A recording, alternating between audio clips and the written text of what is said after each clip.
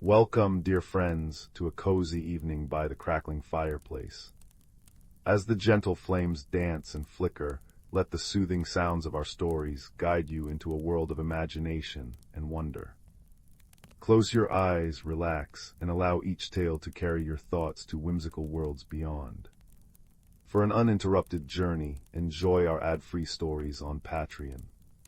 Now snuggle up and let the gentle narration whisk you away into a tranquil night of dreams. Story 1. The fire crackled softly in the hearth, sending dancing shadows across the room as the last light of day faded beyond the window. The flames whispered secrets of warmth and comfort, and it is in this gentle glow that our story begins, nestled like an ember waiting to be breathed into life. In a small village cradled by rolling hills and ancient forests, there lived a young baker named Rowan. His days were measured in the steady rhythm of kneading dough and the comforting heat of the oven, his nights in quiet solitude. Rowan was a kind soul, but a quiet loneliness had settled around his heart like a persistent chill. He often felt as though he were watching the world through a frosted window, separate and unseen. One autumn evening, as the wind began to carry the first crisp whispers of winter, Rowan was cleaning the bakery's attic.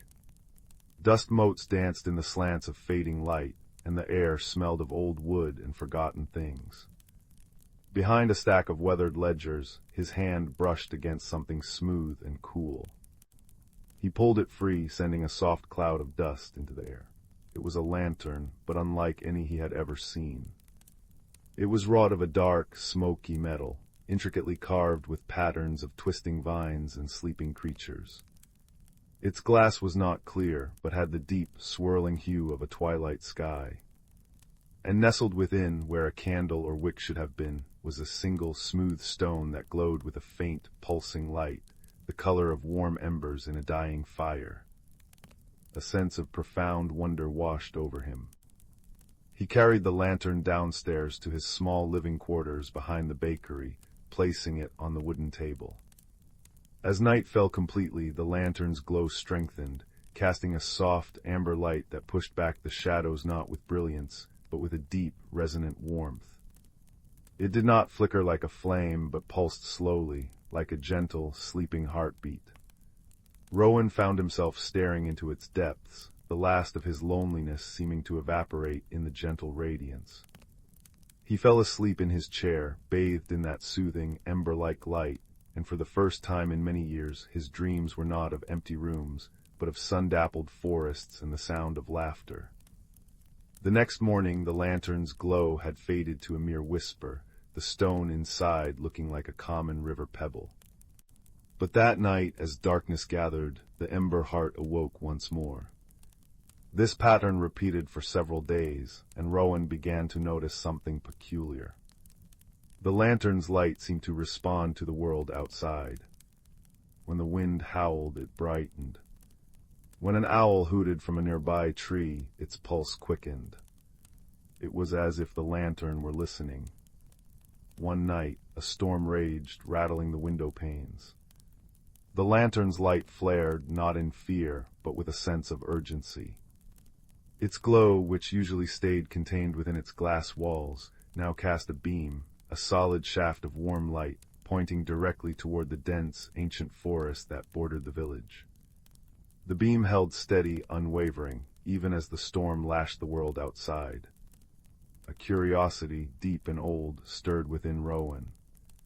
It was a feeling he had not felt since he was a small boy, a sense of adventure that had been buried under years of flour and routine. Pulling on his warmest cloak, he lifted the lantern. The moment his fingers closed around the cool metal handle, the beam intensified, beckoning him.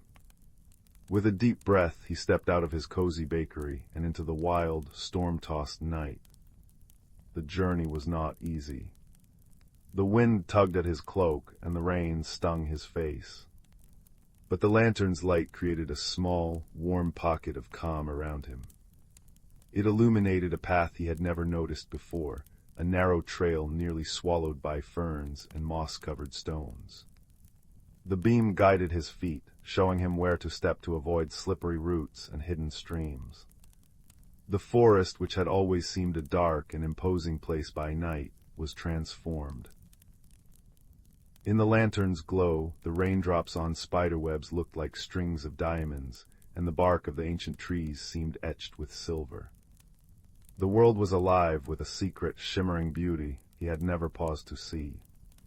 He walked for what felt like hours, the storm gradually subsiding into a gentle drizzle, then into a profound, dripping silence.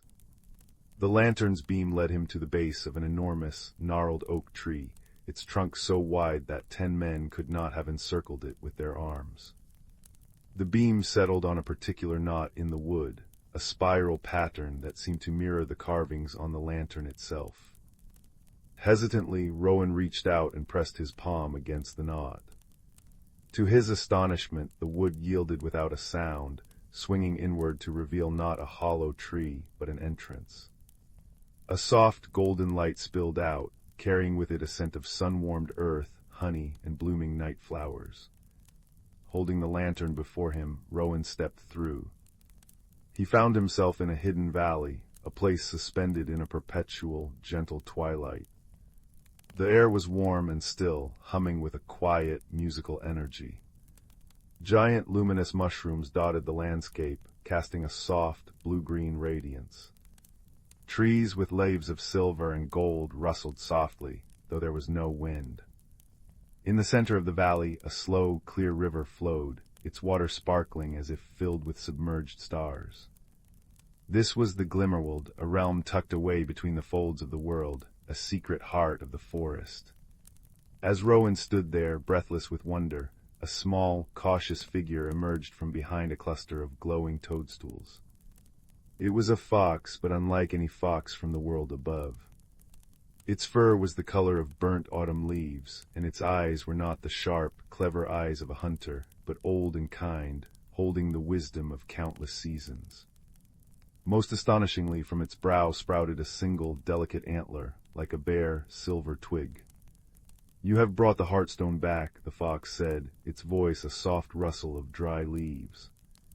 It did not speak aloud, but the words formed directly in Rowan's mind, clear and gentle. Rowan looked down at the lantern, the stone within pulsing in time with his own quickening heartbeat. "The Heartstone," he managed to whisper. The fox, whose name was Sorrel, nodded its graceful head. "It is the warmth of this place, the ember that keeps the Glimmerworld from fading into mere memory. It was lost to us many turns of the seasons ago, during a great blight that brought a deep cold. Without it, our world has been slowly dimming, sleeping." Rowan felt a pang of understanding. The loneliness he had carried, the chill in his own heart, it had mirrored the slow fading of this magical place. He had not just been finding the Glimmerworld, through its lost Heartstone, had been calling out to someone who needed its warmth as much as it needed to be returned. "I found it in my attic," Rowan said, his voice full of awe. "I didn't know." "Sometimes," Sorrel replied, padding softly closer, "the most lost things find their way to those who need to find themselves." The fox nudged Rowan's hand with a cool, damp nose. "Will you help us restore it?" And so began the true heart of Rowan's journey. Sorrel became his guide and his unexpected friend.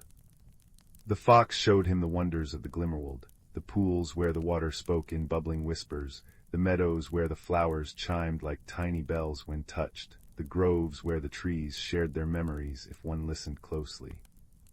Rowan learned to move quietly, to see not just with his eyes, but with his whole being. He learned the language of the rustling leaves and the shifting light. But the valley was not as it should be. In its farthest corners, where the light of the Heartstone had been absent the longest, a gray, crystalline frost crept over the land. It was a silent, sleeping cold that smothered sound and stilled life. The flowers there were frozen mid-chime, their colors faded to gray. The very air felt thin and brittle. "The blight," Sorrel explained, his thoughts somber. It feeds on forgetting, on loneliness. The heartstone's warmth is the antidote, a reminder of connection and joy, but it has been gone too long from its home. Its light is strong, but it has been away from its source of power. To fully rekindle the glimmerworld, the stone must be returned to the hearth tree at the valley's center. Their journey to the center was a gentle mystery, unfolding step by step like the slow, beautiful patterns of smoke curling from a fire. It was not a quest of great battles, but of small, profound discoveries. They came across a family of badgers whose set was slowly being encased in the blight's frost. The young ones were shivering, their spirits as dim as their frozen home. Remembering his own trade, Rowan sat down with the lantern held close. He had brought a small pouch of flour and honey from his bakery, a habit from his solitary life. Using water from the Starlit River and a flat, sun-warmed stone, he baked small, simple cakes over the lantern's gentle heat. He offered them to the shivering badgers. The simple, familiar act of sharing food, of creating warmth and sustenance, seemed to act like a tiny spark. As the badgers ate, a faint, golden light began to emanate from them, pushing back the gray frost just a little. The heartstone in the lantern glowed brighter in response. It was a small victory, but it taught Rowan the lesson. The heartstone's power was not just its own innate magic, it was a catalyst. It grew stronger through acts of kindness, through friendship, through the sharing of warmth. His own transformation was happening alongside the valleys. The baker who once felt separate was now weaving himself into the very fabric of this hidden world, his own heart becoming a smaller, mirroring hearth. They helped a circle of ancient, whispering trees by carefully brushing the gray frost from their leaves, and as they did, Rowan listened to their stories, tales of seasons long past, of heroes and quiet guardians. He shared stories of his own, of the warmth of his oven, and the simple joy of a loaf of bread rising perfectly. With each story exchanged, the tree's leaves regained a shimmer of their silver and gold, and the lantern's light burned more steadily. Finally, they reached the center of the glimmerworld. There stood the hearth tree, a magnificent willow with branches that swept the ground like a curtain of liquid gold. But its great trunk was marred by a large patch of the blight, a silent gray wound. At its base was a hollow, shaped exactly like the lantern Rowan carried. With Sorrel at his side, Rowan approached. He could feel the cold emanating from the tree, a deep, sorrowful chill. He thought of his own loneliness, of the quiet frost that had once coated his own spirit. He understood it now not as a personal failing, but as a separation from the warmth of the world, from connection. He placed the lantern into the hollow. It fit perfectly. For a moment, nothing happened. Then a single pulse of light, deep and resonant, flowed from the heartstone up through the veins of the hearth tree. The gray frost on the trunk shattered like glass, falling away in a shower of glittering dust. The golden branches began to sway, though there was no wind, and a sound like 1,000 deep, soft chimes filled the air. The light pulsed again, and this time it raced out through the roots of the tree, flowing like liquid gold across the entire valley. Where the light touched, the blight vanished. The frozen flowers chimed back to life, their colors returning in a vibrant explosion. The silent pools began to bubble with laughter. The entire glimmerworld seemed to take a deep, joyful breath. The light from the heartstone swelled, no longer a gentle ember but a steady, brilliant sun, filling the valley with a permanent, warm, twilight glow. It was the light of a heart fully mended, a home fully restored. Rowan felt a corresponding warmth bloom in his own chest. The lingering chill of loneliness was gone, replaced by a profound sense of belonging and peace. He had not just brought light to the glimmerworld had lit a lamp within him. He knew it was time to return home. The journey back through the forest was different. The path was clear, lit by a rising moon, and the woods felt like an old friend. When he arrived at his bakery, the first hints of dawn were painting the sky. He placed the lantern back on his table. The hearthstone still glowed, but its light was softer now, a contented, steady warmth. It was no longer calling him on a journey, but simply reminding him of the one he had taken. From that day on, Rowan was a changed man. His bakery became the warmest, most welcoming place in the village. The bread he baked seemed to carry a special kind of comfort, a hint of honey and starlight that people could not name but always felt. He was no longer solitary. He smiled more, laughed more, and his eyes held the deep, warm light of the glimmerworld.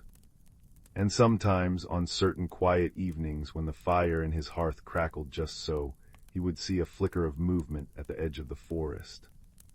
A fox with fur the color of autumn leaves and a single, silver antler would be sitting there, just for a moment, a silent friend watching over him, a warm ember of friendship in the gathering dark. Then with a soft rustle it would be gone, back to its hidden world, leaving behind only a feeling of profound peace. So, as the fire in your own hearth begins to sink into a bed of glowing coals, remember Rowan's journey. Remember that even in the quietest of hearts, an ember of adventure and connection waits to be fanned to life.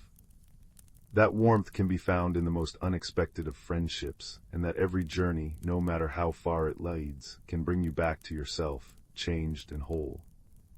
Let the steady, gentle glow of that thought comfort you, as you close your eyes and let your own dreams carry you to peaceful, starlit places. Sleep well, for the world is full of hidden warmth, waiting just beyond the scene. Story 2. Deep in the heart of an ancient forest, where moonlight filtered through the canopy like liquid silver and the air hummed with old magic, there existed a world that only revealed itself after sunset. This was the domain of nocturnal creatures, gentle souls who moved with the quiet grace of shadows and carried wisdom in their hearts like precious stones. The forest floor was a tapestry of moss-covered stones, each one worn smooth by centuries of rainfall and caressed by the tender feet of passing creatures. On this particular autumn evening, a young fox named Rowan sat watching the moonrise from his favorite clearing. His russet fur caught the pale light, making him appear almost ethereal, and his bright eyes held a longing he couldn't quite name. "You seem restless tonight, little one," came a voice as soft as velvet night. From the branches of an ancient oak descended an owl whose feathers held the patterns of countless seasons. His name was Alistair, and he had watched over this forest for longer than the trees could remember.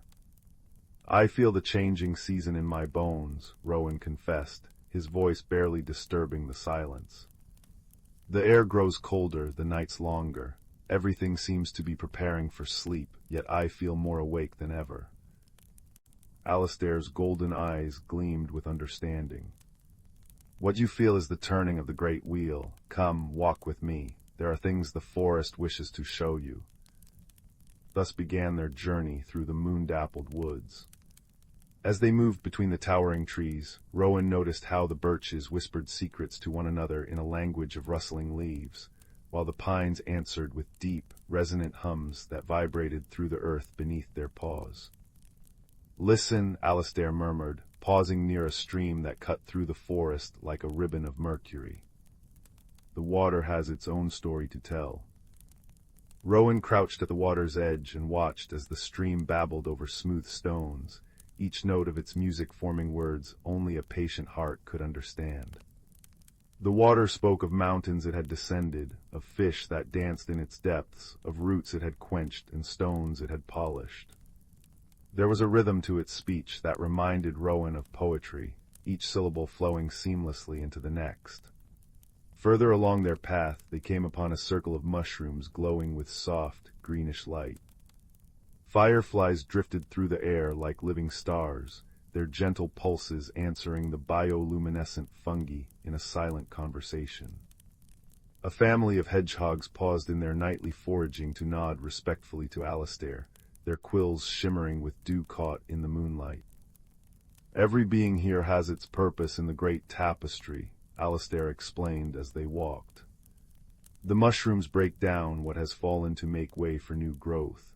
The fireflies carry messages between the flowers. Even the stones you step upon remember every foot that has passed this way. As if in response, the mossy stone beneath Rowan's paw seemed to hum with ancient energy. He realized with wonder that the entire forest was communicating in ways he had never noticed. Through the scent of damp earth after rain, through the patterns of shadows cast by branches, through the subtle vibrations in the ground when certain animals passed. They climbed a gentle slope to where the trees thinned, revealing a starlit clearing Rowan had never seen before. Here the celestial bodies seemed close enough to touch, and the air shimmered with magic so tangible he could almost taste it, like wild honey and night-blooming jasmine. In the center of the clearing stood the oldest living thing in the forest, a magnificent silver birch whose bark glowed with captured moonlight. This was the heartwood tree, and as they approached, Rowan felt a profound peace settle over him. "Welcome, little fox," the tree whispered, though its leaves didn't move. The voice seemed to come from everywhere at once, resonating in Rowan's very bones. "You have come seeking understanding." Rowan bowed his head respectfully. "I don't understand why I feel this restlessness when everything else is preparing to rest." The tree's branches shifted slightly, creating a soft shushing sound like distant rainfall. "What you call restlessness is the stirring of growth within you. The forest does not truly sleep in winter, it merely turns its attention inward, as must we all from time to time. The magic you feel changing is the same magic that pulses in your own heart." As the tree spoke, the clearing began to transform. The bioluminescent fungi around its base brightened, casting dancing shadows that told stories of seasons past. A gentle wind stirred through the leaves, creating a melody that spoke of resilience and renewal. Rowan watched as the patterns of light and shadow shifted to show the passage of time, the vibrant greens of spring, the golden abundance of summer, the fiery brilliance of autumn, and the quiet purity of winter. "Each season has its magic," the heartwood tree continued. "Spring brings creation, summer offers abundance, autumn teaches release, and winter grants the space for dreams to form. You are feeling the call to dream, little fox." Alistair settled on a low branch nearby. "The greatest wisdom often comes not from constant doing, but from occasional being. Watch." The owl closed his eyes, and as he did, the forest seemed to hold its breath. The babbling of the stream softened to a whisper. The wind stilled its rustling. Even the fireflies paused in their dancing. In that profound silence, Rowan became aware of something he had never noticed before, a deep, resonant hum that seemed to come from the earth itself, a vibration of pure life that continued beneath the surface of things, regardless of season or circumstance. "It is always there," Alistair said, opening his eyes again. "The eternal thread that connects all living things. We simply need moments of stillness to remember it." As if on cue, a gentle rain began to fall, each drop hitting leaves with soft percussive notes that built into a soothing symphony. The raindrops caught the moonlight as they fell, creating the illusion of liquid silver showering the forest. Rowan watched, mesmerized, as the water beaded on moss, dripped from fern fronds, and collected in tiny pools that reflected the starry sky above. "The rain speaks too," murmured Alistair. "It tells the seeds sleeping underground that it is safe to dream of spring. It washes away what is no longer needed and nourishes what will be." Rowan tilted his head back, allowing the gentle rainfall to caress his face. Each drop felt like a tiny blessing, and as the water touched him, he felt his restlessness begin to dissolve, replaced by a deep sense of belonging. He realized that his unease had come from resisting the natural rhythm of things, from believing he should be doing when the forest was inviting him to simply be. They spent the remainder of the night in that sacred clearing, watching as the celestial bodies wheeled overhead. The heartwood tree shared stories of forests that had stood before mountains were born, of rivers that had changed courses to avoid disturbing sleeping animals, of stars that had witnessed the first sunrise. As dawn approached, painting the eastern sky with delicate shades of rose and lavender, Rowan felt transformed.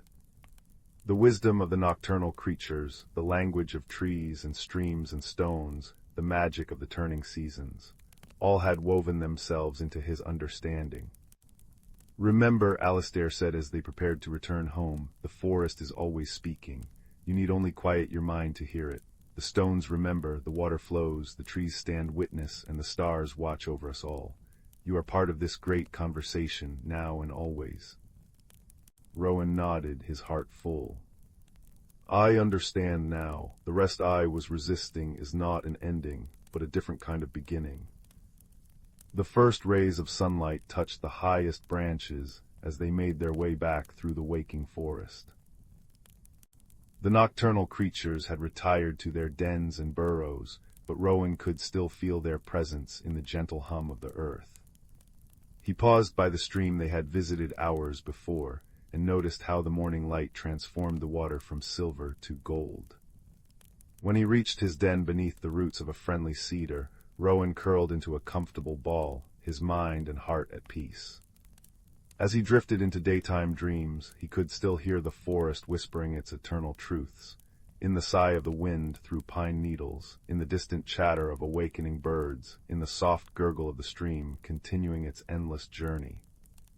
The magic of the forest had woven itself around him like a protective cloak, and he understood now that he carried its wisdom within him. The cycles of rest and renewal were not things to be endured, but gifts to be cherished, each with its own beauty, its own purpose, its own quiet magic. And as the sun climbed higher, warming the earth where moonlight had recently danced, Rowan slept, dreaming of silver birches and starlit clearings, of gentle rains and ancient stones, knowing that when night fell again, the forest would welcome him back into its moon-blessed embrace, forever speaking in languages only the heart could fully understand. Story 3. In a quiet valley nestled between sleeping mountains, there lived a young woman named Anya who felt she didn't quite belong. Her days were spent tending the village library, where she moved between shelves like a whisper, arranging stories she loved but felt separate from. The villagers were kind, but Anya carried a quiet ache, a sense that somewhere within her, a different person waited to emerge, like a seed waiting for the right combination of sun and rain. Her changes began subtly, almost imperceptibly. One morning while brushing her dark hair, she noticed a single strand shimmering with the color of dawn, not gray, but a soft blend of rose gold and lavender. The next day, when a child dropped a stack of books and Anya knelt to help, tiny forget-me-nots bloomed in her footprints upon the wooden floor. She tried to hide these occurrences, wearing high-collared dresses and sweeping floors vigorously, but the magic persisted, gentle, insistent, and strangely beautiful. The true turning came when she discovered the walled garden. It stood behind the library, neglected for decades, its iron gate rusted shut. One afternoon, overwhelmed by a peculiar restlessness, Anya pressed her palm against the cold metal. To her astonishment, vines stirred, unfurling tender green tendrils that pushed the gate open with a sigh that sounded like relief. Within lay a space suspended in time. Though weeds choked the paths, the air hummed with latent magic. Silver-leaf trees formed a canopy, their branches holding light like captured starlight. In the center stood a marble fountain, dry but for a single persistent rose climbing its basin, a rose whose petals shifted color with Anya's breathing, from pale blue when she felt uncertain to warm gold when wonder stirred in her chest. It was here she first met Alara. The old woman appeared as if from the dappled shadows, her presence as natural as the garden itself. She wore a cloak woven from what seemed to be moss and twilight, and her eyes held the patience of ancient stones. "You've been expecting this place," Alara said, her voice the rustle of leaves in a gentle wind. "And it has been waiting for you." Thus began Anya's gentle metamorphosis, guided by the garden and its keeper. Alara never gave commands, only invitations. Notice what responds to you, she would say, or where does the light gather when you stand still? Anya learned that the garden mirrored her inner landscape. When she felt small and uncertain, the paths would twist into confusing spirals. When she approached with curiosity, new blossoms would unfurl along the edges. The magic wasn't something to conquer, but to understand, a dialogue between her soul and the world. Her first small victory came with a barren patch of earth near the fountain. For days, Anya tried to make something grow there, watering, planting seeds, speaking encouraging words, but the soil remained stubbornly dark and empty. Frustrated one evening, she sat beside it and simply admitted aloud, "I don't know what to do." As she spoke these words of honest uncertainty, a soft moss began to spread from where her tears fell, emerald green and velvet soft. Alara appeared beside her. "Sometimes," the old woman murmured, "the most fertile ground begins with acceptance, not effort." This lesson took root in Anya.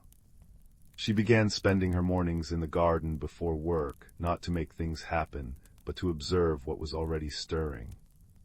She noticed how certain flowers turned toward her when she felt moments of quiet confidence. A patch of moon petals would glow brighter when she remembered a story that had moved her. The garden was teaching her to read her own heart through its responses.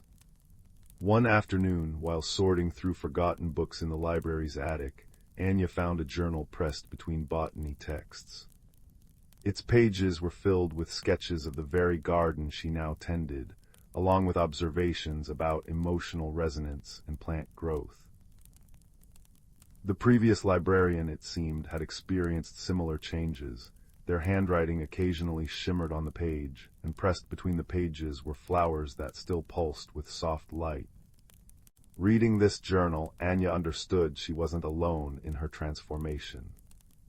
The realization created a shift in her, a lifting of some invisible weight, and that evening in the garden, an entire archway of jasmine burst into fragrant white stars as she passed beneath it.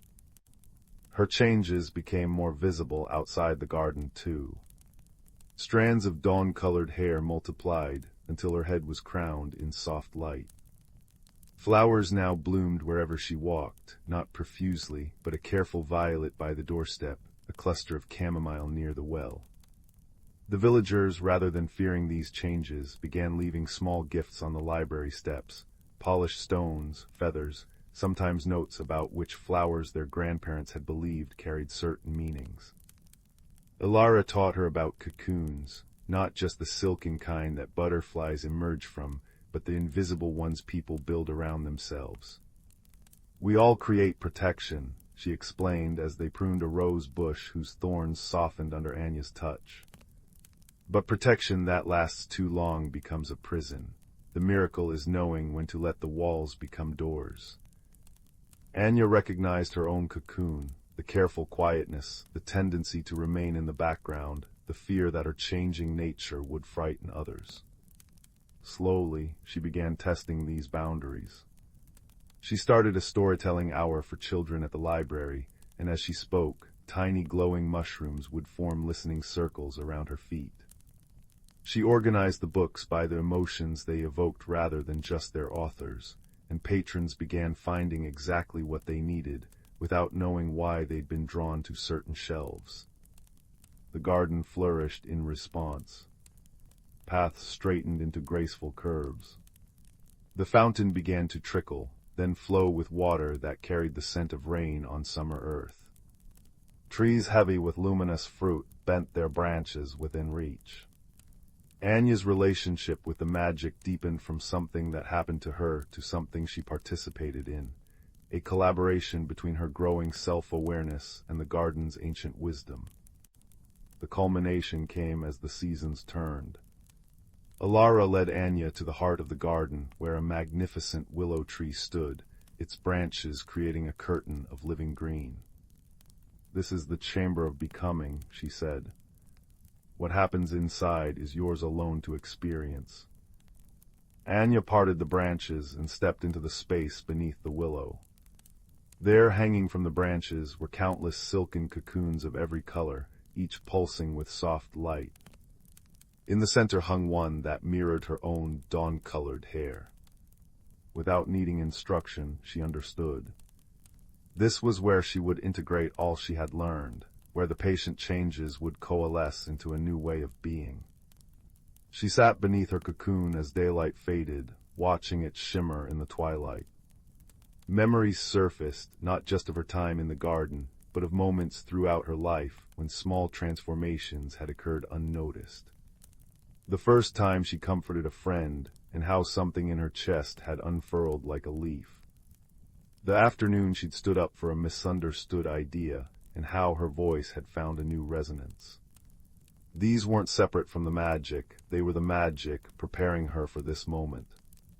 As the moon rose, the cocoon began to glow more brightly, its light pulsing in rhythm with her heartbeat. Anya felt no fear, only a profound sense of rightness, the same feeling she had when finding the perfect book for a seeking reader, or when the garden showed her a new blossom that reflected her mood. She didn't enter the cocoon so much as it dissolved around her, becoming a shower of light that settled on her skin like dew. In that moment, Anya understood that metamorphosis wasn't about becoming someone different, but becoming more fully herself. The flowers, the shifting colors, the glowing strands in her hair, these weren't anomalies to be hidden, but expressions of her essential nature, finally visible. When morning came, she stepped from beneath the willow to find the garden transformed. Every plant, every stone, every drop of water in the fountain seemed to be singing a silent song of welcome. Alara stood by the fountain, her form slightly translucent in the dawn light. "You've tended your garden well," she said, her voice blending with the morning bird's song. "Both the one around you and the one within. Are you leaving?" Anya asked, sensing a shift in her mentor's presence. Alara smiled, an expression that held all the tenderness of the world. "A guide is only needed until the path becomes familiar. You are the garden now, and the gardener too." As sunlight filtered through the trees, Alara's form dissolved into a swirl of leaves and light that settled throughout the garden. Anya felt a pang of loss, but it was quickly comforted by a profound sense of connection. Her mentor wasn't gone, she had become part of the wisdom embedded in the place, waiting for the next seeking soul. Anya returned to the village as the new day properly began. The changes in her were now fully integrated, her hair a cascade of light, flowers blooming in her footsteps, her eyes holding the depth and calm of the ancient trees.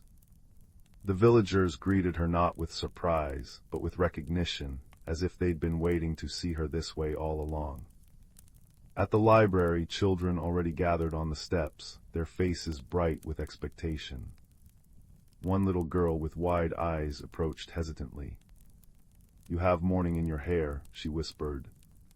Anya knelt, and as she did, tiny star-shaped flowers bloomed between the cobblestones. "So do you," she said gently. "It just shows differently." That afternoon, she began a new project, transforming the space between the library and the garden into a place where others could discover their own subtle magic. She planted seeds that responded to honesty, arranged stones that warmed when touched with kindness, created quiet nooks where uncertainties could be spoken aloud without judgment. The garden gate remained open now, inviting. Sometimes villagers would wander in, often when they stood at crossroads in their lives. They would walk the paths, sit by the fountain, and occasionally emerge with a new lightness in their step, or a flower of unusual color tucked behind their ear. Anya continued her own becoming, understanding now that metamorphosis never truly ends, it simply deepens. Some days she was the guide, other days the student. Some mornings she would find new flowers in the garden she'd never seen before, their colors reflecting emotions she was just learning to name. As seasons turned, the valley itself seemed to respond to the gentle transformations occurring within its embrace. Blossoms lasted longer, colors appeared more vivid, and an atmosphere of patient growth settled over the village. People spoke of challenges as seeds that needed time to reveal their purpose, of quiet periods as cocoons where important changes were preparing to emerge. On evenings when the light lingered particularly long over the mountains, Anya would sit by the fountain, now flowing with water that reflected not just the sky, but the dreams of those who gazed into it. She would watch the rose climbing its basin shift through colors, sometimes the serene blue of acceptance, sometimes the vibrant gold of discovery, often a new shade that had no name but felt like the beginning of something wonderful. And in those quiet moments, surrounded by the living garden that was both her reflection and her teacher, Anya understood that the most beautiful transformations are not dramatic revolutions, but gentle unfoldings, like seeds responding to sunlight, cocoons yielding to emerging wings, or hearts learning to recognize their own magic in the world around them. The ending was simply another beginning, and all was as it should be. Story 4. The old house on Willow Lane held its breath in the twilight, its wooden bones settling with soft creaks and sighs. Up in the attic, where dust motes danced in the last golden rays of sunlight, a young girl named Clara carefully stepped between towers of forgotten treasures. The air smelled of cedar and memories, and with every footstep, the floorboards whispered secrets beneath her feet. Clara had come to stay with her grandmother for the summer, and the attic was her favorite place to explore. Today something caught her eye, a small wooden chest tucked beneath the eaves, half hidden behind a moth-eaten wedding dress. The chest was no larger than a loaf of bread, carved with swirling patterns that seemed to shift in the fading light. With gentle hands, she lifted the lid. HNNNGKCK went the ancient hinges, protesting softly. Inside, nestled in faded velvet, lay a compass. But this was no ordinary compass. Its face was made of mother-of-pearl, shimmering with soft colors, and instead of pointing north, its single silver needle quivered and spun as if breathing. As Clara lifted it, the needle settled, pointing not toward the window or the door, but directly at her heart. Tink, tink, tinkle. A soft sound like tiny bells made her turn. There, perched on a stack of leather-bound books, sat a small creature no taller than her thumb. He had wings like a dragonfly and wore a waistcoat made of birch bark. His voice was like the rustling of leaves. "Ah," he said, adjusting his spectacles. "You found the heart compass. I wondered when someone would come for it." Clara caught her breath. "Who are you?" "Pip," said the creature with a tiny bow. "Keeper of small magics and occasional lost socks. The compass has been waiting for you." "It points to my heart," Clara said, bewildered. "Precisely." Pip's wings buzzed with excitement. "It doesn't show direction, you see. It points toward what your heart most needs to find. Though sometimes," he added thoughtfully, "what the heart needs and what the mind wants are two very different things." Just then, a large ginger cat emerged from behind a trunk, his purr rumbling like a tiny thunderstorm. "Trouble with the compass again, Pip?" the cat asked in a voice like warm milk. "This is Barnaby," Pip explained. "He guards the threshold between waking and dreaming." Barnaby blinked his golden eyes slowly. "The compass only works for those with courage enough to follow where it leads. And courage, little one, is not the absence of fear, but the willingness to journey through it." Clara looked at the spinning needle, then at her new companions. "Where does it want me to go?" "Nowhere far," Barnaby purred. "The greatest journeys are measured in heartbeats, not miles." So began their gentle adventure. The compass led them down from the attic, its needle pulling Clara toward the garden as twilight deepened into violet night. Fireflies blinked like floating stars in the gathering dark, and the air smelled of night-blooming jasmine. Their first challenge came at the old stone wall that separated the garden from the wild meadow beyond. The compass needle pointed straight through a thick patch of brambles that clawed at the moonlight. "Oh dear," piped Pip, hovering nervously. The thorny gate, it guards passages between worlds. It won't let us through unless we show proper respect. Clara knelt before the twisting brambles. What does it mean to show respect? Everything has a story, rumbled Barnaby, curling his tail around his paws. Even thorns listen. Clara leaned closer and heard it, a faint whispering melody coming from the brambles, a sad song of protection and loneliness. They're afraid, she realized. They don't want to be hurt. Exactly, said Pip, landing on her shoulder. Now, what does fear need most? Clara thought of nights when she couldn't sleep, of first days at new schools, of waiting for her parents to return from long trips. Comfort, she whispered. Gently she began to hum a lullaby her grandmother sang, a melody as old as the hills and as comforting as a warm blanket. As she hummed, she carefully reached out and touched the nearest branch, not to push it aside, but to acknowledge its presence. Something magical happened. The thorns didn't shrink away, but they softened, their sharp points curling inward like resting caterpillars. The brambles rearranged themselves, forming an archway just large enough to pass through. Well done, Barnaby purred, rubbing against her legs. You understood that kindness is often the cleverest solution. Through the arch they passed, into a meadow where the moonlight pooled like liquid silver. The compass needle now pulled them toward a circle of ancient stones, their surfaces worn smooth by centuries of rain and wind.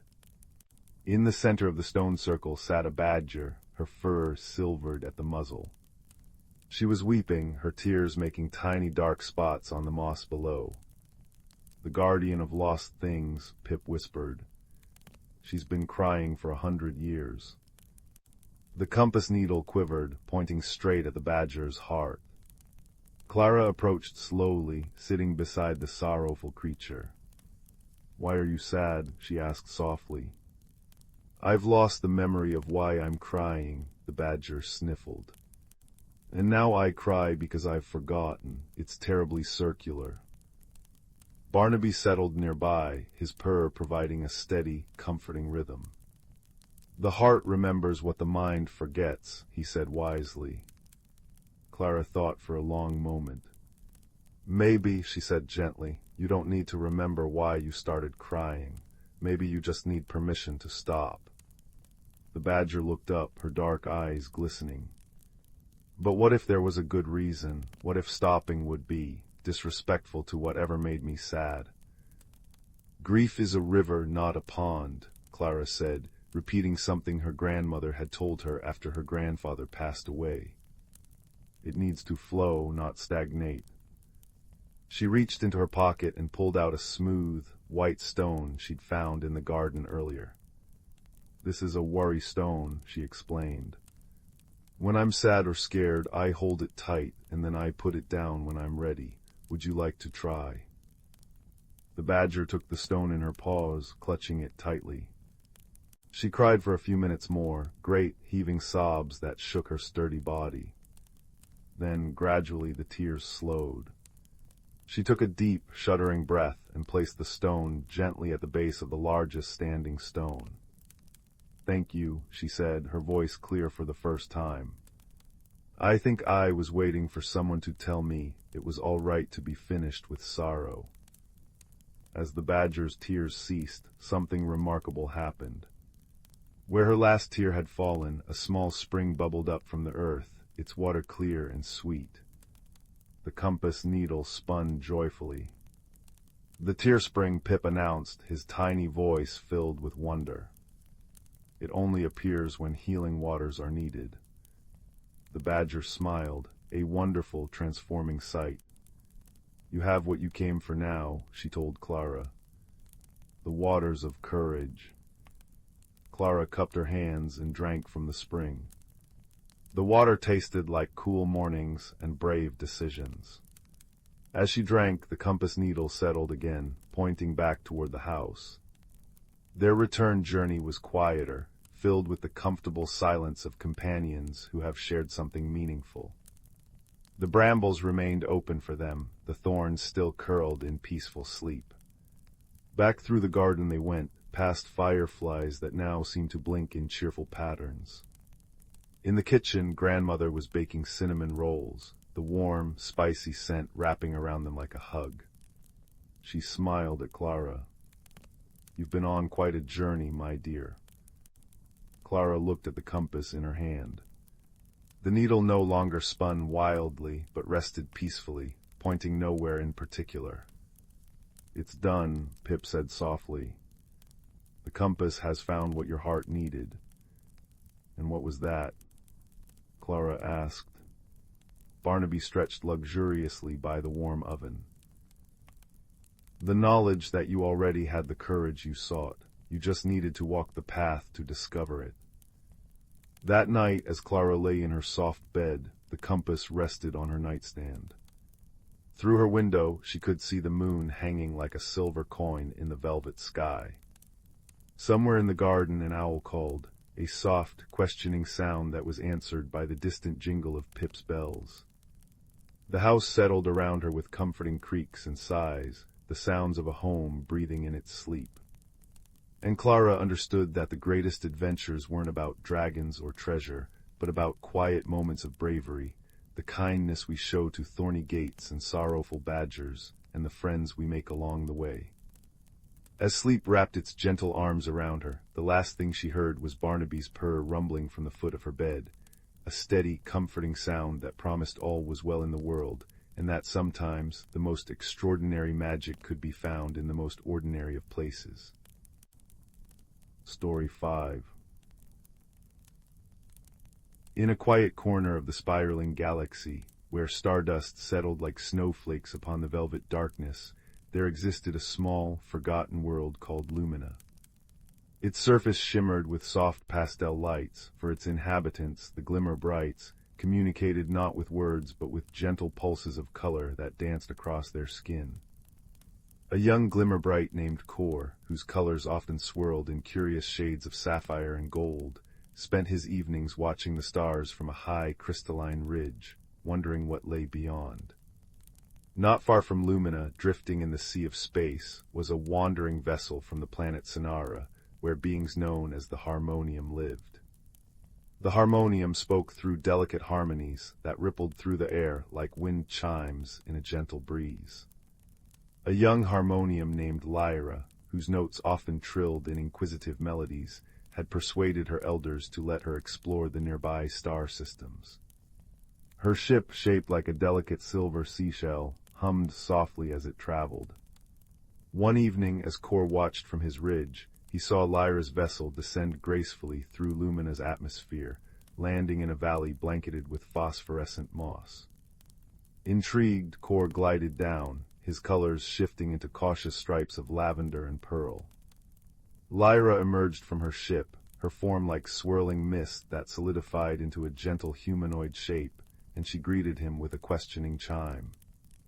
At first, their communication was a symphony of confusion. Kor pulsed a friendly sunflower yellow, but Lyra heard it as a sharp, discordant note that made her wince. She responded with a soothing major chord, which Kor saw as a blinding flash of white that made him stumble backward. For days, they tried in vain to understand one another. Kor would glow emerald to express curiosity, and Lyra would flinch, hearing a jarring minor key. Lyra would sing a peaceful lullaby, and Kor would shield his eyes, seeing a strobe of harsh silver light. But kindness persisted. Kor noticed that when Lyra was calm, her harmonies softened into pastel hues he could bear. Lyra realized that when Kor glowed slowly, his colors formed gentle arpeggios that didn't hurt her ears. They began to learn not the meaning of every pulse or note, but the feeling behind them. One afternoon, a meteor shower rattled the sky, sending luminous rocks tumbling toward the valley. Kor's colors flashed in alarm, scarlet and crimson, which Lyra heard as a terrifying, blaring siren. She understood his fear and gestured urgently toward a nearby cavern she had discovered, its entrance hidden behind a waterfall of liquid starlight. They hurried inside just as meteors peppered the valley with fiery blossoms. The cavern took their breath away. Its walls were made of living crystal that refracted light into rainbows and transformed sound into visible, shimmering patterns. In its center grew a garden of bioluminescent fungi and whispering ferns that responded to both color and music. Here in this sanctuary they decided to build a shared shelter, a place where both could feel safe. They called it the Star Garden Haven. Kor cultivated glowing mosses that pulsed in time with Lyra's songs, and Lyra strung crystalline wind chimes that turned Kor's colors into soft, visual melodies. They learned to tend the garden together. When Lyra hummed a growth song, the plants unfurled toward Kor's nurturing amber light. When Kor pulsed a gentle blue to cool the air, Lyra harmonized with a breeze-like tune that carried the coolness through the cavern. Still, misunderstandings arose, often leading to laughter. One day Kor arranged glowing stones in a spiral to show Lyra the pattern of a nearby nebula. Lyra, thinking it was an invitation to dance, trilled a merry tune and began to twirl, sending the stones skittering. Kor's colors flashed in surprise, bright orange, which Lyra misinterpreted as anger. She stopped, her notes fading into a sad, gray whisper. But then Kor glowed a soft pink and rearranged the stones, this time pulsing a slow gold to show he wasn't upset. Lyra understood and chimed a gentle laugh, her form shimmering with amusement. Another time, Lyra gathered dewdrops from the cave's ceiling to show Kor how they magnified the starlight. Kor, thinking she was offering a drink, absorbed the droplets through his skin and promptly glowed in a dizzy, zigzag pattern of violet and green. Lyra's laughter rang like bells as Kor stumbled about, pulsing embarrassed but good-natured magenta. Their most cherished moments were the quiet ones, when they sat together at the cavern's opening, watching the cosmos unfold. Lyra would sing a soft, continuous note that hovered in the air like a visible ribbon of starlight, and Kor would glow in complementary colors, weaving his light through her sound. They didn't need to understand words to share their wonder at the swirling nebulae, the distant suns being born, the comets painting silver trails across the darkness. One evening, as they watched, a tiny probe from a third world descended into the valley. It was a simple, mechanical thing, likely sent by a species that knew only beeps and codes. It moved in jerky, confused circles, its lights blinking in frantic patterns. Kor and Lyra watched as it nearly collided with a fragile crystal formation. Lyra sang a calming lullaby, but the probe only beeped louder. Kor pulsed a welcoming rose gold, but the probe's lights flickered erratically. They realized this visitor understood neither color nor music. So they tried something new. Lyra hummed a melody that Kor translated into a soft, pulsing glow. Together they created a bridge, a harmonious light that pulsed in rhythm, a language of patience and gentleness. They guided the probe away from the crystals, toward a soft patch of moss where it could rest. Slowly the probe's beeps softened. Its lights began to mimic Kor's gentle rhythm. It was a small moment, but it filled them with a profound sense of connection. They had learned that understanding didn't always mean translating words or decoding signals. Sometimes it meant listening with more than ears, seeing with more than eyes. It meant offering a safe space, a shared silence, a gesture of help without expectation. As the seasons turned on Lumina, Kor and Lyra's friendship became a quiet legend among the stars. Other travelers, beings of light, creatures of song, even the silent, floating thinkers from the gas giants, would occasionally find their way to the Star Garden Haven. None spoke the same language, but all understood the gentle glow of the moss, the soft chime of the crystals, the peace that hung in the air like perfume. One night, as a double moon rose over the valley, Kor and Lyra sat together in their sanctuary, surrounded by the gentle light of glowing flowers and the echo of wind chimes. Lyra sang a melody that spoke of gratitude and belonging, and Kor answered with a radiance that wrapped around her notes like a warm blanket. They needed no words to say what they felt, that across the vast, cold expanse of space, they had built a shelter not just of crystal and light, but of friendship. And in that friendship they had discovered that the universe, for all its immensity, was made smaller and warmer by kindness, the one language every heart could understand.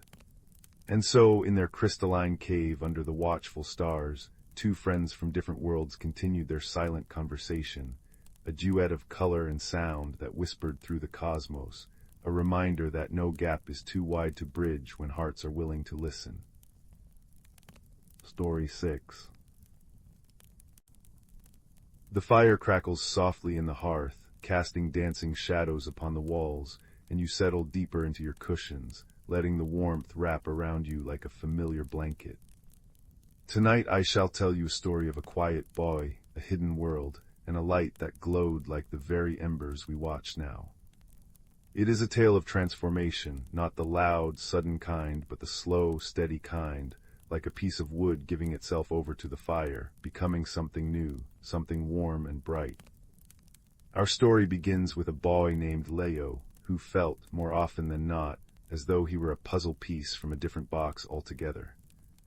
He was a quiet child with a heart that noticed things others often missed, the way dew clung to a spider's web like a necklace of diamonds, or the particular sigh the old oak tree made when the wind swept through its branches. His days were spent in a small, cozy cottage on the edge of a great, whispering forest, and his closest companions were the books that lined his shelves, their pages filled with tales of daring and magic. But in the quiet moments between the turning of pages, Leo felt a gentle, persistent ache, a longing for a friend who would understand the language of his quiet heart. One evening, as a soft, violet dusk settled over the land and the first stars pricked the sky, Leo was tidying the hearth. The fire was low, a bed of glowing coals pulsing with a deep, orange light. As he reached for a stray piece of kindling, his fingers brushed against something smooth and warm, nestled within the ashes. It was not a piece of wood or coal. It was a stone about the size of his palm, perfectly oval and cool to the touch, yet it held a captured warmth, as if it had been resting by the fire for 100 years. But the most remarkable thing was its heart. Deep within its milky, quartz-like surface, a soft, golden light pulsed. It was not a fierce, blazing light, but a gentle, rhythmic glow, like the slow, steady breathing of a sleeping creature, or the last, loving embers in a dying fire. He wiped the ash from its surface, and the light within seemed to brighten in response, casting a soft, buttery radiance onto his hands. A sense of profound peace settled over him. He knew with a certainty that came from a place deeper than thought that this was no ordinary stone. He cradled it carefully and took it to his room by the window, placing it on his bedside table. That night, for the first time in a long time, Leo did not feel alone. The stone's gentle pulse was a companionable presence in the dark, a silent heartbeat keeping watch over his dreams. The next day and the day after that, Leo carried the stone with him in his pocket. He found that its glow would sometimes quicken, pulsing a little brighter and faster, when he walked along a certain, overgrown path at the edge of the forest, a path most people never noticed. It was as if the stone were a compass, and its needle was pointing him toward something. Curiosity, a small, flickering flame of it, began to grow within him. So on the third day, with the stone a warm, reassuring weight in his pocket, Leo decided to follow the path. The forest welcomed him not with a roar, but with a sigh. Sunlight filtered through the canopy in shifting, dappled patterns, and the air smelled of damp earth, pine needles, and something else, something sweet and ancient. He walked for what felt like a long time, the only sounds the crunch of his footsteps on the leaf-strewn path and the distant call of a wood thrush. The stone in his pocket glowed steadily, a little beacon of warmth against his leg. Just as he began to wonder if he had imagined the whole thing, the path ended abruptly at a wall of thick, tangled ivy that cascaded down a great, mossy boulder. He was about to turn back, a prickle of disappointment in his chest, when the stone in his pocket flared with a sudden, warm intensity. he pulled it out. Its light was no longer a soft pulse, but a bright, inviting gleam illuminating the ivy-covered rock. Acting on an impulse, Leo reached out and pushed aside the heavy curtain of vines. There was no great, crashing revelation. Instead, there was a narrow, hidden opening, just wide enough for him to slip through. Taking a deep breath, he stepped inside. He found himself in a place that took his breath away. It was a hidden glen, a secret world nestled within the heart of the forest. The air here was even sweeter, humming with a quiet, magical energy. Giant luminous mushrooms dotted the forest floor, casting a soft, blue-green light that mingled with the golden sunbeams piercing the thick canopy. A small, crystal-clear stream chuckled to itself as it wound its way between smooth, gray stones. The very leaves on the trees seemed to shimmer with a light of their own. It was a place of profound peace and breathtaking beauty. And it was not empty. Sitting on a flat stone by the stream, staring into the water with a posture of deep sadness, was a fox. But this was like no fox Leo had ever seen. Its fur was the color of burnt autumn leaves, with a silvery sheen along its back that caught the light, and its eyes were not the sharp, clever eyes of a wild creature, but large, intelligent, and filled with a melancholy that mirrored the quiet ache Leo so often felt in his own heart. The fox looked up as Leo approached, its ears twitching, but it did not run. It simply watched him, its gaze curious and unafraid. "Hello," Leo said softly, his voice barely a whisper in the tranquil air. The fox tilted its head. To Leo's astonishment, it replied. Its voice was not a human voice, but a rustling, musical sound that seemed to form directly in his mind. "Hello, child of the outside world, you carry a piece of the hearthstone. I have not felt its warmth in many seasons." Leo looked down at the glowing stone in his hand. The hearthstone.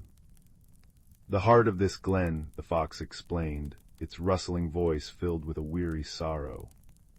"It is the source of our light, our warmth, our magic. There were once many, scattered throughout this place, keeping their eternal twilight aglow, but they have been dimming, one by one. Mine was the last to fade just a moon ago, and with it, the music of this place has grown quiet." Leo looked around.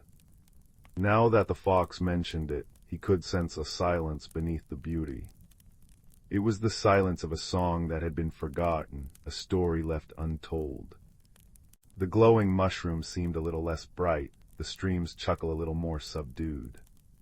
"My name is Leo," he said, sitting on the ground a respectful distance from the fox.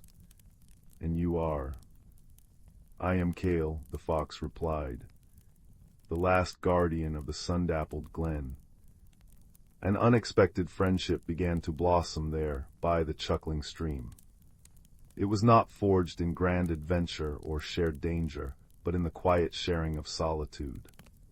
Leo told Kale of his life in the cottage, of his books, of the quiet loneliness that followed him like a shadow.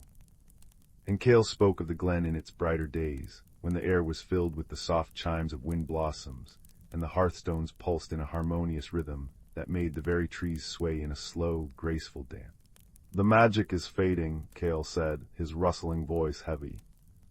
"And with it, the memory of how to rekindle it. The great hearthstone, the one that anchored all others, was lost long ago. It is said to be hidden deep within the whispering caves, but the path is forgotten, and the caves themselves have fallen silent." Leo looked at the stone in his hand, its warm, ember-like glow a stark contrast to the fading light of the glen. He felt a connection to this place, to this lonely fox. He understood the ache of fading light, both in the glen and in his own heart. "Maybe," Leo said, his voice firmer now, filled with a resolve that surprised him, "maybe we can find it together." Kale looked at him, his large, melancholic eyes reflecting the soft glow of Leo's stone. A spark of something, hope perhaps long dormant, flickered within them. "It is a perilous journey for one so small," he cautioned. "I have a good heart for listening," Leo replied. and you know the old ways, and we have this." He held up the hearthstone. Its light seemed to pulse in agreement.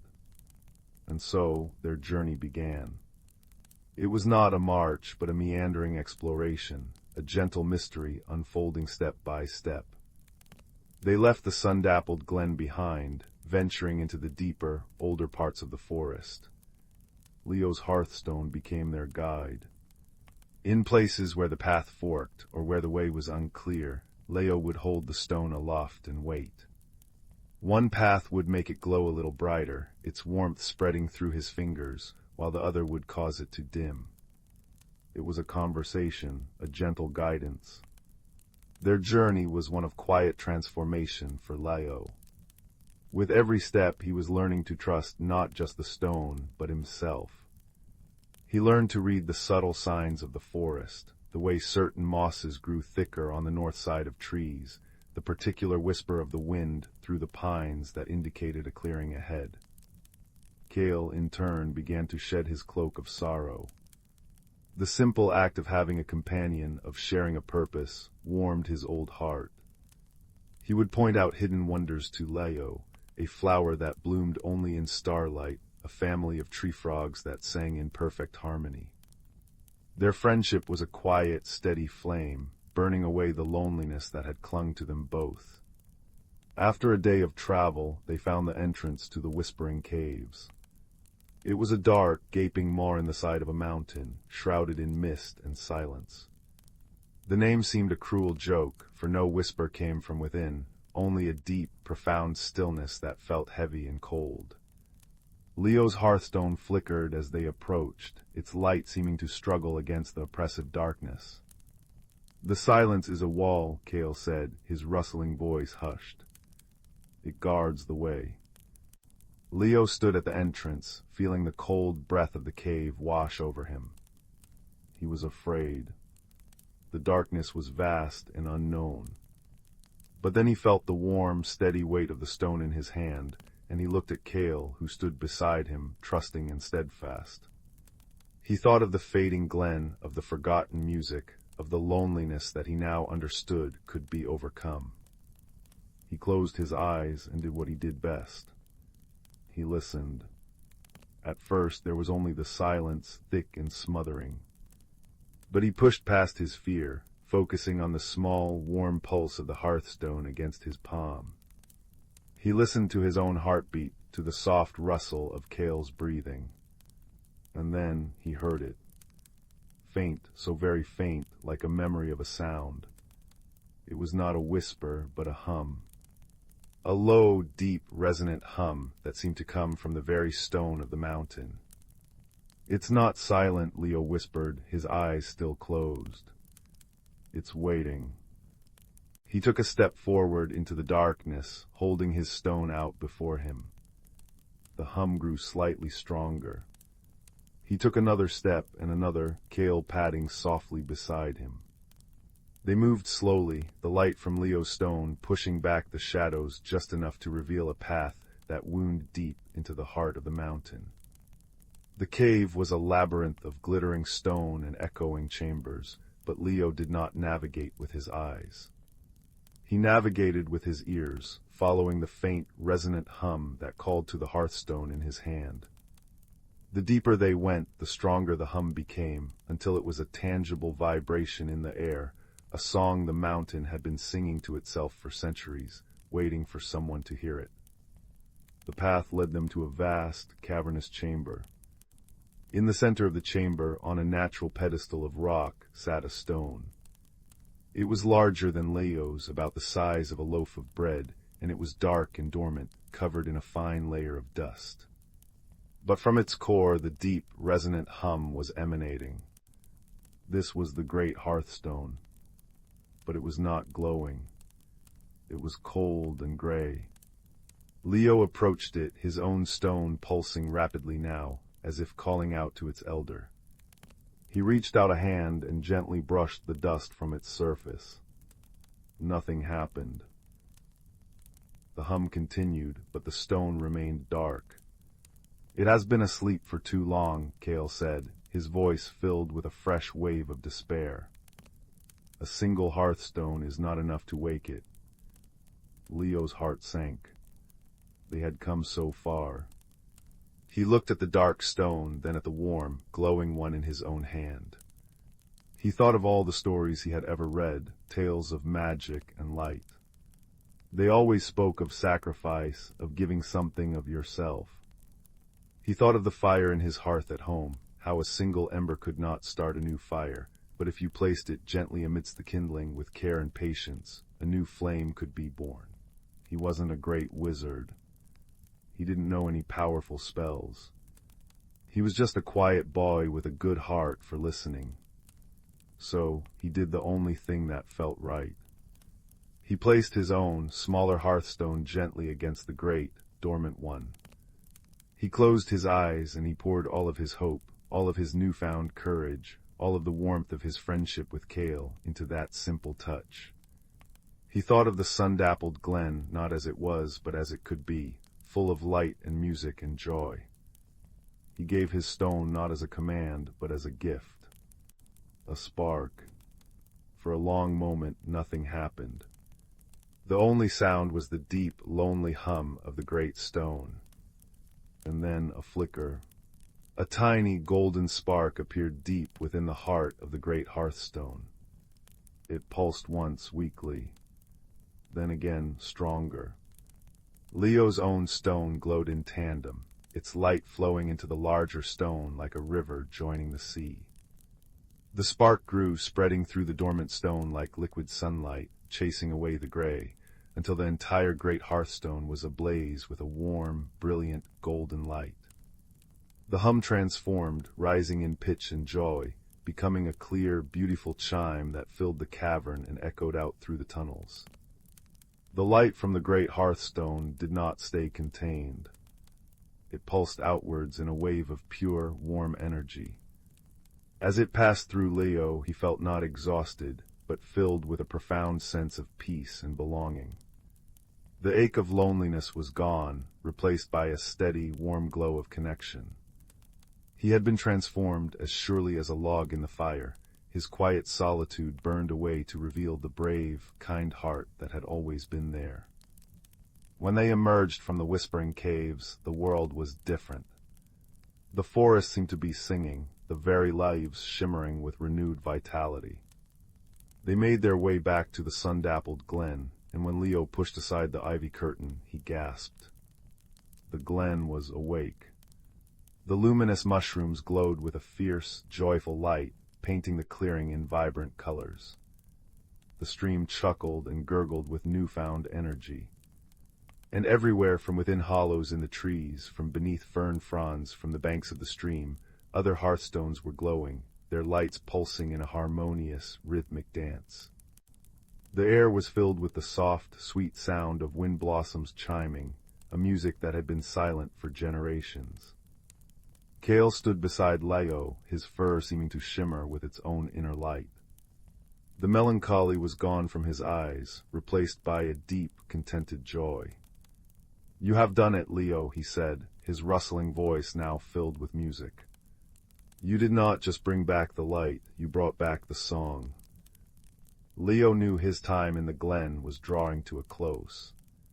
The sun was beginning to set, painting the sky in hues of orange and purple, mirroring the fire he knew would be waiting in his own hearth. He felt a pang of sadness at the thought of leaving, but it was a gentle sadness, like the end of a beautiful day. "Will you be all right?" Leo asked Kale. The fox nuzzled his hand gently. "The glen is whole again, and I am no longer its last guardian. I am its keeper and its friend, just as you are. And you," Kale said, his intelligent eyes soft, "you will always carry its warmth with you. You do not need a stone for that anymore." Leo looked down at his hand. The small hearthstone he had found was no longer glowing with its own light. It was just a beautiful, smooth, milky stone, warm to the touch. Its work was done. Its light had been given, and in the giving, it had become a part of something greater. He tucked it safely into his pocket, a treasured keepsake. With a final, fond look at the glowing, singing glen and a wave to his friend Kale, Leo slipped back through the ivy and began the walk home. The forest path seemed familiar and friendly now, the shadows no longer lonely, but simply a part of the evening's gentle embrace. He arrived home as the last light faded from the sky. The cottage was quiet, but the hearth was still warm. He knelt before it, watching the embers pulse and glow in the dark, just as the hearthstones pulsed in the hidden glen.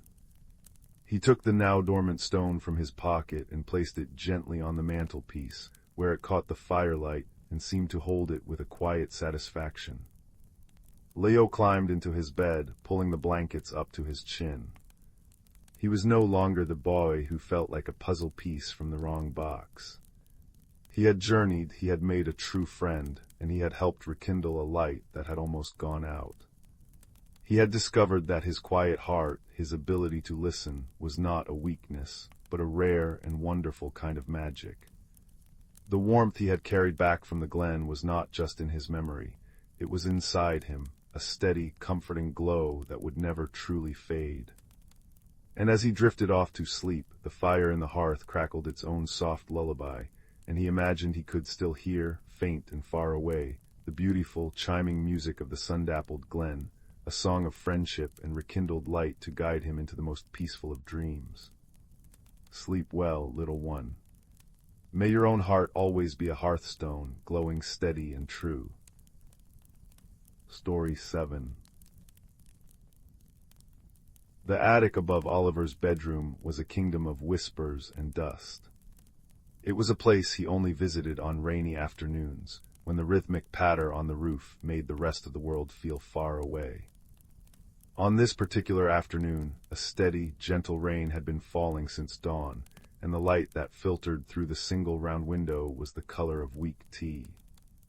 Oliver, with a heart that often felt too big and too quiet for his small town, had decided it was the perfect day for exploration. The air in the attic was thick and still, smelling of cedar and forgotten things. Creak. The floorboards sang their familiar song under his feet as he moved past a dressmaker's dummy, standing like a silent guardian, and a stack of trunks plastered with faded steamship labels. It was behind an old rolled-up rug, tucked into the shadowy corner where the roof slanted down to meet the floor, that he found it. It wasn't gleaming or humming with power. It was simply a small, hexagonal wooden box, no larger than his two hands put together. Its dark wood was smooth with age, and inlaid on its lid was a compass rose, crafted from what looked like mother of pearl, shimmering with a soft inner light. His breath caught. He wiped away a film of dust with his sleeve. There was no latch, no keyhole. He ran his fingers over the seams, and as he did, the box let out a soft, musical click, like a tiny, distant bell, and the lid lifted on its own. Inside, nestled on a bed of faded velvet, was a compass. But it was unlike any compass he had ever seen. Its face was not marked with north, south, east, and west. Instead, it had 4 symbols, a softly glowing heart, a pair of open hands, a single, shining tear, and a closed eye. The needle, a sliver of polished moonstone, was perfectly still. As Oliver lifted it from its velvet nest, the needle gave a sudden, decisive shiver. It spun once, twice, and then settled, pointing not toward the attic door, but directly at the wall behind the dressmaker's dummy. A low, warm hum began to emanate from the compass, a sound that felt like a purr against his palm. His curiosity, a flame that had been merely smoldering, now leapt to life. This was no ordinary treasure. This was a mystery. And so, with the compass held carefully in his hands, Oliver began his journey. It was a journey that would not be measured in miles, but in the quiet, courageous beats of his own heart. The compass led him not out of the attic, but deeper into it.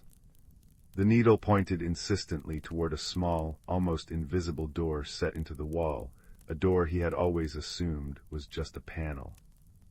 Today, however, the tiny brass knob turned easily in his hand. Click. Beyond was not a crawl space, but a winding staircase descending into soft, golden gloom. The air changed, becoming sweet with the scent of old paper and cinnamon. The stairs were steep, and he had to descend slowly, one hand on the rough-hewn wall for balance. The only sounds were the soft thump of his own footsteps, the gentle hum of the compass, and the distant, comforting plink-plink of water droplets falling somewhere in the darkness. The staircase ended in a circular room that took his breath away. It was a library, but a library grown wild. Bookshelves spiraled up into a shadowy ceiling, and between them, real trees, ancient oaks and slender birches, grew right through the floor, their leaves rustling in a breeze Oliver could not feel. Tiny, luminous mushrooms clustered at their roots, casting a soft, blue-green light. In the center of the room, curled on a large, velvet cushion, was a magnificent ginger cat. Its fur was the color of autumn leaves, and around its neck was a tiny silver bell. As Oliver stepped into the room, the cat opened one brilliant green eye. The bell on its collar gave a soft ting. "You're new," the cat said, its voice a low, rumbling purr. It stretched, its claws kneading the velvet. "Most who find the compass of feeling just wander the attic for a bit and put it back. You followed the needle. That takes a certain kind of courage." Oliver, too stunned to be afraid, held out the compass. The compass of feeling. The cat, who introduced himself as Alistair, nodded. "It doesn't point to places, it points to needs. That needle is drawn to hearts in quiet distress. Right now it seems to be pointing that way." He gestured with his nose toward one of the many arched doorways leading from the library.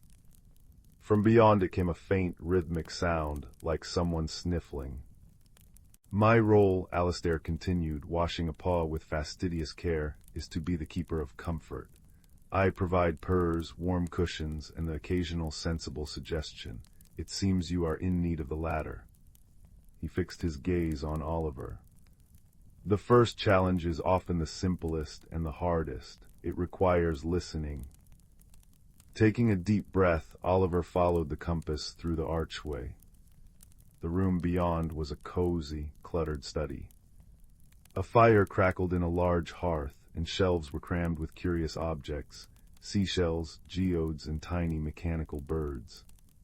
Sitting in a large armchair, dabbing at his eyes with a vast, spotted handkerchief, was a stout, badger-like creature wearing a waistcoat and a pair of spectacles perched on the end of his nose. He was the source of the sniffling. "Oh dear," the badger muttered to himself. Oh dear, it's all gone sideways." The compass in Oliver's hand was humming strongly, its needle fixed squarely on the badger. The symbol of the single, shining tear was now glowing more brightly than the others. "Excuse me," Oliver said softly, so as not to startle him. The badger jumped, his spectacles fogging up. "Goodness, a visitor, I'm Barnaby. Professor Barnaby, technically, though my professing hasn't been worth much lately." He blew his nose with a sound like a deflating balloon. "I'm the keeper of memories, you see. I maintain the Whispering Gallery." He gestured to a wall covered not with paintings, but with hundreds of small, filigreed frames, each holding what looked like a captured soap bubble, shimmering with faint colors. "But my favorite memory, the one of my grandmother teaching me to bake her famous starseed cookies, has gone dim. I can't hear her song anymore. The memory is fading, and I can't for the life of me remember the final ingredient." Oliver looked at the compass. The needle hadn't moved. The need was still here. He thought about what Alistair had said. It requires listening. "Could you tell me about the memory?" Oliver asked, pulling up a small footstool and sitting down. "What you do remember of it?" Barnaby's face softened. He wiped his spectacles. "Well," he began, his voice growing warmer. "It was in her kitchen. The air was always full of flour and the scent of vanilla. The oven would click-clack as it heated up. She had a big blue mixing bowl, and she'd let me stir." He spoke for a long time, describing the feel of the wooden spoon, the sound of her humming, the way the starlight through the window would catch in the sugar, making it look like tiny diamonds. As he spoke, Oliver noticed something. One of the shimmering bubbles on the wall, which had been a dull gray, began to pulse with a soft, golden light. The more Barnaby spoke, the brighter it glowed. She always said the secret was in the breath of the honeybee. Barnaby finished, his voice thick with emotion. But I can't remember what that meant. Oliver looked from the glowing memory bubble back to the badger's distraught face. The answer wasn't in a forgotten ingredient, it was in the story itself. The memory wasn't broken, it was just lonely. It needed to be shared. Professor, Oliver said gently, I think the memory just needed you to visit it, to tell its story. Look. Barnaby turned. His jaw dropped as he saw the bubble glowing brightly, a faint, sweet humming now emanating from it. By my whiskers, you're right, the breath of the honeybee. It was her poetic way of saying a dollop of fresh honey, added right at the end. He beamed, his earlier sorrow completely vanished. You didn't find a magic ingredient, young sir. You offered a listening heart. That is a rarer thing altogether. The compass in Oliver's hand gave a satisfied little pulse. The symbol of the tear faded, and the needle spun lazily before pointing back toward the library. The first need had been met. Back in the library, Alistair was waiting. Took you long enough, he purred, though his green eyes were warm. But you succeeded. I heard the humming resume. The compass agrees. He nodded at the device, whose needle was now pointing steadily toward another archway, this one wreathed in what looked like ivy. The symbol of the closed eye was now illuminated. This new path led Oliver into a sun-dappled conservatory. The air was humid and fragrant with the scent of blooming, night-blooming jasmine and damp earth. A tiny bird-like creature with luminous moth wings was flitting anxiously between the leaves of a large, silver-leafed tree. Her movements were a frantic blur, and she was muttering to herself in a high, musical language. The compass hummed, its needle locked on her. Hello, Oliver called out. The creature, a sylph she later said her name was, swooped down, her wings making a sound like rustling silk. Oh, immortal, can you help, can you fix it? It's all wrong. She pointed a delicate finger at the silver tree. Nestled in its highest branches was a nest, and in the nest was a single, pale blue egg. It was covered in a complex pattern of cracks, but they weren't the healthy cracks of an egg about to hatch. They looked frozen. The egg seemed to be encased in a faint, shimmering layer of ice. I am Leora, the guardian of beginnings, the sylph explained, wringing her hands. This egg holds the dawn chorus for tomorrow, but a shadow of worry passed over the moon last night and it sent a chill into the world. The dawn is frozen in its shell. If it doesn't hatch by the first star, the morning will be silent, and the world will wake up feeling gray. Oliver's heart sank. How could he possibly fix a frozen dawn? He had no magic, no great power. He looked at the compass. The symbol of the closed eye glowed. An eye closed. Not seeing. Not acting. Just being. What happens if you stop? Oliver asked quietly. Leora stopped her frantic fluttering. Stop, I can't stop, the dawn must hatch. But what happens if you just sit with it? Oliver pressed, the idea forming as he spoke. What if it doesn't need fixing? What if it just needs warmth? Leora looked at him, her large eyes wide with confusion. But the frantic energy seemed to drain from her. Slowly, hesitantly, she settled onto the branch beside the frozen egg. She didn't try to chip at the ice or pour magic into it. She simply curled her small body around it, her luminous wings folding over it like a blanket. She began to hum, a low, soft, steady sound that vibrated through the branch. Oliver sat down at the base of the tree, leaning against its cool, silver bark. He didn't speak. He just watched. He listened to the soft drip drip drip of water from the leaves in the conservatory, the gentle hum of Leora's song, and the steady, reassuring thrum of the compass in his lap. He was practicing patience. He was offering his quiet presence as a gift. Minutes stretched into an hour. The faint layer of ice on the egg began to bead with moisture. A single, tiny drop rolled down its side. Then another. The cracks in the shell began to glow from within, a soft, rosy gold. The ice was not being broken. It was being melted by the simple, persistent warmth of companionship. With a sound like the first note of a songbird, a tiny crack widened. A sliver of brilliant, golden light shot out, then another.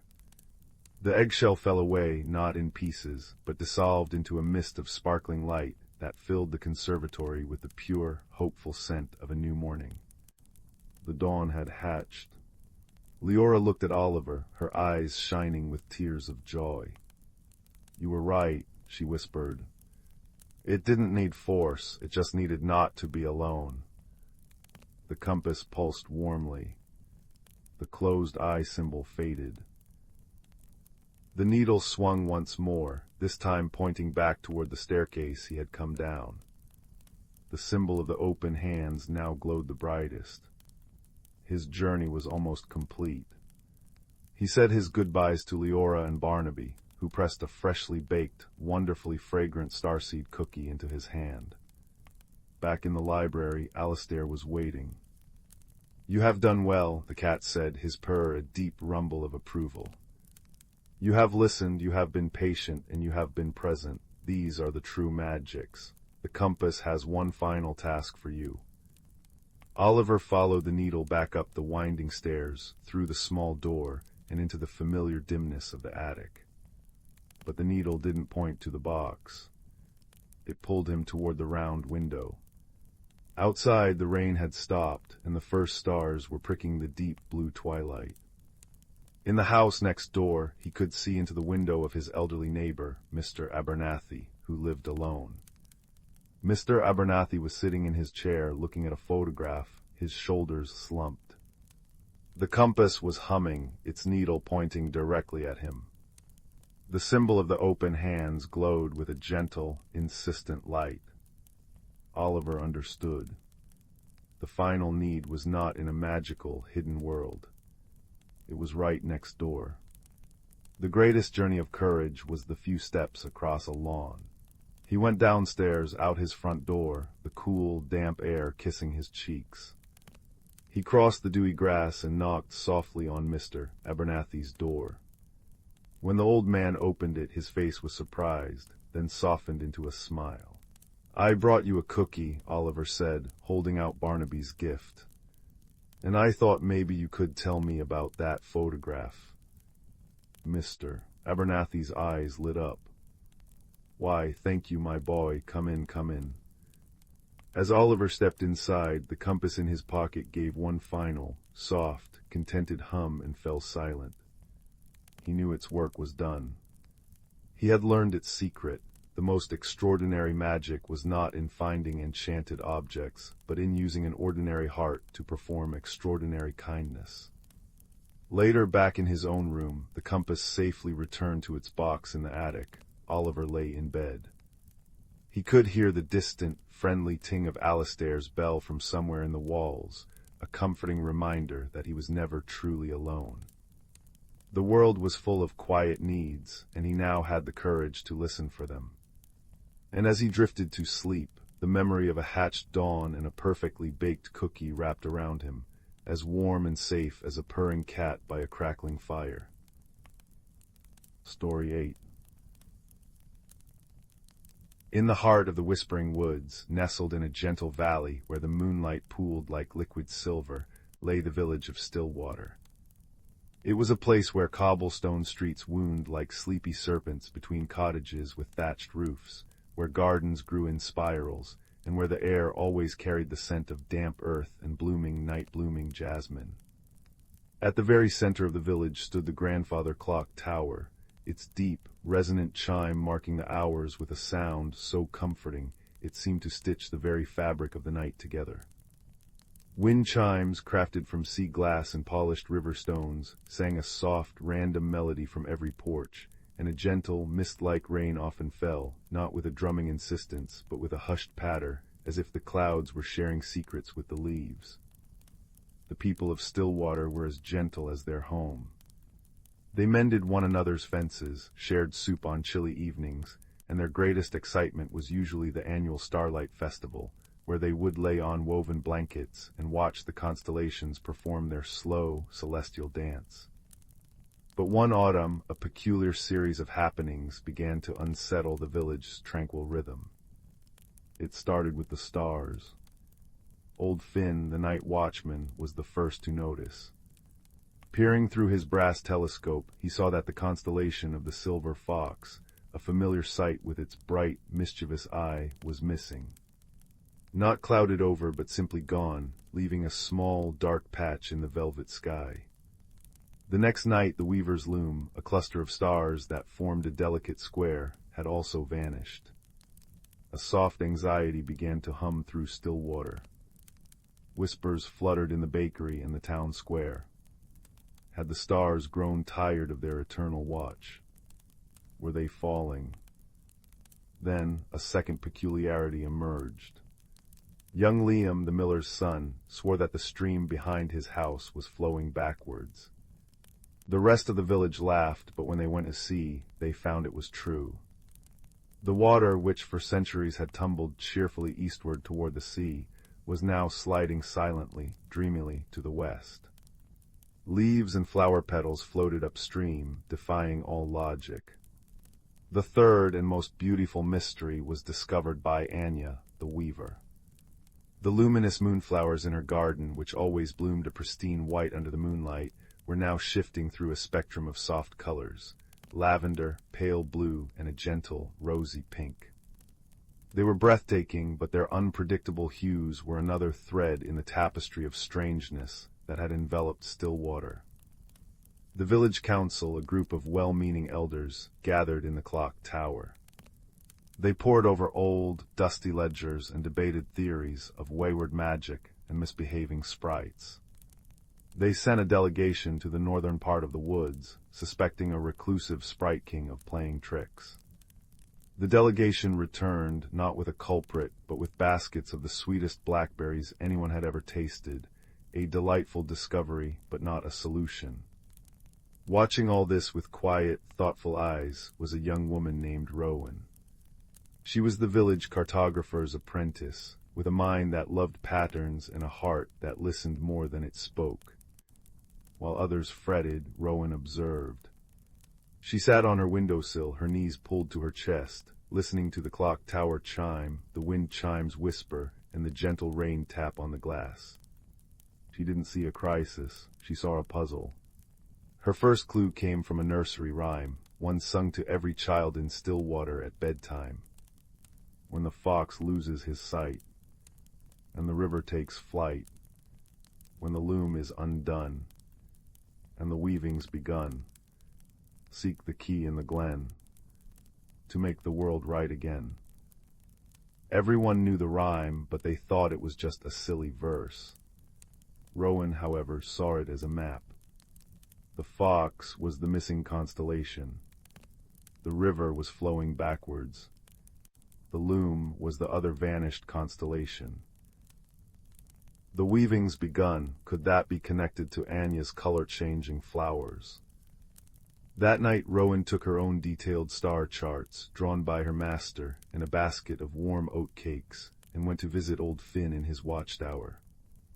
"Finn," she said, her voice soft against the chime of the hour, "the rhyme says the loom is undone. What if the stars aren't missing? What if the pattern is just changing?" Finn, a kind man with a beard like a cloud, hummed. He adjusted his telescope. "A changing pattern, you say, but the stars have been the same for 1,000 years. Has the clock tower always chimed the same way?" Rowan asked. Finn looked thoughtful. Well, no, we had to recalibrate it last spring after the great storm. The weights were off. Rowan's eyes lit up. She spent the next 2 nights with Finn, not just looking at the empty patches, but at the stars around them. She noticed that the stars of the hunter's bow seemed brighter, and the swan's wing had stretched. The pattern wasn't being erased, it was being rewoven. The backwards flowing river was her next puzzle. She followed it west, away from the sea, further than anyone had gone in a long time. The sound of the water was different, not a chatter, but a deep, resonant hum. She found that it was flowing towards the heart of the whispering woods, into a place known as the Silent Glen, a place the nursery rhyme had mentioned. The glen was usually avoided, not out of fear, but out of respect, for it was said to be a place where the earth itself dreamed. As she walked, she noticed something else. The color-changing moonflowers weren't just in Anya's garden. They grew in patches all along the riverbank, their colors pulsing in a soft, rhythmic pattern. She sat by the water, eating an oatcake, and simply watched. She saw a family of otters playing in the reverse current, tumbling joyfully upstream. She saw fish resting, facing what was normally the wrong direction, their gills pulsing peacefully. The backwards flow wasn't a disruption, it was a different kind of harmony. Her empathy allowed her to see what others, in their worry, had missed. The forest and the sky didn't seem distressed. They seemed expectant. The final piece of the puzzle came from the clock tower itself. Rowan was helping the clockmaster, a tiny bird-like woman named Alara, dust the great gears. The clock was an ancient, beautiful thing, its face depicting not just numbers, but the phases of the moon and the journey of the sun. Alara, Rowan asked, does the clock ever feel different? Alara cocked her head, her eyes bright. It has been ticking a little softer lately, almost as if it's listening for something. That was it. The clock, the stars, the river, the flowers, they were all connected. They were all part of a larger mechanism, a celestial clockwork that was recalibrating itself. The key in the glen from the rhyme wasn't a physical key, but an understanding. Rowan gathered the villagers in the town square as the soft rain began to fall. The wind chimes played their gentle song. Friends, she said, her voice carrying on the quiet air. We have not been cursed, we are being invited. The stars are not gone, they are moving to form a new constellation. The river is not broken, it is flowing to water a part of the woods that has been thirsting. The flowers are not confused, they are celebrating. The grandfather clock is slowing its heartbeat to match the rhythm of this change. She showed them her star charts, pointing out the subtle shifts. She described the peaceful animals in the reversed river. She explained that the old nursery rhyme wasn't a warning of doom, but a set of instructions for a time of transition, a time that came only once every few centuries. A sense of wonder replaced the anxiety. Instead of fear, they felt curiosity. Instead of isolation, they felt a shared purpose. The next evening, the entire village of Stillwater, carrying lanterns that glowed like captive fireflies, followed Rowan into the whispering woods. They followed the backwards flowing stream to the Silent Glen. There they found not a sprite or a monster, but a breathtaking sight. The glen was a natural amphitheater, and in its center, an ancient crystalline stone pulsed with a soft, internal light. The reversed river fed into a pool around it, and the color-changing moonflowers grew in concentric circles, their hues shifting in time with the stone's gentle glow. Above, the night sky was clear. And there, in the once empty patch of sky, a new constellation was finally complete. It was a magnificent creature, a stag woven from starlight, its antlers vast and intricate, touching the edges of the familiar swan and the hunter. It was a new guide for the heavens. The grandfather clock tower miles away chimed the hour, and its sound was deeper, richer, and more resonant than ever before, as if it had finally found its true voice. The wind chimes in the village rang out in a harmonious, joyous chorus. The people of Stillwater stood together in the glen, watching the stag take its place in the sky. They understood now. Their world wasn't breaking, it was growing. The peculiar happenings had been the groans and shifts of a universe expanding, not collapsing. They returned to their village not just as neighbors, but as guardians of a beautiful secret. The mysteries had drawn them closer, and Rowan's quiet observation and deep empathy had shown them the way. That night, as the gentle rain returned to wash the world clean, every person in Stillwater slept a little more peacefully, their dreams filled with shimmering starlight, backwards flowing streams, and the profound comfort that even the greatest changes are just part of a larger, kinder pattern. And in their dreams they heard the soft, constant chime of the clock tower, a steadfast heartbeat in the quiet, magical night. Story 9. The old oak trunk in the attic had always been there, tucked beneath the sloping eaves where dust motes danced in the slanted afternoon light. For years it had served as little more than a table for spiderwebs and forgotten things, its brass fittings tarnished to a soft, greenish hue, its wood smelling of cedar and thyme. One rainy afternoon, when the world outside the window was a watercolor blur of grays and greens, a young girl named Cora found herself with nothing to do. The steady pit-pat of raindrops on the roof seemed to whisper of secrets waiting to be uncovered. With a quiet sigh, she climbed the creaking stairs to the attic, drawn by the gentle hush of the space. Her fingers traced the carved flowers on the trunk's lid, roses and ivy worn smooth by years. With a soft click, the latch gave way, and the lid rose with a sighing groan. Inside, nestled in yellowed tissue paper, lay a music box.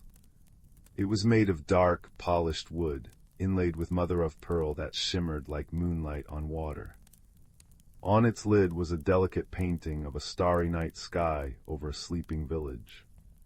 Cora lifted it carefully, feeling the satisfying weight of it in her hands. She turned the small, cool brass key protruding from its side. It resisted at first, then gave way with a gentle crick-crick-crick. The lid slowly opened, and a melody began to play, a soft, tinkling tune that reminded her of distant bells and falling snow. But as the music played, something magical happened.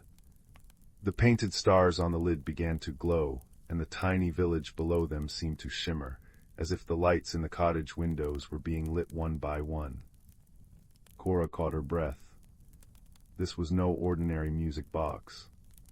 That evening, as the fire crackled in the hearth downstairs, she examined her discovery. The music played on, but there was a sadness to it, a lonely, unfinished phrase that repeated, as if the song were missing its final notes. She noticed something else, too. One of the painted cottages, the one at the edge of the village, had no light in its window. It stood dark and silent amidst its cheerful neighbors. The next morning she took the music box to the sunlit kitchen, where Mrs. Higgins, their neighbor, was rolling out dough for cinnamon buns. The air was warm and sweet with the smell of yeast and sugar. "Well now, what have you found?" Mrs. Higgins asked, her voice as warm as the oven she was tending. She wiped her flour-dusted hands on her apron and peered at the music box. "Oh my, the Starlight Sonata box. I haven't seen one of these in an age." "The Starlight Sonata?" Cora asked. "Aye," Mrs. Higgins said, her eyes twinkling. "It plays the music of the constellations, or it's meant to. This one seems to have lost its way." She pointed a flowery finger at the dark cottage. "See that? The lullaby light is out. Until it's lit again, the song can't find its ending. It'll just keep looping, forever sad." "How do I light it?" Cora asked, her heart sinking. It seemed an impossible task. "That, my dear," Mrs. Higgins said, tapping the side of her nose, "is a journey, but not one you take with your feet. It's a journey you take with your heart. You'll need to be brave, and you'll need to listen. And," she added, leaning closer conspiratorially, "you might need a guide or two."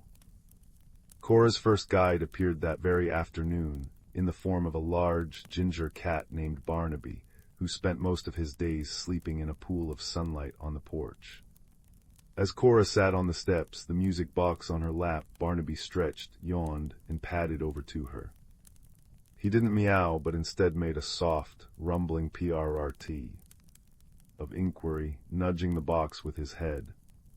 "It's broken, Barnaby," Cora explained softly.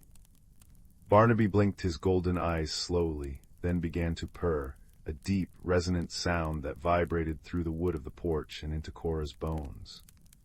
It was a sound that spoke of absolute contentment and peace. As he purred, the melody from the box seemed to soften, the sad notes becoming less sharp. Encouraged, Cora spent the next few days simply sitting with the box, listening. She listened to it in the garden, where the bees buzzed a drowsy harmony. She listened to it in her room at night, with the whoosh-whoosh of the wind in the trees providing a gentle backbeat. She was practicing patience, though she didn't know it.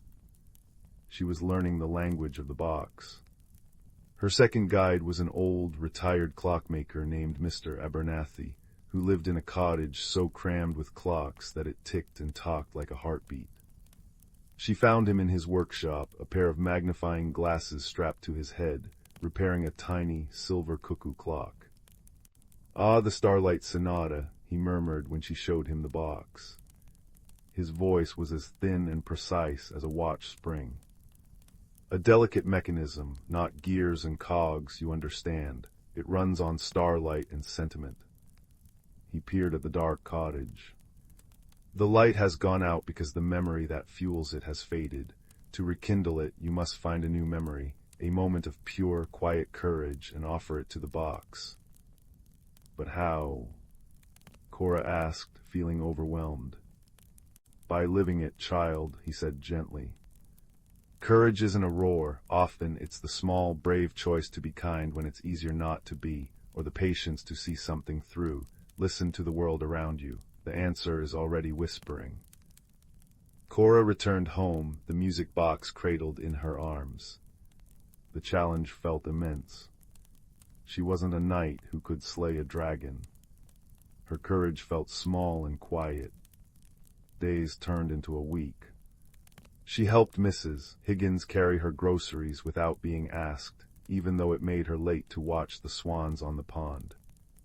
She spent a whole afternoon reading a story to the little boy next door who was home with a cold, doing all the different voices until he fell asleep with a smile. She even managed to sit perfectly still while a ladybug crawled across her hand, its tiny feet tickling her palm, feeling a strange and wonderful connection to the small, brave creature. These were small things, hardly worthy of being called a journey. But with each act she felt a little less shy, a little more connected to the world. She was learning that courage was a thread woven from many small, kind moments. One evening, a fierce storm blew in. The wind howled around the house, and rain lashed against the windows. The power flickered and went out, plunging the house into darkness. Cora, sitting by the fireplace with her family, felt a familiar flutter of fear. She didn't like the dark. But then she thought of the music box, sitting upstairs in the dark attic, its one dark cottage a mirror of her own fear. She remembered Mr. Abernathy's words about quiet courage. "I'll be right back," she said, her voice barely a whisper. Taking a small, flickering candle, she made her way up to the attic. The stairs groaned and shadows leaped across the walls. The wind shrieked and moaned outside. Her heart hammered in her chest. This was her journey measured not in miles, but in footsteps taken despite the fear. She reached the trunk, her hands trembling. She lifted the music box and carried it back downstairs, setting it on the hearthrug. The firelight danced over its mother-of-pearl inlay, making the stars gleam. She wound the key. Crick, crick, crick. The melody began, the same lonely, unfinished tune. But Cora was different now. She wasn't just listening, she was understanding. She thought of all the small braveries of the past week. She thought of the purring cat, the kind words of her guides, the feeling of the ladybug on her hand. She poured all of those quiet, courageous feelings into the music box, not with a shout, but with a soft, steady intention. As she did, the purring of Barnaby, who had followed her and now lay curled by the fire, seemed to grow louder, weaving into the melody. The crackle snap of the fire became a percussion. The howl of the wind outside softened into a mournful harmony. And then it happened. A single new note chimed, clear and bright as a winter star. It was a note of resolution, of peace. On the lid of the music box, a tiny, golden light flickered within the window of the dark cottage. It grew steady and warm until it shone as brightly as all the others. The melody swelled, finding the notes it had been searching for. It completed itself in a cascade of gentle chimes that sounded like laughter and starlight and coming home. The song was whole. The Starlight Sonata was complete. Cora sat back, a deep sense of peace washing over her. The storm outside seemed to quiet, becoming a soft, rhythmic patter on the roof. The fear was gone. In its place was a warm, glowing courage she now knew had been inside her all along. She had not traveled far, but she had journeyed deep. She had discovered that magic wasn't about casting spells, but about listening to the world, about the courage in kindness and the power of a patient heart. The ordinary trunk had held an extraordinary secret, and in lighting the lullaby light, she had lit a small, brave light within herself, one that would never again be extinguished by the dark. And as the fire crackled and Barnaby purred and the repaired music box played its gentle, perfect lullaby, Cora knew that some of the greatest adventures are the ones that happen right where you are, if only you have the heart to listen. Story 10. The attic above Oliver's bedroom was a kingdom of quiet things. In the daytime, it was merely a dusty space full of forgotten furniture and draped sheets, but at night, especially on nights when the wind hummed through the eaves, it became something else entirely. It was on such a night, with the soft tap-tap-tapping of a birch branch against the roof and the distant, silver chime of church bells marking the hour, that Oliver first noticed the gentle, golden glow seeping up through the floorboards near the old brick chimney. Oliver was a quiet boy, the kind who noticed things others missed, the way dust motes danced in a sunbeam, or the particular scent of rain-soaked earth. That night curiosity, a friendlier sort of courage, nudged him from his bed. He padded across the cool wooden floor, the old house sighing and settling around him like a sleeping giant. He knelt by the chimney where the glow was brightest and found a loose floorboard. With a soft creak he pried it up. Nestled in the hollow beneath, cushioned by a bed of faded velvet and dried lavender that still whispered of summer, was a compass. But it was unlike any compass he had ever seen. Its case was made of warm, honey-colored wood, and its face was not marked with N, S, E, and W, but with beautifully carved symbols. A tiny, open book, a pair of clasped hands, a teacup steaming gently, and a single bright star. The needle itself was a sliver of mother-of-pearl, and it did not point north. It spun slowly, aimlessly, as if dreaming. As Oliver lifted it, the compass grew warm in his hands. A soft, melodic ping, like a drop of water falling into a still pond, echoed in the quiet attic. The needle quivered and then steadied, pointing directly at the old, rolled-up rug in the corner. Just then, a rustle came from a box of winter clothes. A small ginger cat with eyes the color of moss emerged, stretching languidly. This was Marmalade, the house's unofficial guardian of secret things. "I wondered when you'd find that," she purred, her voice a low rumble. "It's been waiting." "What is it?" Oliver whispered. "It's the heart's compass," Marmalade explained, weaving around his legs. "It doesn't show you where you are, but what you need, or rather, who needs you." The needle gave another soft ping, insistently aimed at the rug. With Marmalade padding beside him, Oliver approached. As he unrolled the heavy, woven rug, a cloud of dust motes, glittering in the compass's gentle light, danced into the air. There, sitting in the very center of the rug, was a small porcelain thimble. It was painted with delicate blue forget-me-nots. As Oliver watched, the thimble trembled and a tiny, squeaky voice, like the rustling of old paper, spoke. "Oh, oh, the light, has someone finally come?" From the thimble emerged a minuscule man, no taller than Oliver's thumb. He wore a waistcoat made from a scrap of tapestry, and had a kind, wrinkled face, half hidden by a magnificent white beard. "I am Thimblewick," he announced, doffing a tiny acorn cap. "Keeper of lost patience and forgotten calm, and I am in a dreadful pickle." Thimblewick's home, it turned out, was not the rug, but a magnificent dollhouse that stood against the far wall, a perfect replica of Oliver's own home, complete with tiny furniture and little velvet curtains. But a great disaster had occurred. The main staircase, a beautiful spiral of carved balsa wood, had collapsed. "It happened during the great house settling of last Tuesday," Thimblewick explained, wringing his tiny hands. "A terrible rumble. Now I cannot get to my bedroom, and more tragically, I cannot get to my kitchen to brew my evening tea of tranquility. My nerves are quite frayed." This was the journey the compass had revealed. Not one of miles, but of mend. Not of dragons, but of a dollhouse staircase. Oliver's courage was not the kind that wielded a sword. It was the quieter, steadier kind that understood the importance of a cup of tea.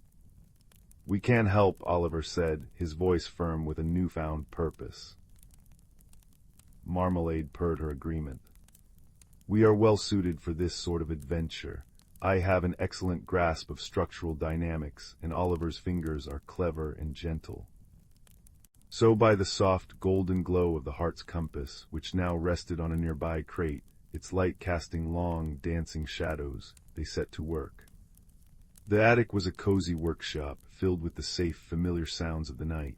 The poo-ar-ar-ar-ar-ar-ar-um of Marmalade's engine-like chest, the distant hoot of an owl, the comforting tick-tock of the grandfather clock downstairs. Oliver found a box of craft supplies. He selected sturdy popsicle sticks, a pot of white glue, and a spool of strong thread. Marmalade, with her keen eyes, supervised from a velvet armchair, her tail twitching as she offered advice. "A little more support on the left, my dear. Yes, just there." Thimblewick, meanwhile, was a whirlwind of anxious energy. He scurried about, fetching minuscule nails, which were actually clipped segments of pins, and offering a running commentary. "Oh, careful, that's a load-bearing popsicle stick. My goodness, the suspense." The challenge was not just in the building, but in the waiting. The glue needed time to dry, and Thimblewick's patience, as he was the first to admit, was truly lost. He would wring his hands, sigh dramatically, and peer at the slowly setting glue. "It will never hold. I shall be a stairless hermit forever." Oliver, however, had patience in abundance. He understood that some things cannot be rushed. While they waited for the glue to set on the first section, he sat on the floor, leaning against Marmalade's warm side, and listened to Thimblewick's stories. He learned about the great dust bunny uprising of the previous spring, and the time a misplaced marble had rolled through the dollhouse like a colossal, crystalline boulder. Through it all, Oliver was kind. He never laughed at Thimblewick's dramatics. He simply listened, his presence a calm anchor in the tiny man's storm of worry. He shared a corner of his peanut butter sandwich, which Thimblewick declared a feast for the ages. He even fashioned a temporary bed for him from a matchbox and a scrap of flannel, so he wouldn't have to sleep on the cold floor. This kindness was the real magic.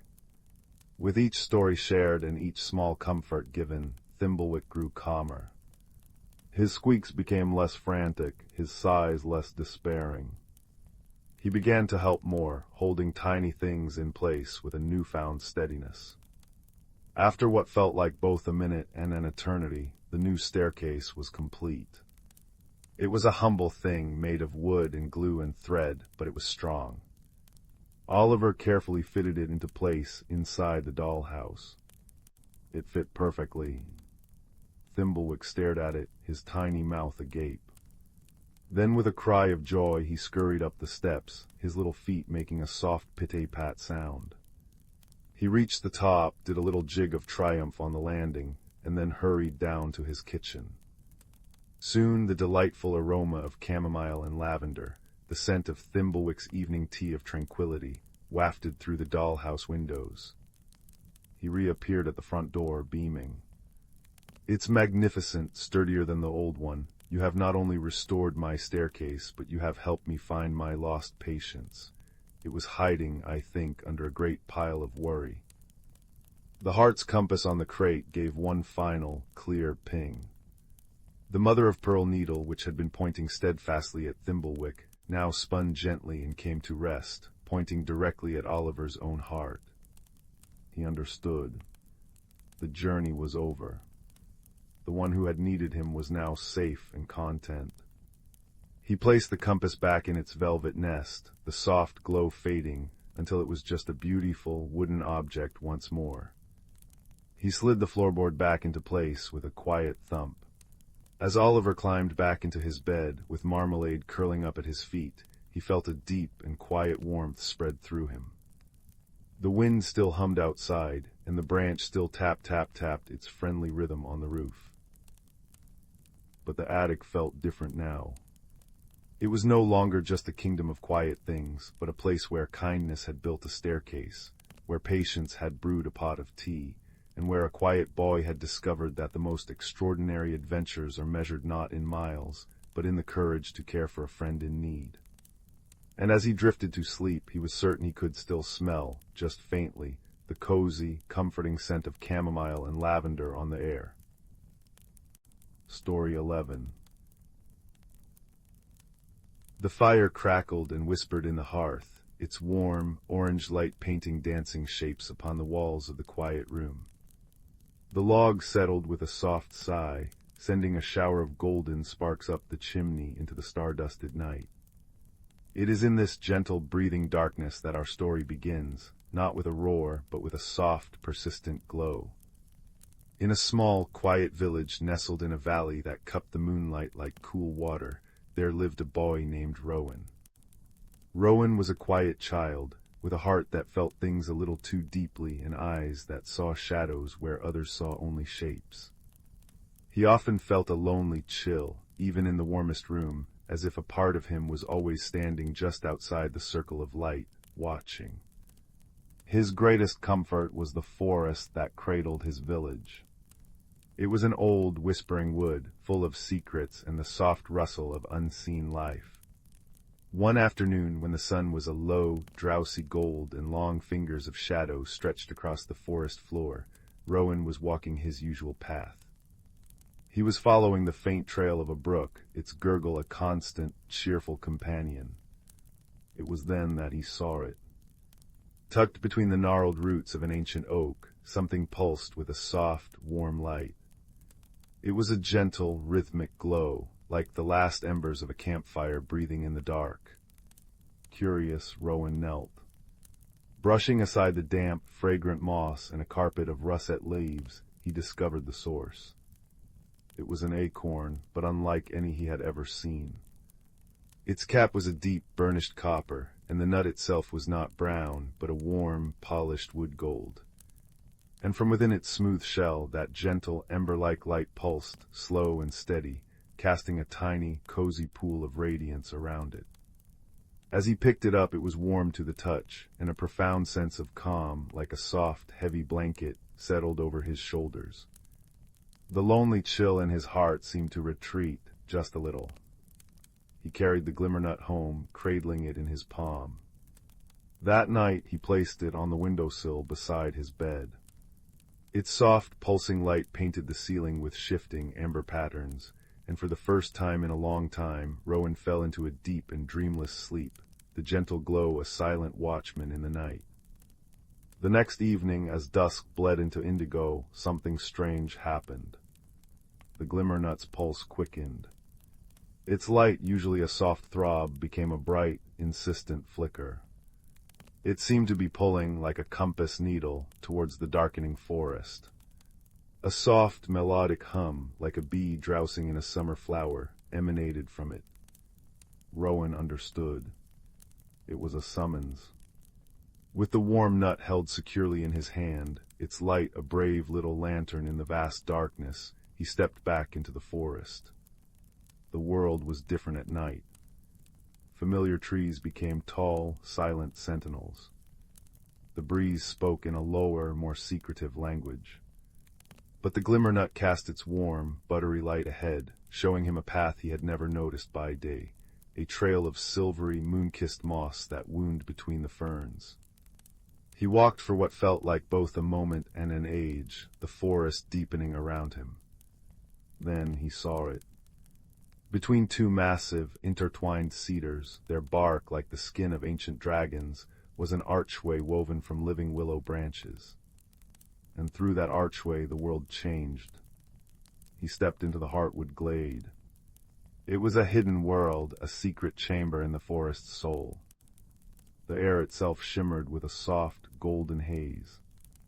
Giant luminous mushrooms in hues of peach, lavender, and honey yellow clustered in rings, their gentle light mingling with the fireflies that drifted like slow, green stars.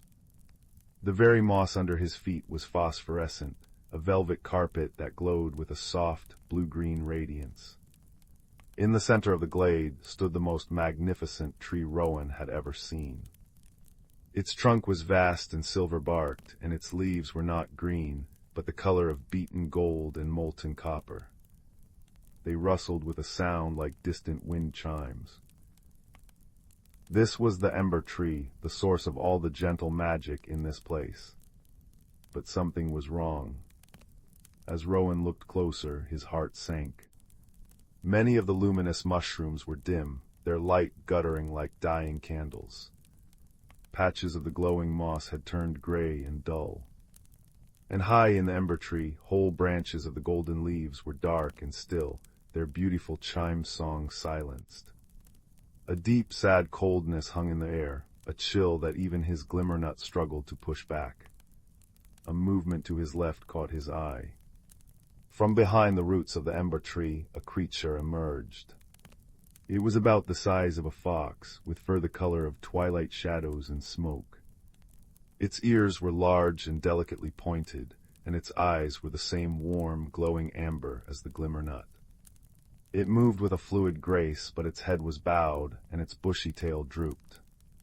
"You have come," the creature said, its voice a soft rustle of dry leaves. The nut called to a kind heart, "I am Fen." Rowan, too awed to speak, simply held out his palm, the glimmer nut pulsing in silent greeting. Fen nodded, its amber eyes sad. "I am the last keeper of the glade. The ember tree is fading. Its heart fire is growing cold." "Why?" Rowan finally managed to whisper, the word hanging in the chilled air. "The old songs are being forgotten," Fen explained, padding closer. Its presence was calming, like the heat from a well-banked fire.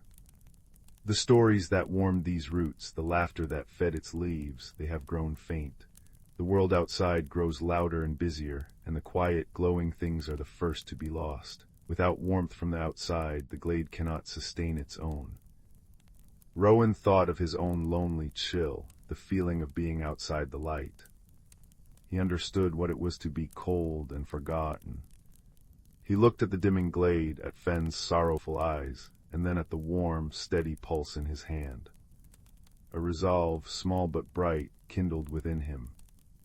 "What can I do?" he asked. Fen's ears twitched, a flicker of hope in its gaze. "The ember tree's heart fire needs to be rekindled, but it cannot be lit from within. It needs a spark from outside, a story or a memory that holds true warmth, a genuine warmth from a heart that knows both shadow and light. You carry such a spark, Rowan. I can feel it alongside your loneliness. Your journey has already begun to transform you." So began their gentle quest. Fen explained that scattered throughout the glade were 7 ember seeds, tiny, crystalline fragments that had fallen from the tree when it first began to sicken. Each one was dormant, its inner light extinguished. To rekindle them, Rowan would have to find them and share a memory, a true and warm memory from his own life. It was a mystery that would unfold not with clues and maps, but with feeling and remembrance. Their search led them to the most beautiful and sorrowful parts of the fading glade. They found the first ember seed nestled in the cup of a wilting, luminous lily. Rowan knelt, cupping the dull crystal in his hands. He closed his eyes, pushing past the recent memories of solitude, searching for a genuine ember of warmth. He found one. The memory surfaced slowly, like a bubble rising through deep water. It was of a stormy night years ago when the wind had howled like a great beast. The power had gone out, and his mother had lit every candle they owned. They had huddled under a thick quilt, and she had told him silly, made-up stories about the wind, giving it a name and a personality until it was no longer a monster, but a clumsy, noisy giant looking for his lost hat. The memory was filled with the scent of beeswax, the feel of soft flannel, and the sound of his mother's laughter mingling with the thunder. As he held the memory in his mind, focusing on its perfect, cozy warmth, a soft gasp escaped Fen. Rowan opened his eyes. The ember seed in his palm was no longer dull. A tiny bright spark, the color of a candle flame, now flickered deep within its crystal heart.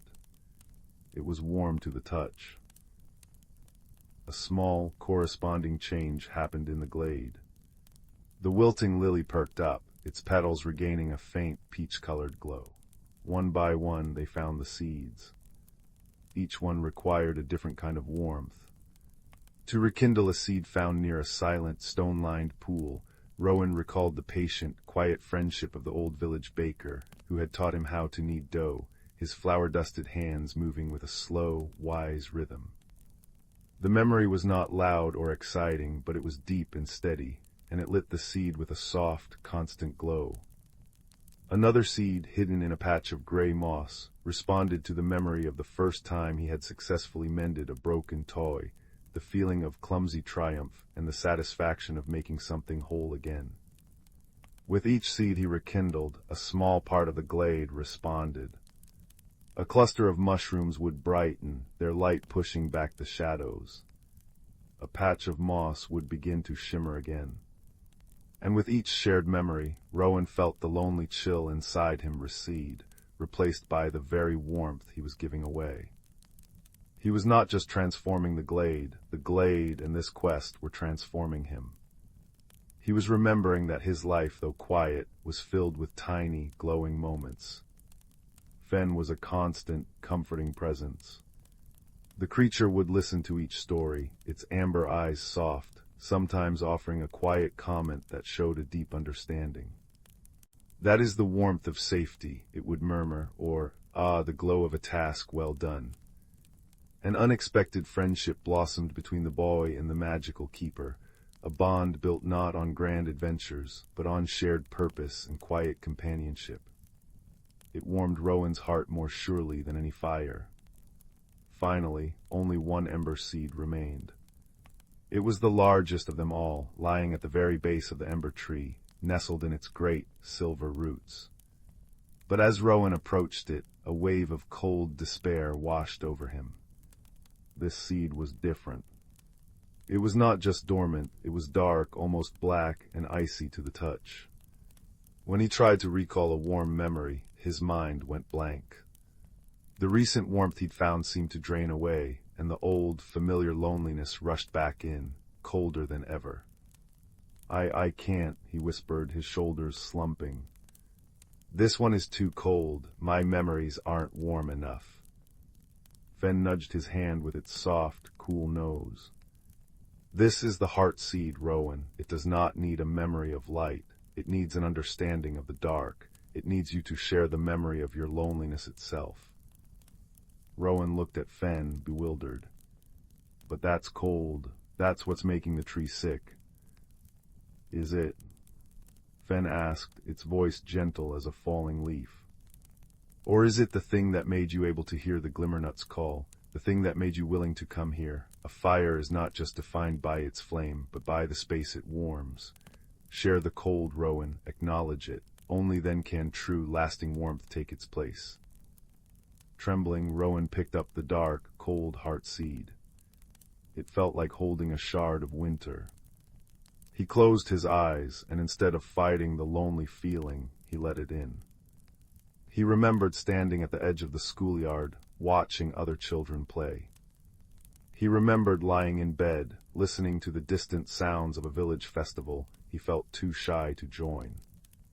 He remembered the hollow, aching feeling of being separate. He didn't just remember it, he felt it fully and completely, and he poured that feeling into the seed.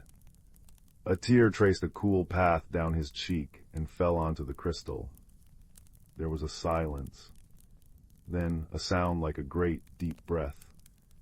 The black heartseed did not spark to life with a bright, cheerful flame.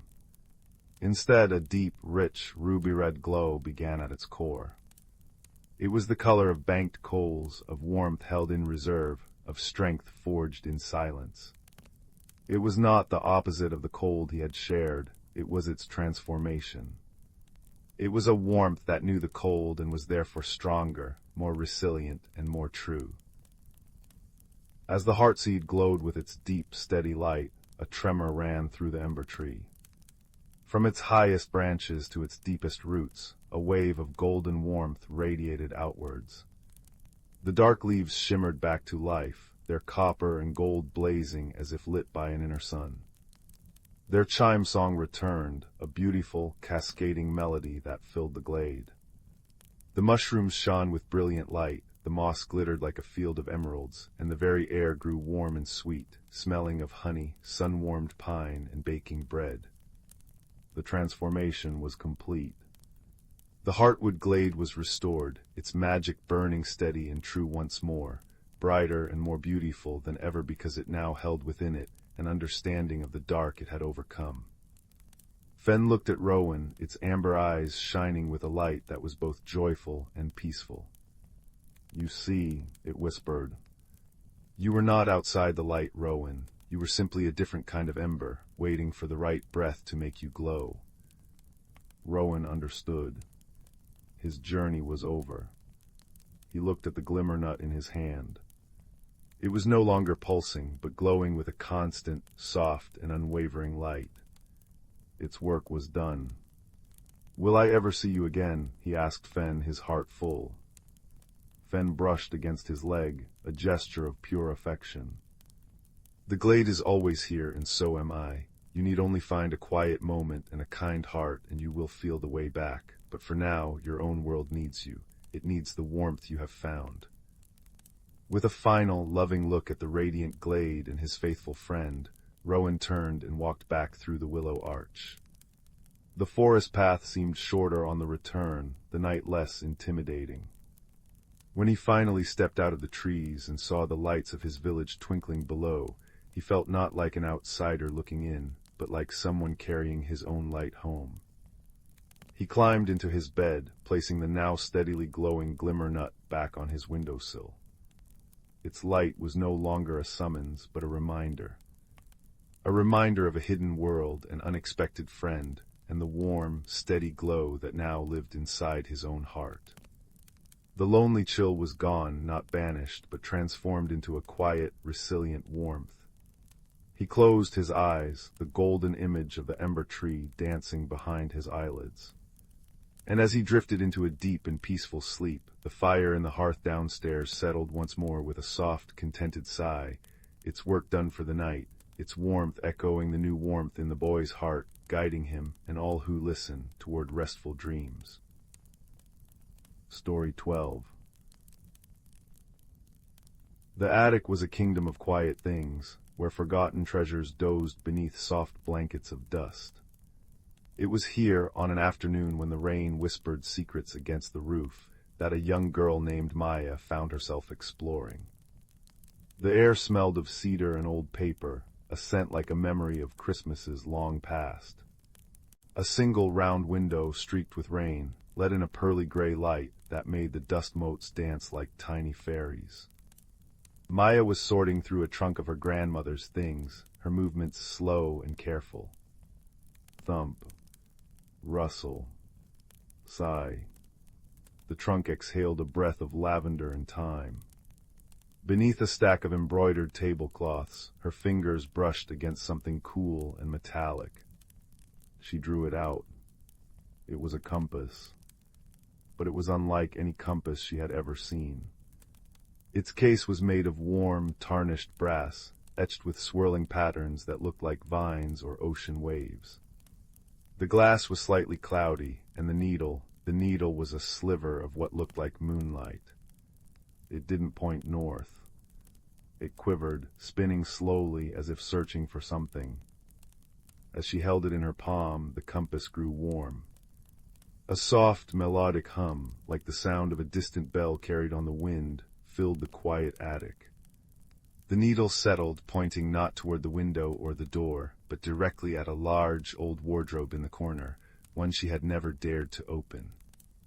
Her heart beat a little faster, a gentle thump-thump-thump against her ribs. This was the beginning of a journey, she felt it, though her feet had not moved an inch. With the compass humming softly in her hand, Maya approached the wardrobe. Its doors were carved with owls and foxes, their wooden eyes seeming to watch her. She took a deep breath, the scent of cedar strengthening, and pulled the doors open. Instead of musty coats, she found the wardrobe was empty, save for a single, small key hanging on a hook. But the back panel of the wardrobe had swung inward, revealing not darkness, but a soft, golden light. The compass needle pulsed with a brighter glow. This was the way. Stepping through, Maya found herself not in another room, but in a forest glen at twilight. The air was cool and sweet, smelling of damp earth and night-blooming flowers. Fireflies drifted like living embers, and from somewhere deep in the woods came the gentle, rhythmic chime of a bell, a sound that seemed to measure the heartbeat of this hidden world.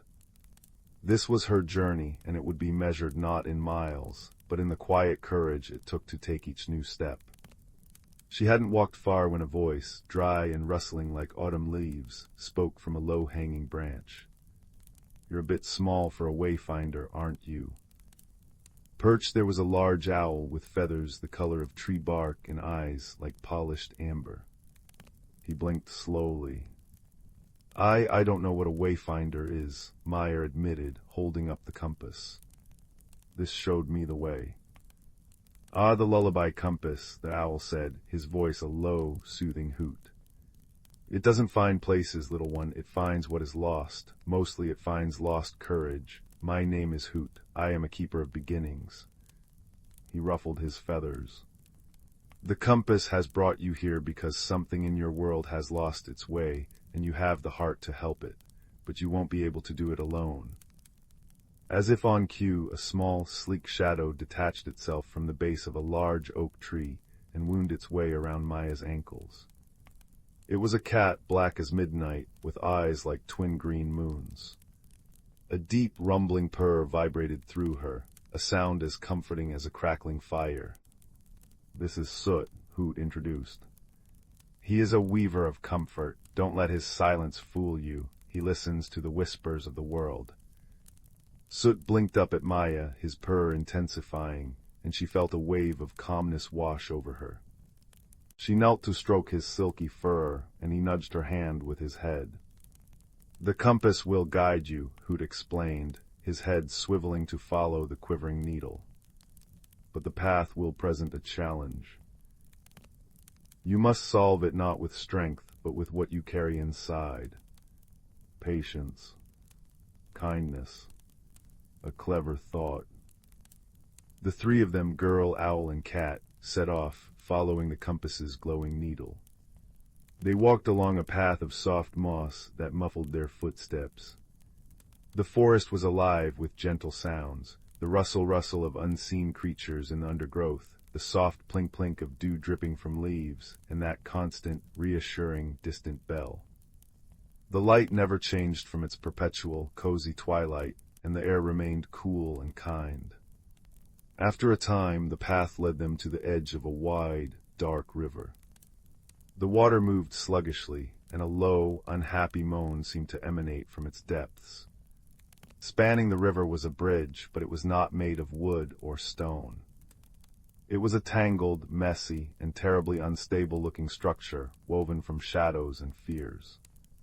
It shifted and groaned, and in its dark knots, Maya could see fleeting, sad faces. "This is the Bridge of Sighs," Hoot said solemnly, landing on a nearby stump. "It is built from the worries of those who have turned back. It cannot be crossed by force. Many have tried, and their fears have only made the bridge weaker." Maya looked at the treacherous bridge, her own courage wavering. She could feel a cold dread seeping from it. But the lullaby compass in her hand grew warm, and its hum became a gentle, encouraging melody. Soot rubbed against her leg, his purr a steady anchor in the unsettling moan of the river. She sat down on the soft moss, the compass in her lap. Hoot was right. She couldn't fight this bridge. She had to understand it. "Hello," she called out, her voice small but clear. "Why are you so sad?" For a moment there was only the river's moan.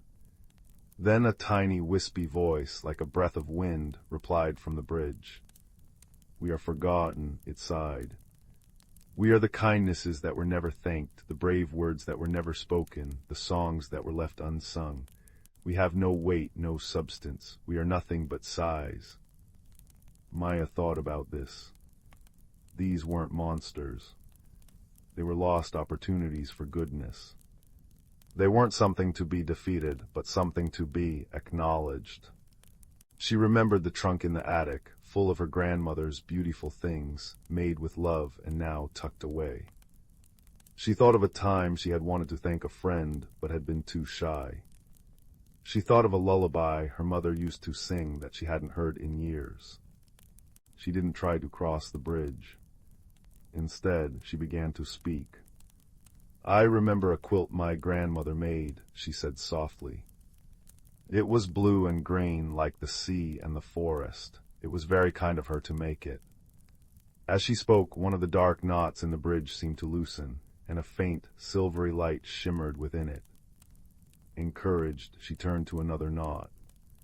"I should have told my friend Leo that his drawing was wonderful. It was a clever drawing of a dragon reading a book." Another knot untwisted, glowing softly. Then she began to hum her mother's lullaby. It was a simple, gentle tune, one that spoke of safety and stars. As she hummed, Soot's purr harmonized with the melody, and Hoot closed his eyes, swaying slightly. The sad faces in the bridge began to change. Their frowns softened. The low moaning of the river quieted, replaced by the sound of Maya's humming and the purring cat. One by one, the shadows of the bridge began to transform. Where there had been knots of fear, there were now strands of silver light. Where there had been groaning planks, there were now steps of solid moonlight. Her kindness, her memories, her gratitude, they weren't heavy. They were light. And it was that very lightness that gave the bridge its strength. The Bridge of Sighs was now the bridge of remembered kindness, and it stood firm and beautiful over the now silent river. "You see," Hoot said, his amber eyes glowing with pride. "You built a new bridge with what you carried in your heart. Courage is not the absence of fear, little wayfinder. It is the choice to be kind, even when you are afraid." They crossed the bridge easily, its silver steps feeling as solid as stone beneath their feet. On the other side, the forest opened into a small, circular clearing. In the center stood a single, magnificent tree, its bark silver, its leaves shimmering with a light of their own. But the tree was drooping, its branches bowed low, and its light was dim. Wrapped around its base was a thick, thorny vine that seemed to pulse with a dull, angry red light. This was the source of the trouble. This was what had lost its way. The lullaby compass grew hot in Maya's hand, its needle pointing directly at the choking vine. She knew what she had to do. This was the challenge. She approached slowly. The thorns looked sharp and cruel. She could not pull it away. The thorns would tear her hands and hurt the tree more. She could not cut it, she had no tool, and violence felt wrong in this gentle place. She remembered the lesson of the bridge. She sat down before the ailing tree, soot curling up beside her, his purr a soft rumble. Hoot landed on a nearby branch, watching silently. "What are you?" she whispered to the vine. The vine pulsed, and a harsh, scratchy voice filled her mind. "I am neglect. I grow where things are forgotten, where love is not tended. I feed on silence." Maya understood. This wasn't a monster to be fought. It was a feeling that had been allowed to grow too strong. It needed not an enemy, but a friend. "What does the tree need to remember?" she asked. "It has forgotten its song," the vine hissed. So Maya began to sing. Not a powerful, commanding song, but the same simple lullaby she had hummed at the bridge. She sang of the moon and the stars, of safe harbors and gentle dreams. As she sang, she reached out, not to tear the vine away, but to gently touch one of its thick, woody stems. Her touch was not forceful, but patient, kind. The vine flinched, but she did not pull her hand away. She kept singing, her voice weaving through the clearing, mingling with soot's purring and the distant, friendly chime of the bell. She poured all her kindness, all her patience, into that single touch and that simple song. Slowly, the angry red pulse of the vine began to soften. The thorns seemed to shrink, becoming less sharp. The harsh, scratchy voice in her mind quieted. As she sang, the vine began to unwrap itself from the tree, not in a violent snap, but in a slow, graceful unfurling. It slithered away from the silver bark and sank into the earth, its red light fading until it was just an ordinary, sleeping root. Freed from its bindings, the silver tree straightened. Its branches lifted toward the twilight sky, and its leaves burst into brilliant, joyful light, illuminating the entire clearing with a warm, golden radiance. The light felt like a hug. The tree was singing now, a silent, radiant song of gratitude that warmed Maya to her very core. The lullaby compass in her hand gave one final, contented pulse and then grew still, its work done. "You have found what was lost," Hoot said, flying down to her shoulder. "You have reminded this place of its own light." So it stood and stretched, his green eyes reflecting the tree's glorious light. He gave a soft MRRP of approval. Maya knew her journey was over. She turned, and there was the wardrobe door, standing open between two ancient oaks, the warm, dusty light of the attic beckoning her home. She stepped back through into the familiar scent of cedar and old paper. The rain had stopped. The attic was just as she had left it, quiet and still. The lullaby compass was cool and silent in her hand once more, its needle now pointing steadily north. She placed it carefully back in the trunk, nestled among her grandmother's linens. She didn't need to keep it. The real magic wasn't in the compass. It was in the journey it had inspired, a journey she had carried inside her all along. That night, as she lay in bed, she could still hear, if she listened very closely, the distant chime of a bell and feel the echo of a purr against her leg. And she knew that in some quiet corner of the world, a silver tree was shining, its light a testament to the extraordinary secret hidden within the most ordinary of things, a kind and courageous heart. And with that comforting thought, she drifted into a deep and peaceful sleep, the story complete, the world restored, and her own spirit forever warmed by the gentle adventure. Story 13. The fire crackles and whispers, its orange and gold light dancing across the room, painting shifting shapes upon the walls. It is a living thing, this fire, a storyteller in its own right. And tonight, by its warm and gentle light, we shall follow a story of a different kind of glow, a journey not of miles, but of the heart. Our story begins in a quiet cottage at the edge of a great, slumbering wood. In this cottage lived a young boy named Kalen. He was a quiet child, with a thinker's brow and hands that were always a little bit cold. The villagers, kind as they were, sometimes called him the Shadow Boy, for he seemed to move so silently and kept to the edges of things, watching the world with wide, thoughtful eyes. But Kalen had a secret, one he clutched close to his chest like a precious stone. When he was truly calm, when his mind was still and his heart was open, a soft, golden light would kindle in the palms of his hands. It was a light the color of honey, of candle flame, of the very embers now glowing in this hearth. It didn't burn, it simply warmed, a gentle radiance that pulsed in time with his own quiet heartbeat. He feared showing it to anyone, worried they would call it strange, or worse, a witch's trick. One evening, as a deep blue dusk settled over the land and the first brave stars pricked the sky, Kalen's grandmother placed a hand on his shoulder. She was old, her face a map of kindly wrinkles, and her eyes held the deep, knowing light of the moon. "The woods are calling, little one," she said, her voice like the rustle of dry leaves. "There is a sadness there, a coldness that is not of this season. The heart of the forest is fading, and its light grows dim." Kalen looked at his hands, tucked safely in his lap. "What can I do?" he whispered.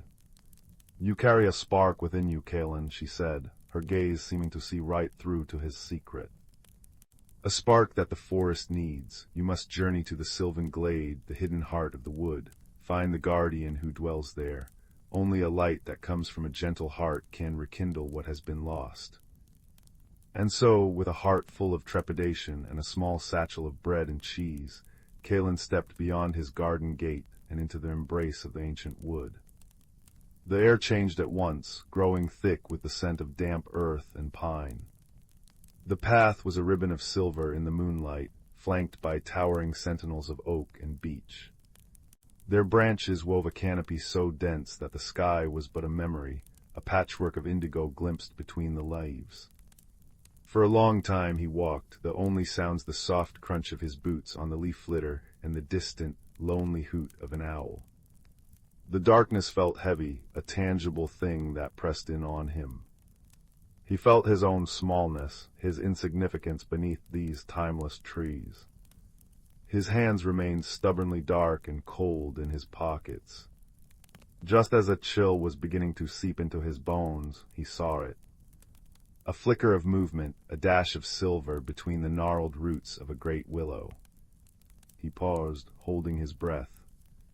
A creature emerged, no larger than a hare, with fur the color of moonlight on snow and eyes like chips of clear night sky. It was a fox, but unlike any fox he had ever seen. Its ears were large and delicately pointed, and from the tip of its bushy tail, a tiny, steady star seemed to burn with a cool, white light. The star fox tilted its head, regarding Kalen with an unnerving intelligence. It did not seem afraid. "Hello," Kalen said, his voice a timid whisper in the vast quiet. The fox gave a soft, chuffing sound and took a step closer. It circled him once, its star-tipped tail leaving a faint, luminous trail in the air, before sitting down directly in his path. "Are you lost?" Kalen asked, feeling a little foolish for talking to a fox. The creature blinked its starry eyes, then turned and trotted a few paces down a side path Kalen hadn't even noticed, a path that seemed to be woven from exposed tree roots and shimmering moss. It looked back at him, as if waiting. A choice lay before him. The main path was clear, known. This new path was secret, mysterious. It was the kind of path his grandmother's stories were made of. Taking a deep breath, his cold hands clenched into fists, Kalen chose the mystery. He followed the star fox. This new path was different. The air grew warmer, carrying the fragrance of night-blooming flowers. Bioluminescent fungi clung to the trees like scattered constellations, casting a soft, blue-green glow. The fox moved with a sure-footed grace, its own starlight bobbing like a will-o'-the-wisp, guiding him deeper into the hidden world within the woods. After a time they came to a small clearing where a stream chuckled over smooth, dark stones. The fox stopped by the water's edge and looked expectantly at Kalen. He understood. Sitting on a mossy bank, he pulled out his water skin, and shared a piece of his bread with his unexpected guide. The fox ate daintily, then laid its head on Kalen's knee. The simple trust in the gesture sent a wave of warmth through him that had nothing to do with a fire. He looked at his hands. Tentatively, he uncurled his fingers. In the quiet companionship, with the gentle sound of the stream and the soft glow of the fungi around them, he felt his fear begin to melt away. And there, in the center of his palm, a tiny, honey-gold light flickered to life. It was faint, but it was there. The star fox made a soft, approving sound and nudged his hand with its cool nose. The touch was like a spark on tinder. The gentle light in Kalen's palm swelled, glowing steadily, casting a small, warm pool of radiance around them. It didn't push back the darkness aggressively. It simply made their little corner of the world cozy and safe. This was the beginning of their true journey. Day after day, night after night, they traveled. Kalen learned to read the language of the fox's twitching ears and the sway of its starry tail. He learned its name not in words but in feeling, a sense of cool starlight and silent laughter that he came to know as Aryan. Theirs was a friendship built not on grand speeches, but on shared silence, on the offering of a berry found on a bush, on the warmth of sleeping back to back under a canopy of stars. And as their friendship grew, so did the light in Kalen's hands. It was no longer a secret to be hidden, but a gift to be shared. He found he could use it to soothe a frightened field mouse, its tiny heart hammering against his fingers. He could warm a bird's nest during a sudden, chilly rain, the fledglings cheeping softly as his golden light drove away the cold. Each small act of kindness, each moment of connection, made his inner light burn a little brighter, a little truer. The forest, however, was changing. The further they went, the more the hidden world showed signs of the sickness his grandmother had spoken of. The glowing fungi grew dim and patchy. The streams ran sluggish and quiet. The very air began to lose its warmth, carrying a bitter edge. The vibrant, secret life they had first encountered was retreating, leaving behind a profound and growing silence. It was a coldness that seeped into the soul. One evening they came to a place where the trees formed a great, natural archway, woven from the living branches of two ancient, silver-barked trees. Beyond the arch, the world was monochrome. The moss was gray and brittle. The flowers were colorless, their petals closed tight. In the center of this desolate glade stood a single, towering tree, its bark blackened as if by frost rather than fire. Its branches, bare and skeletal, reached for the sky like desperate claws. This was the sylvan glade, and it was dying. At the base of the great tree sat the guardian. She was not a towering giant or a fearsome beast, but a woman formed of woven willow and trailing ivy. Her hair was long, gray moss, and her eyes were deep, still pools of water that reflected the bleakness around them. She looked up as they approached, and her gaze was heavy with a grief so old it had become part of the land. "The spark-bearer," she said, her voice the sound of wind through barren branches. "You have come, but you are only a child. Your light is too small." She gestured a wooden hand at the dying tree. "The heartwood is frozen, its song has ended. The cold has taken root too deep." Kalen's heart sank. The warm, golden light in his hands, which had felt so strong during his journey, now seemed like a pathetic match flame against an ocean of night. He looked at Aryan. The star fox's light, too, was dim, flickering weakly. Despair, cold and sharp, began to prick at the edges of his hope. He walked forward and placed his hands against the blackened bark of the heartwood. It was like touching ice. He pushed with all his might, pouring every ounce of his light into the tree. The golden glow spread over the bark, fighting against the deep, inner cold. For a moment a single branch seemed to tremble, a hint of silver returning to its tip. But then the cold fought back, snuffing out his light, pushing him away with a force that sent him stumbling backward. He fell to the gray moss, his hands dark and cold once more, his spirit crushed. "I'm not strong enough," he whispered, tears welling in his eyes. "My light is just a little light." Arian trotted over and laid his head in Kalen's lap. The fox's star was barely a glimmer. The guardian watched, her pool-like eyes filled with a sorrowful understanding. It was in that moment of utter defeat that Kalen remembered. He remembered the warmth of his grandmother's cottage. He remembered the trust in the field mouse's eyes. He remembered the shared bread with Arian by the chuckling stream. His light had never been about power. It had always been about connection. It was the light of friendship, of kindness, of a quiet heart. It wasn't a torch to blaze a trail, but a hearth fire to gather around. He wasn't meant to fight the cold. He was meant to offer warmth. He looked at the guardian, her form woven from the very life of the forest.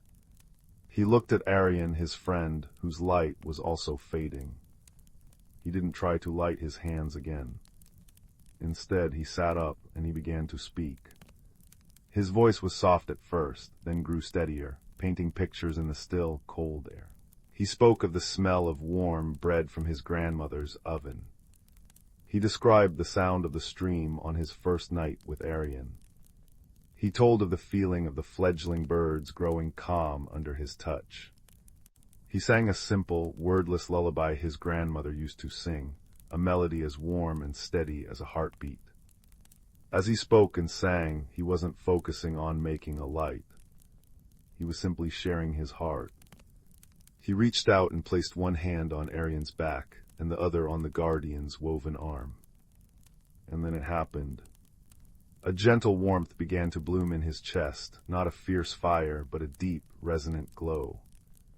It flowed down his arms, through his fingertips, into Arian, whose star-tail suddenly blazed with a brilliant, joyful silver, into the guardian, whose pool-like eyes began to swirl with light, and from whose form a soft, green radiance began to emanate. This light did not attack the cold. It simply existed, so true and so warm that the cold had no choice but to retreat. It spread from their connected circle, Kalen, Arian, and the guardian, like the slow, inevitable coming of dawn. The gray moss at their feet began to green.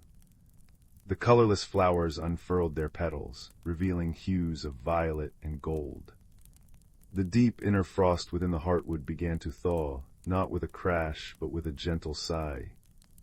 A single, silver leaf sprouted from a barren branch.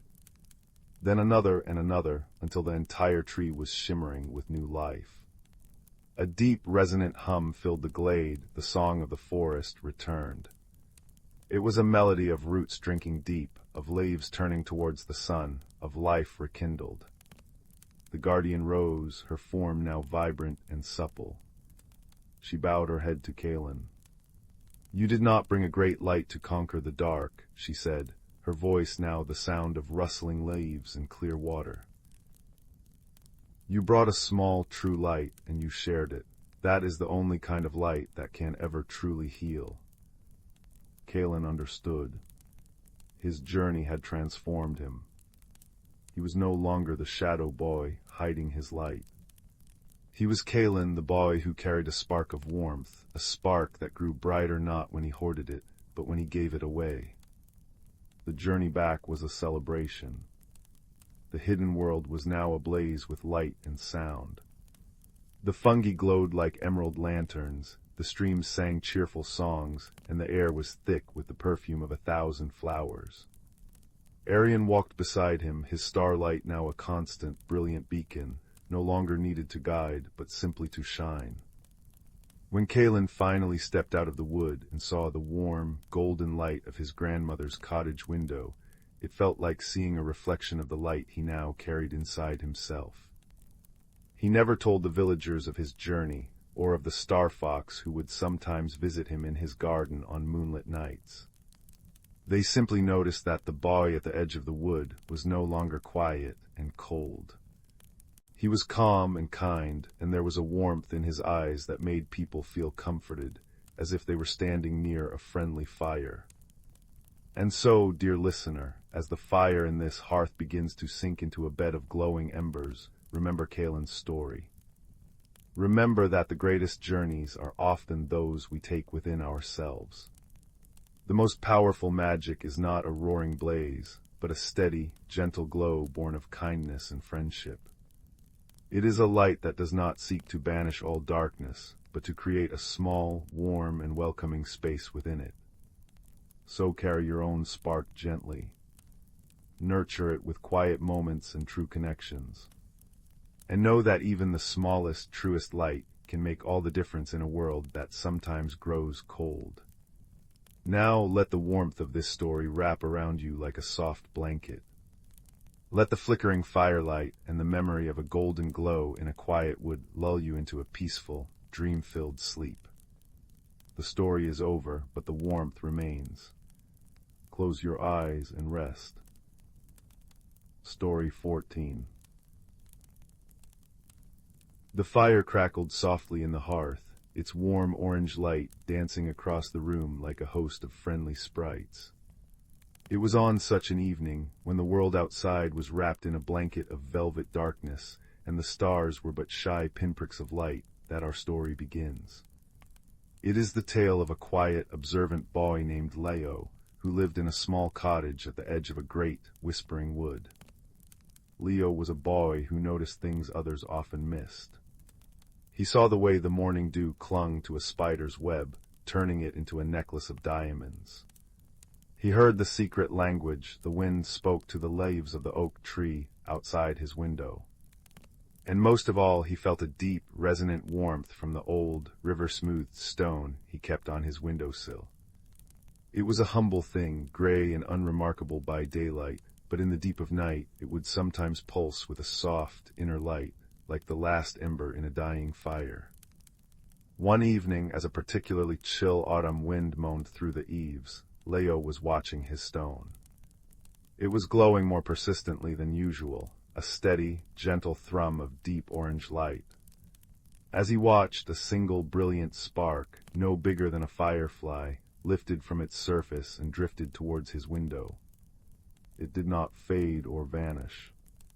Instead, it hovered, bobbing in the air as if inviting him to follow. A thrill, part wonder and part nervousness, shivered down Leo's spine. He pulled on his warmest sweater, the one the color of moss, and slipped his feet into soft-soled shoes. With one last glance at his sleeping parents' door, he quietly unlatched his window and climbed out into the cool night. The spark danced ahead of him, a tiny, fearless guide leading him away from the familiar garden path and into the embrace of the ancient wood. The trees here were tall and old, their branches forming a tangled roof overhead. The world was painted in shades of indigo and charcoal, but the little spark cast a warm, golden halo around itself, illuminating a path Leo had never seen before.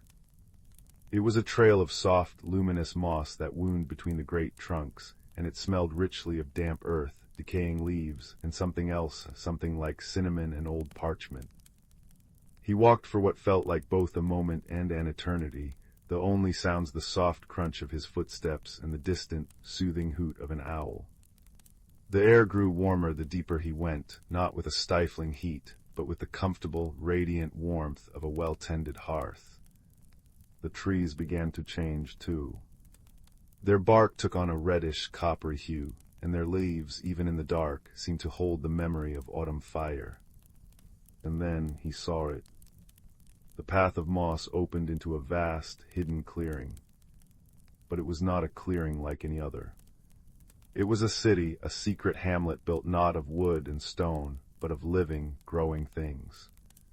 Houses were nestled in the hollowed-out bases of enormous, ancient trees, their windows glowing with the same soft, ember-like light that pulsed from his guide.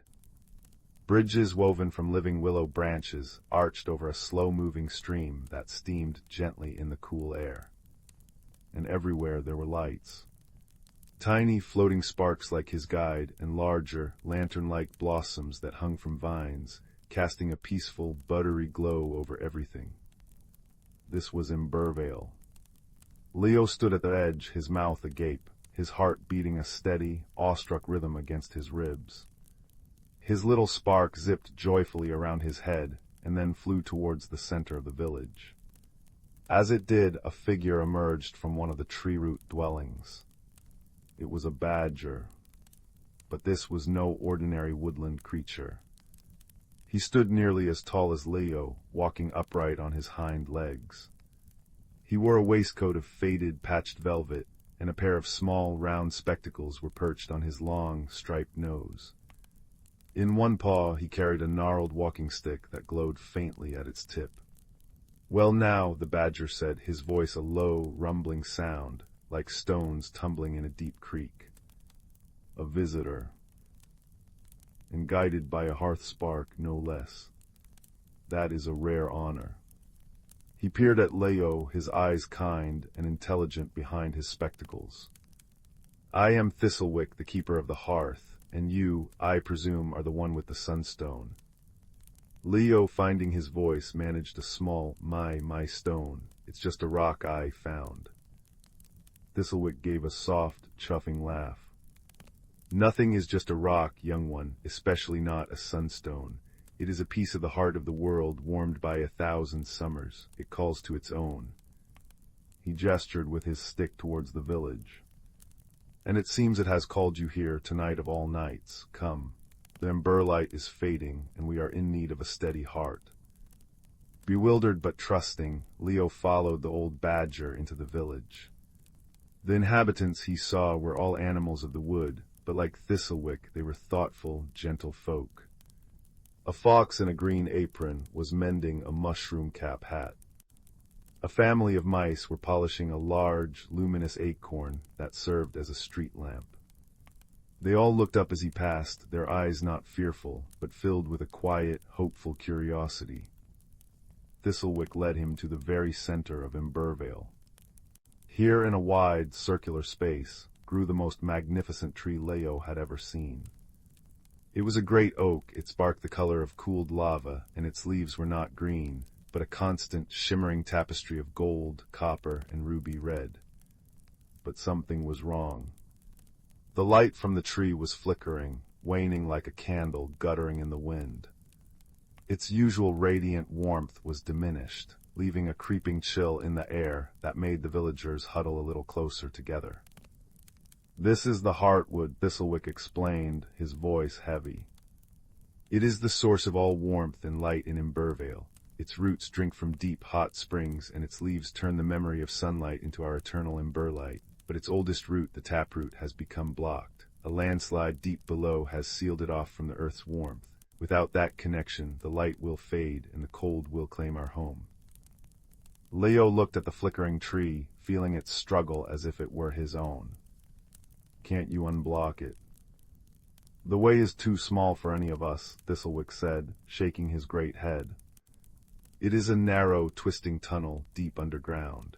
It requires someone small and brave and someone who carries their own light." He looked meaningfully at Leo and then at the stone, which was glowing brightly in Leo's hand, reacting to the presence of the ailing heartwood.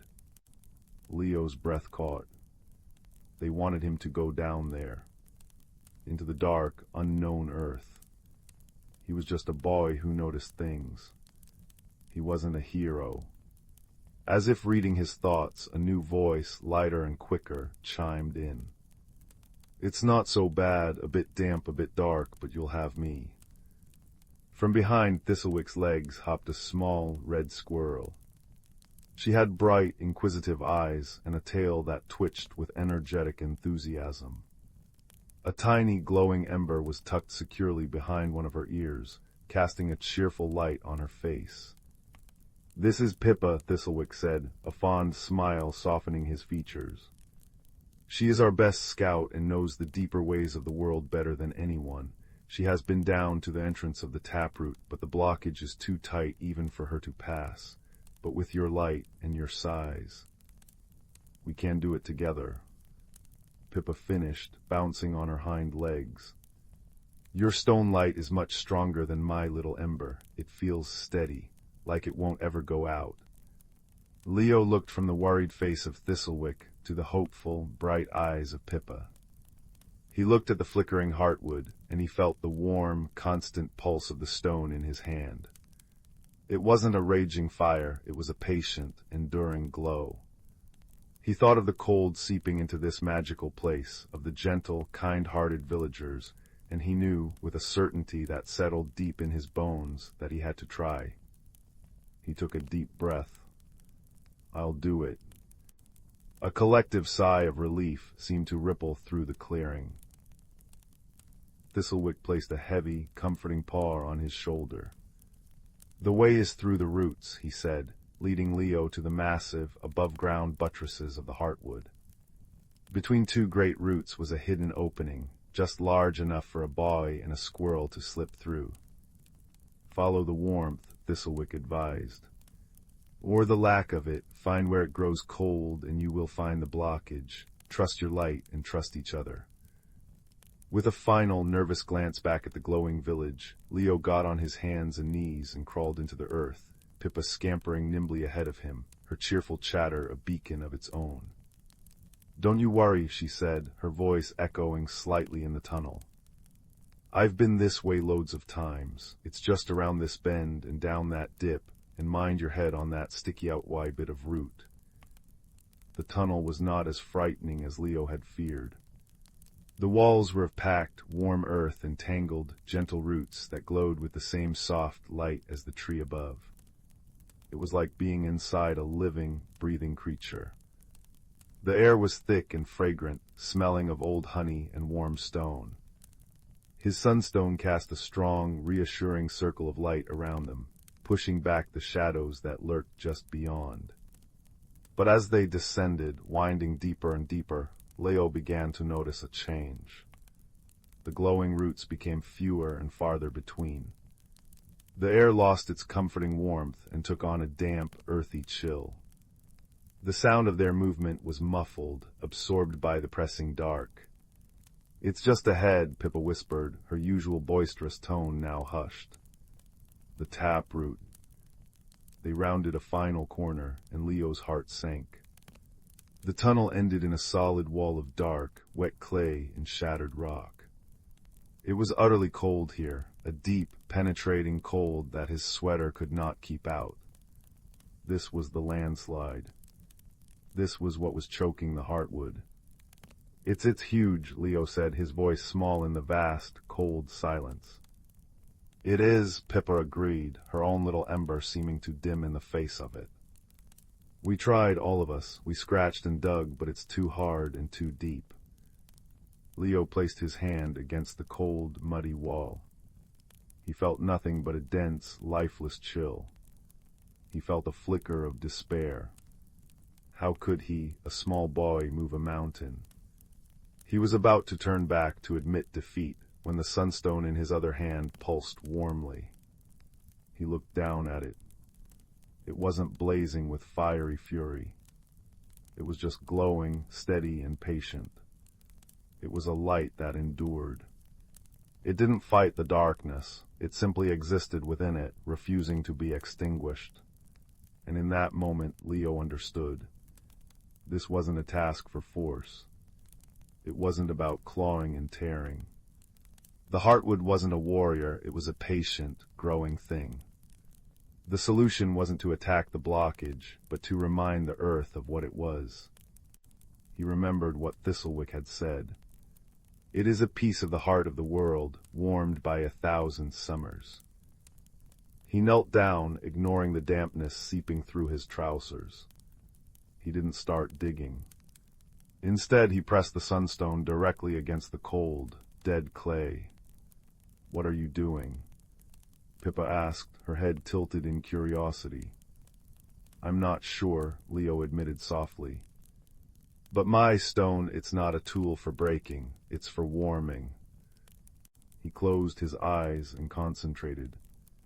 He thought of all the warm things he knew. The crackle of the fireplace in his cottage. The feel of his mother's hand on his forehead when he was sick. The way the sun felt on his face on the first day of spring. He poured all those feelings of comfort, of safety, of enduring warmth into the stone in his hand. And the stone responded. A deep, resonant warmth flowed from it, not a searing heat, but a gentle, penetrating radiance. It seeped into the cold clay. At first, nothing happened. Then, a tiny tendril of steam whispered up from the earth. The dark, wet mud began to dry, ever so slightly. It began to lighten in color, from a dead black to a rich, warm brown. "It's working," Pippa squeaked, her excitement contained to a whisper.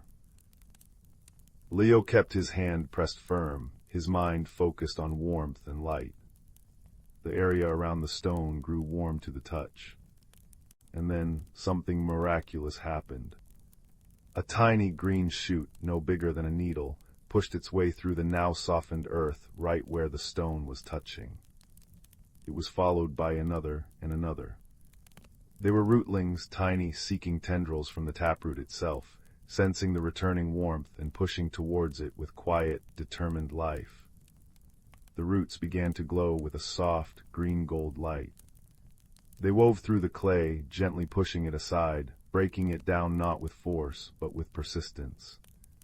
They were reclaiming their space, guided by the steady, patient light of the sunstone. It was slow work. Leo's arm grew tired, and the cold still bit at his toes. But he did not give up. Pippa stayed by his side, her constant, cheerful presence a warmth of its own. She would tell him stories of Embervale, of the great Acorn Festival, of the time the fireflies put on a play, of Thistlewick's legendary honey cakes, and her words wove a spell of companionship that kept the loneliness at bay. This was the true transformation. It wasn't a sudden, dramatic change. It was the slow, steady burning of courage and friendship. Leo was no longer just a quiet boy who noticed things. He was a boy who could nurture hope in the deepest dark. He was learning that true strength wasn't always loud. Sometimes it was a quiet, persistent glow. After what felt like an age, there was a soft, grinding sound, and then a faint pop. A section of the clay wall crumbled away, not with a crash, but with a sigh. Beyond it, Leo could see the taproot, a magnificent, glowing conduit of gold and amber, now free and pulsing with returning vitality. A wave of profound, earth-deep warmth washed over them, so comforting it felt like a hug from the world itself. Pippa let out a triumphant cheer-up. "You did it, Leo, you did it." Exhausted but filled with a deep, quiet joy, Leo sat back. The sunstone in his hand was still glowing, but it felt different now, lighter, as if a great weight had been lifted from it, too. The journey back was a celebration. The tunnel was no longer a dark, daunting passage, but a radiant, warm corridor. The roots blazed with light, and the air was thick with the scent of blooming things and warm spice. When they emerged back into the clearing, the change was breathtaking. The heartwood was no longer flickering. It blazed with glorious, unwavering light, its canopy a roaring, silent fire of gold and crimson. The warmth that radiated from it soaked into Leo's skin, banishing the last remnants of the underground chill. The entire village of Embervale was gathered, their faces upturned, bathed in the restored light. Their cheers were not loud and raucous, but a soft, grateful murmur, like the sound of a contented hive. Thistlewick approached, his eyes shining. He didn't say anything for a long moment, simply looking from the vibrant heartwood to Leo's tired, smiling face. Then he bowed his head, a deep, respectful gesture. "You have not just saved our light, young one," the old badger said, his rumble softer than ever. "You have reminded us of its nature. It is not a fire to be fought for, but a warmth to be nurtured. You have the heart of a keeper." They feasted then, in the light of the heartwood.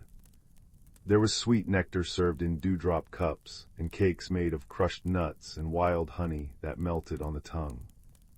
The villagers danced, their shadows long and graceful in the eternal ember glow.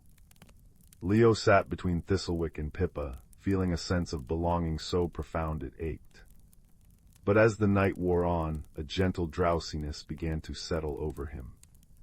The great adventure was over, and the warm, steady light was lulling him to sleep. "It is time for you to return," Thistlewick said gently, noticing his drooping eyelids. "Your own world awaits, but know that you will always have a home here, in the warmth of Embervale." Pippa chattered her goodbye, promising to visit him in his dreams. The same little hearth spark that had guided him there appeared once more, bobbing patiently by the root tunnel entrance. The walk back through the wood felt like a dream itself. The path of luminous moss seemed brighter, the air warmer.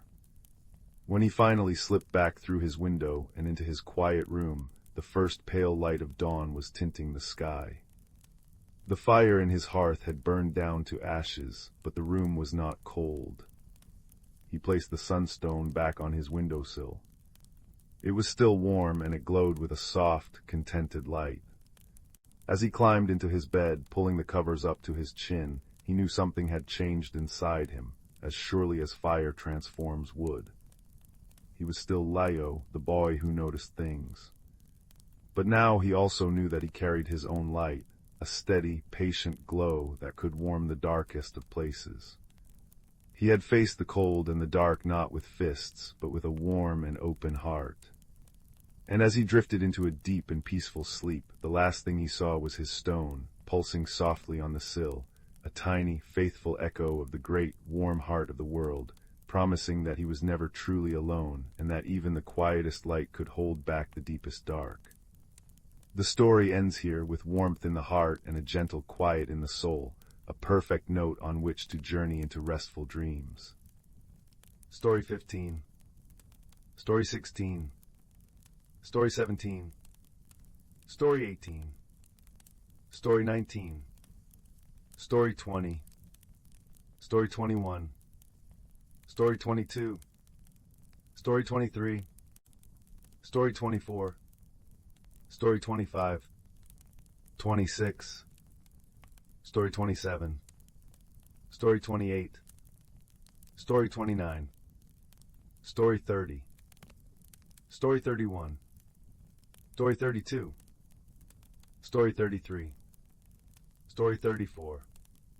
Story 35. Story 36. 37. Story 38. Story 39. Story 40. Story 41. Story 42. Story 43. Story 44. Story 45.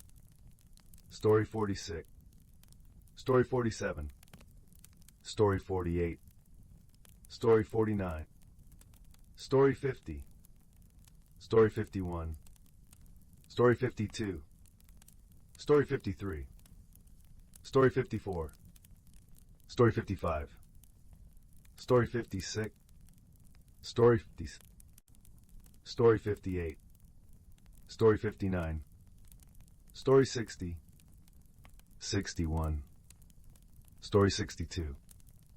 Story 63. Story 64. Story 65. Story 66. Story 67. In a quiet corner of a little house nestled between whispering pines, there lived a boy named Leo. His home was a place of soft edges and gentle sounds, where the floorboards creaked like sleepy crickets, and the curtains sighed with every breath of wind. On evenings when the sky turned the color of bruised plums, Leo would often find himself drawn to the attic, a realm of dust motes dancing in slanted sunlight and secrets waiting to be found. One such evening, as rain tapped a lullaby on the roof, Leo climbed the narrow stairs to the attic. The air smelled of cedar and forgotten stories. In the far corner, behind a trunk draped with a quilt stitched by his great-grandmother, he discovered a small wooden box. It was no larger than his hand, carved with patterns of twisting vines and sleeping birds. When he lifted the lid, a soft melody began to play, tinkling like ice crystals in a winter sun. This was no ordinary music box. As the notes spilled into the air, they seemed to weave shapes, faint, shimmering images of a path through a forest Leo had never seen. Hesitant but curious, Leo reached out a finger to trace the glowing notes. At his touch, the attic seemed to melt away, and he found himself standing at the edge of a twilight wood. The music box rested in his palm, still playing its gentle tune. This was not a journey of miles, but one of heartbeats and bravery, a quest to unlock the box's final secret, which could only be revealed by facing his own fear of the unknown. The path before him was carpeted with moss that muffled his steps, and the trees arched overhead like protective arms. Fireflies blinked in the deepening blue, and somewhere in the distance, a bell chimed softly, as if calling him forward. Leo's courage felt as fragile as a cobweb, but he took a step, then another, guided by the music. Before long, he encountered his first helper, a badger named Barnaby, who was busily organizing a collection of acorns by size and shine. Barnaby had a voice like gravel being gently shifted, and he spoke in precise, measured sentences. "Ah," he said without looking up. "You've come for the Whispering Key, I presume. It's been misplaced for an age. Terribly inconvenient." Barnaby explained that the music box held a song of healing, but it could not be completed without the key, which had been lost to fear. Leo's challenge was not to find the key in some far-off land, but to learn the patience to listen for its whisper. As they walked, Barnaby pointed out clues, a leaf that trembled in a particular way, a stone that hummed when the music box played a certain note. But Leo, eager to finish, rushed ahead, missing the subtle signs. It was then they met Pip, a sparrow with feathers the color of autumn oak leaves. Pip's voice was a cheerful twitter, and she had a habit of finishing others' sentences. "Oh, you're going too fast," she chirped. "The key isn't in a hurry, no siree. It's in the quiet moments, like when you watch a spider spin her web, patiently, patiently." With Pip flitting beside him, Leo tried to slow down. He noticed how the air tasted of damp earth, and how the distant bell grew clearer when he breathed deeply. Yet, frustration nibbled at him. The path seemed to loop back on itself, and the shadows lengthened. Just as doubt began to cloud his heart, a soft purr rumbled from a hollow log. Out stepped a cat with fur as silver as moonlight.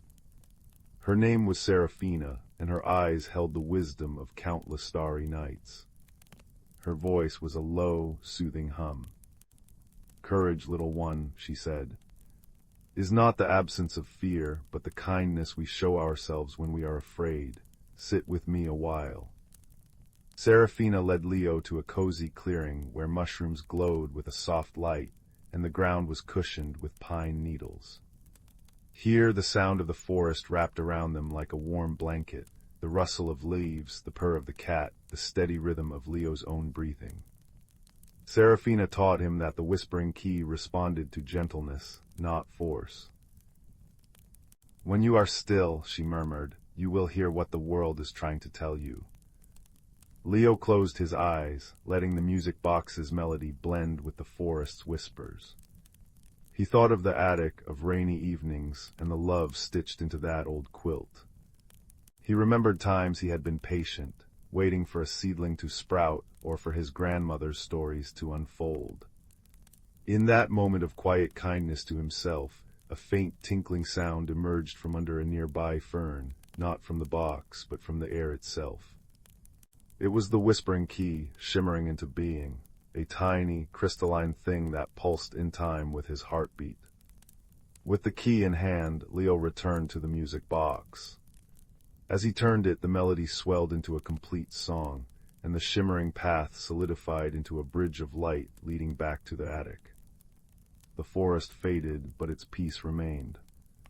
Leo found himself once more surrounded by trunks and treasures, the music box now silent but warm in his grasp. He realized the journey had been within him all along, a map of his own courage, drawn with patience and kindness. That night, as Leo drifted to sleep, the attic felt more like a sanctuary than ever. The rain had softened to a drizzle, and the fireflies outside his window seemed to wink in approval. He knew that ordinary places held extraordinary magic for those brave enough to listen, and that the gentlest adventures often leave the deepest marks. And in the quiet of the night, the distant bell chimed once more, a sweet promise that courage, like a cozy room, is always there to welcome you home. Story 68. Story 69. Story 70.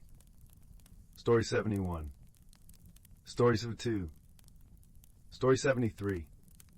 Story 74. Story 75. Story 76. Story 77. Story 78. Story 79. Story 80.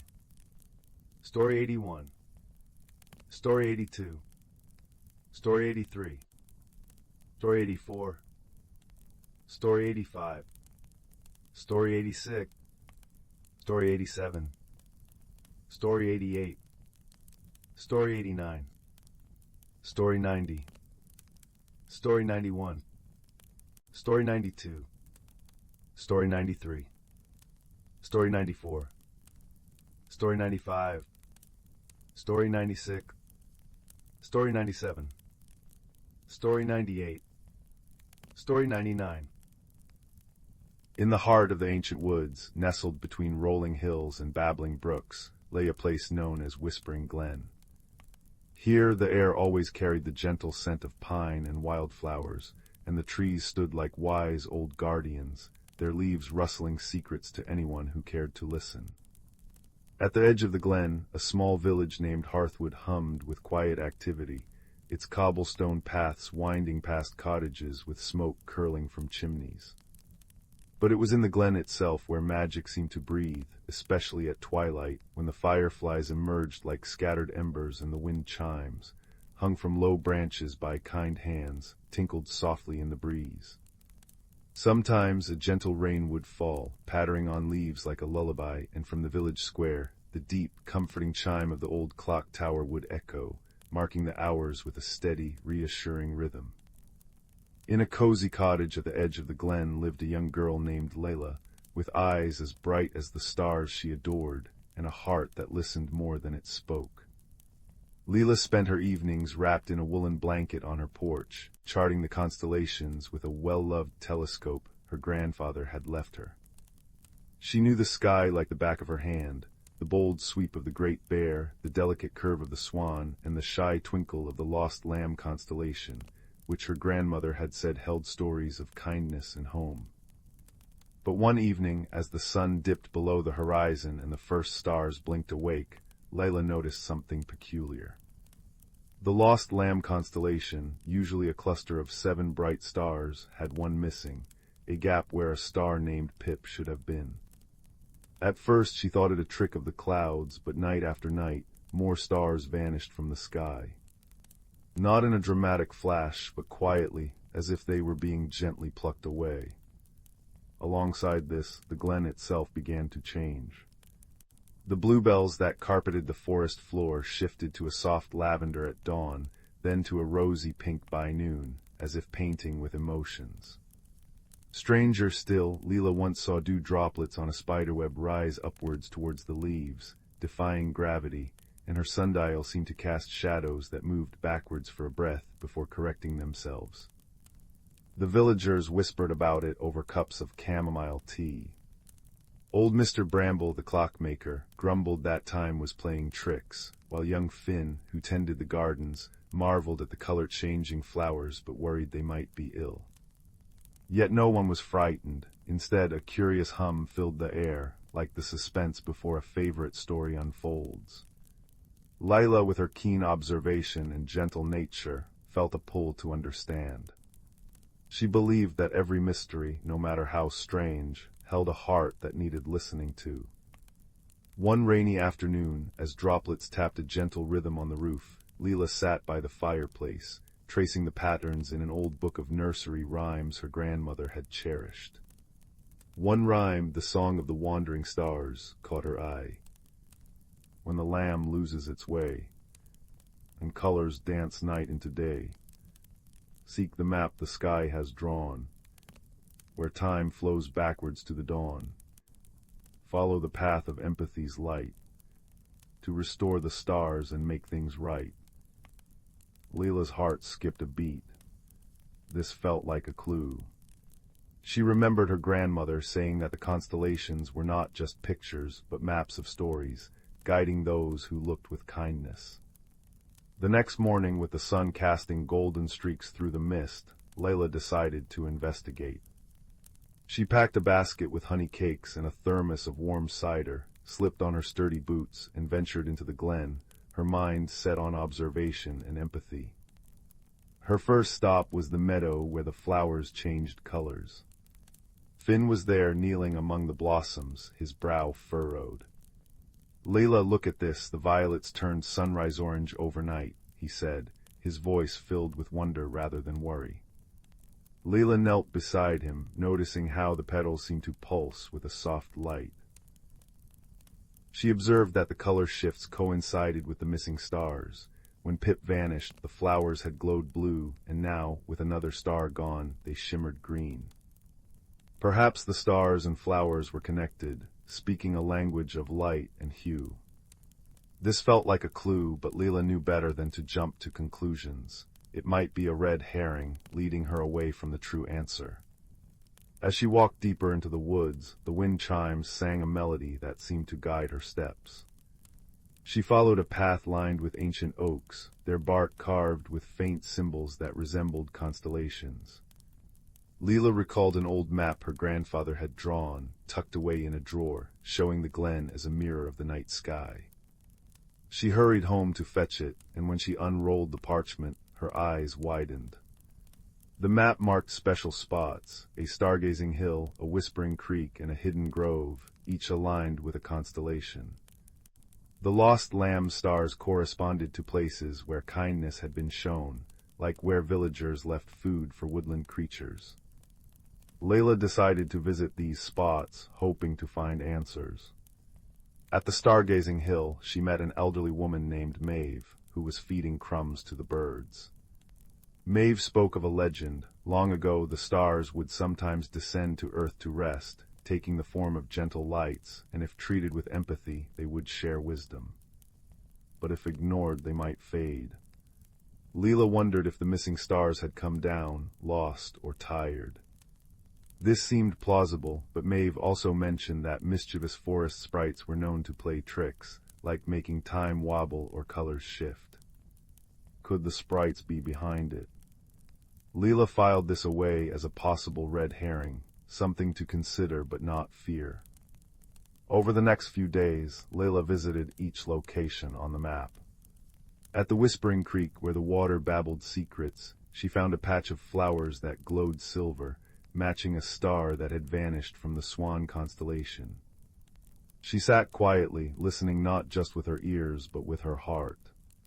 She heard a faint, sorrowful hum, like a melody missing its notes. Empathy stirred within her. She felt that the stars weren't being stolen, but were hiding or helping something. She left a honey cake by the creek as a gesture of friendship, and the next day, the flower there turned a cheerful yellow, a small, delightful discovery that warmed her spirit. The suspense built through curiosity, not fear. Leila noticed that the backwards flowing time incidents often happened near the old clock tower in the village. Mr. Bramble had mentioned that the tower's mechanism was ancient, sometimes chiming an extra hour or falling silent. Leila wondered if the tower was connected, but when she investigated, she found that the clock was simply aging, needing care, a red herring that led her to organize the villagers to help Mr. Bramble clean and oil the gears. As they worked together, sharing stories and laughter, Leila realized that even false clues could bring joy, strengthening the community bonds. One evening, as the clock tower chimed 7, Leila had a breakthrough. She was on the stargazing hill, comparing her grandfather's map to the sky, when she saw it. The pattern of the missing stars formed a new constellation, one that looked like a tearful eye. Remembering the nursery rhyme's hint, where time flows backwards to the dawn, she thought of the dew rising and the sundial's odd shadow. What if time was flowing backwards not as a trick, but as a way to undo a sadness? Empathy guided her next step. She imagined how a star might feel if it witnessed something sorrowful and wanted to help. Leela shared her thoughts with the villagers at the weekly gathering in the glen, where everyone brought lanterns and sat on mossy logs. Finn spoke of how the color-changing flowers seemed to respond to their moods, blushing pink when children laughed, turning blue when someone was lonely. Old Maeve recalled that in legends, stars could absorb emotions to balance the world. Together they pieced it together. The stars were descending to comfort a part of the glen that held an old grief, perhaps from a lost story or a forgotten kindness. By taking on this sadness, the stars were growing dim, and their absence was causing the peculiar happenings as the glen tried to heal itself. The resolution came on a night of gentle rain, when the community decided to act with collective empathy. Led by Leela, they gathered in the hidden grove marked on the map, a place where the wind chimes hung thickly, their music like a chorus. There they found soft, starlight orbs nestled among the roots, the missing stars indeed taking earthly form. Each orb pulsed with a color that matched the flowers, and when Leela approached with kindness, she felt a whisper of sadness from them. The stars had come to soothe the grove, where long ago, a village elder had passed away without a proper farewell, leaving a void. With understanding hearts, the villagers held a quiet ceremony, sharing stories of gratitude and lighting lanterns to guide the stars back home. As they sang a lullaby from the nursery rhyme, the orbs rose slowly, weaving into the sky like pearls on a string. One by one, the stars returned to their constellations, brighter than before, and the flowers settled into a peaceful, steady hue. Time flowed normally again, the dew droplets clinging properly to the grass, and the clock tower chimed in perfect harmony. The mystery solved, the community of Hearthwood felt closer than ever. They decided to make the stargazing hill a regular meeting place, where they would share tales and watch the sky, reminding themselves that empathy could light even the darkest corners. Leela curled on her porch once more, felt a deep comfort as the fireflies danced and the wind chimes sang their soft song. The stars twinkled down as if winking in gratitude, and she knew that in Whispering Glen, every ending was a gentle beginning, wrapped in the cozy blanket of friendship and wonder. In the quiet village of Starfall Hollow, nestled between whispering pines and a babbling brook, the nights were usually filled with the soft glow of starlight filtering through lace-curtained windows. The villagers measured time not by clocks, but by the gentle chime of the ancient clock tower that stood at the center of town, its brass bells singing on the hour with a sound like silver spoons tapping crystal glasses. Wind chimes hanging from every porch played soft melodies with the evening breeze, and lately, a gentle rain had been falling each night, its patter on cobblestones and tin roofs composing a lullaby for the entire village. But something peculiar had begun happening in Starfall Hollow. Each morning, the villagers noticed another star had vanished from the night sky. Not faded or hidden behind clouds, but truly gone, leaving behind empty patches of darkness where familiar constellations had twinkled for generations. The missing stars left no trace, only a growing sense of wonder mixed with concern, for the people of Starfall Hollow believed the stars watched over them, their gentle light keeping dreams sweet and troubles small. Among the concerned villagers was a young stargazer named Finn, who spent his evenings perched on the roof of his cottage, sketchbook in hand, mapping the heavens. Finn noticed the disappearances first, the absence of little Viga one night, then Sweet Altair the next. He wasn't frightened, but deeply curious. His kind heart worried less for himself and more for the stars themselves. Where could they have gone? And why? Finn decided he would solve the mystery, not with loud proclamations or frantic searches, but with quiet observation and empathy, tools he valued far more than flashlights or loud noises. He began by visiting the oldest places in the village, listening more than speaking. His first clue came from little Alara, the baker's daughter, who sang a nursery rhyme her grandmother had taught her. When the clock tower chimes thrice, the stars roll out like sugar spice. Follow the path where rainbows weep, to where the starling secrets keep. Most dismissed it as childish fancy, but Finn wrote it down carefully in his sketchbook. He noticed the clock tower had indeed been chiming 3 times at midnight lately, though it should only chime once. And the rainbows. Every evening as the gentle rain met the setting sun, tiny rainbows arched over the meadow brook, but they wept, their colors dripping into the water like melted candy. Finn's next clue came from an old map tucked inside a book of fairy tales in the village library. The map showed Starfall Hollow as it was centuries ago, with a dotted path leading to Starlight Meadow, a place no one remembered. The librarian, a wise woman with spectacles perched on her nose, murmured that the meadow was probably just a legend. But Finn noticed the path aligned perfectly with the current rainbow arc over the brook. He decided to follow the path one evening, just as the clock tower chimed thrice and the rain began to fall. The rain wasn't cold or harsh, it was warm and sweet-smelling, like honey and lavender. As he walked, Finn noticed other peculiarities. Flowers along the path changed color with each raindrop, from blue to violet to silver, and time seemed to flow backward in small ways. A dropped leaf floated up to rejoin its branch. His own footprints vanished behind him as if erased. These might have been red herrings to frighten someone, but to Finn, they were delightful discoveries. He understood now that the backward-flowing time and color-changing flowers weren't threats, they were clues. The stars weren't being stolen, they were being called. But by whom? Or what?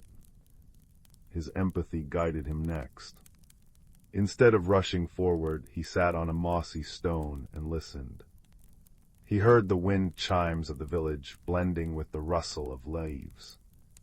He heard the gentle rain and the distant brook. And then very softly he heard a faint, sorrowful humming. Following the sound, Finn arrived at Starlight Meadow, a place carpeted in silver clover and dotted with luminescent flowers. And there in the center sat a small glowing creature with wings like spun starlight. It was a starling, but not like any bird Finn had ever seen.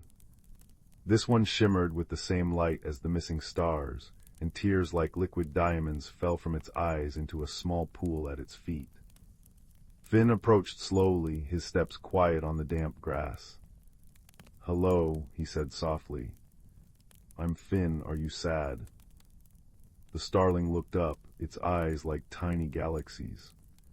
"I am lonely," it replied, its voice like the ringing of distant bells. "Every year when the autumn rains come, I weep for my family far away in the constellation of Lyra. My tears call the stars down to keep me company, but they cannot stay long, and returning home makes them dimmer each time." Finn sat beside the starling, not too close, giving it space. "The villagers miss the stars," he said gently. "They worry about them, but more than that, I think they'd want to help you if they knew." The starling blinked. "Help me, but how? My family is too far for any human to reach." "Perhaps not through distance," Finn said thoughtfully, "but through friendship." He remembered the nursery rhyme, where the starling's secrets keep. The secret wasn't a place, it was loneliness. That night, Finn returned to the village and gathered everyone in the square.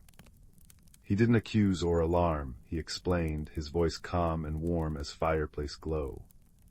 He told them about the lonely starling, the backward-flowing time, the weeping rainbows. And he asked for their help. The next evening, as the clock tower chimed thrice and the gentle rain began, the entire village walked the path to Starlight Meadow. They brought with them not tools or weapons, but gifts. The baker brought star-shaped shortbread cookies. The weaver brought a blanket embroidered with constellations. The children brought handmade wind chimes that sounded like laughter.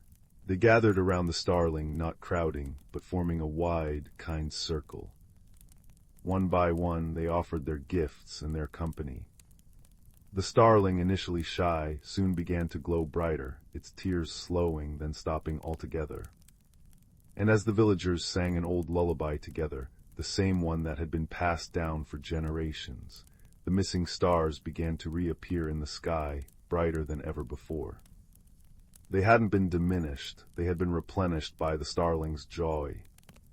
The starling wasn't lonely anymore. It had a new family in Starfall Hollow.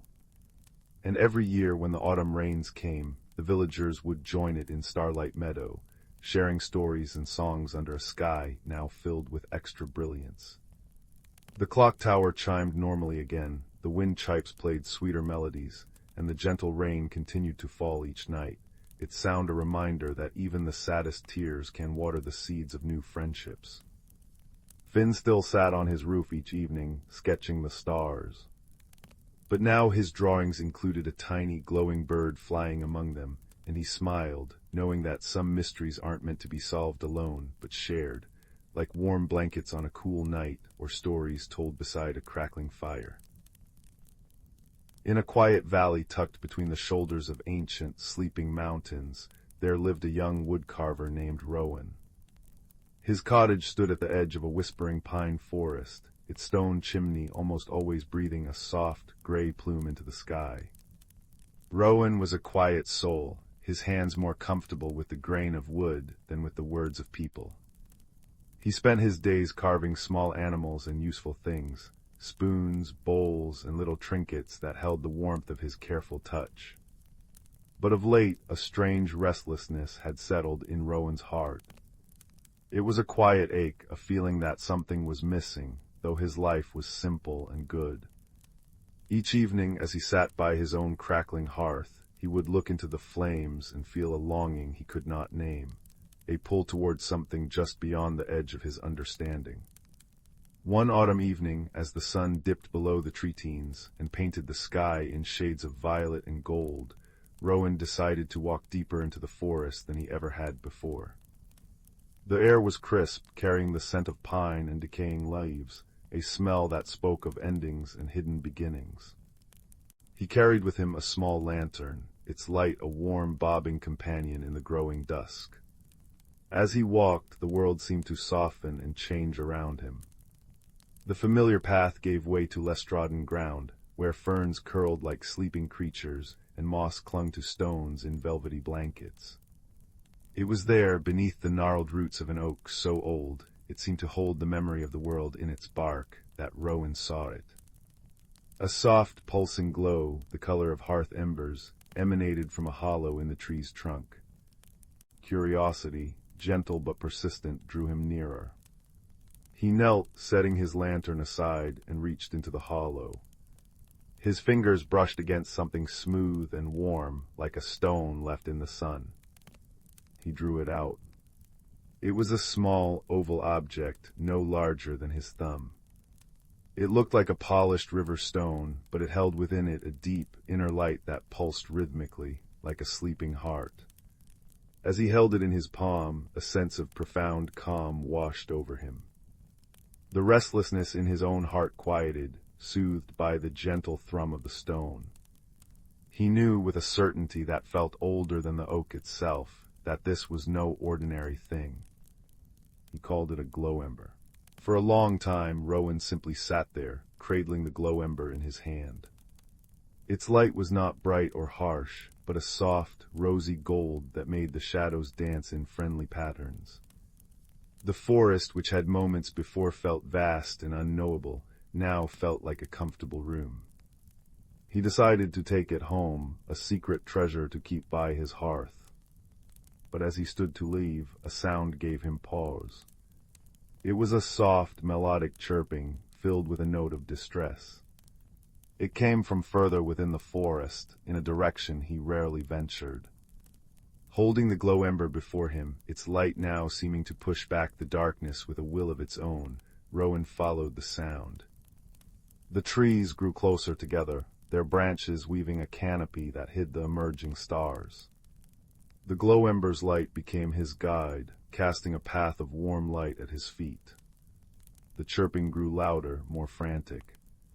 Finally, he pushed aside a curtain of hanging ivy and stepped into a small clearing. There, trapped in a thicket of brambles, was a small fox. But it was unlike any fox Rowan had ever seen.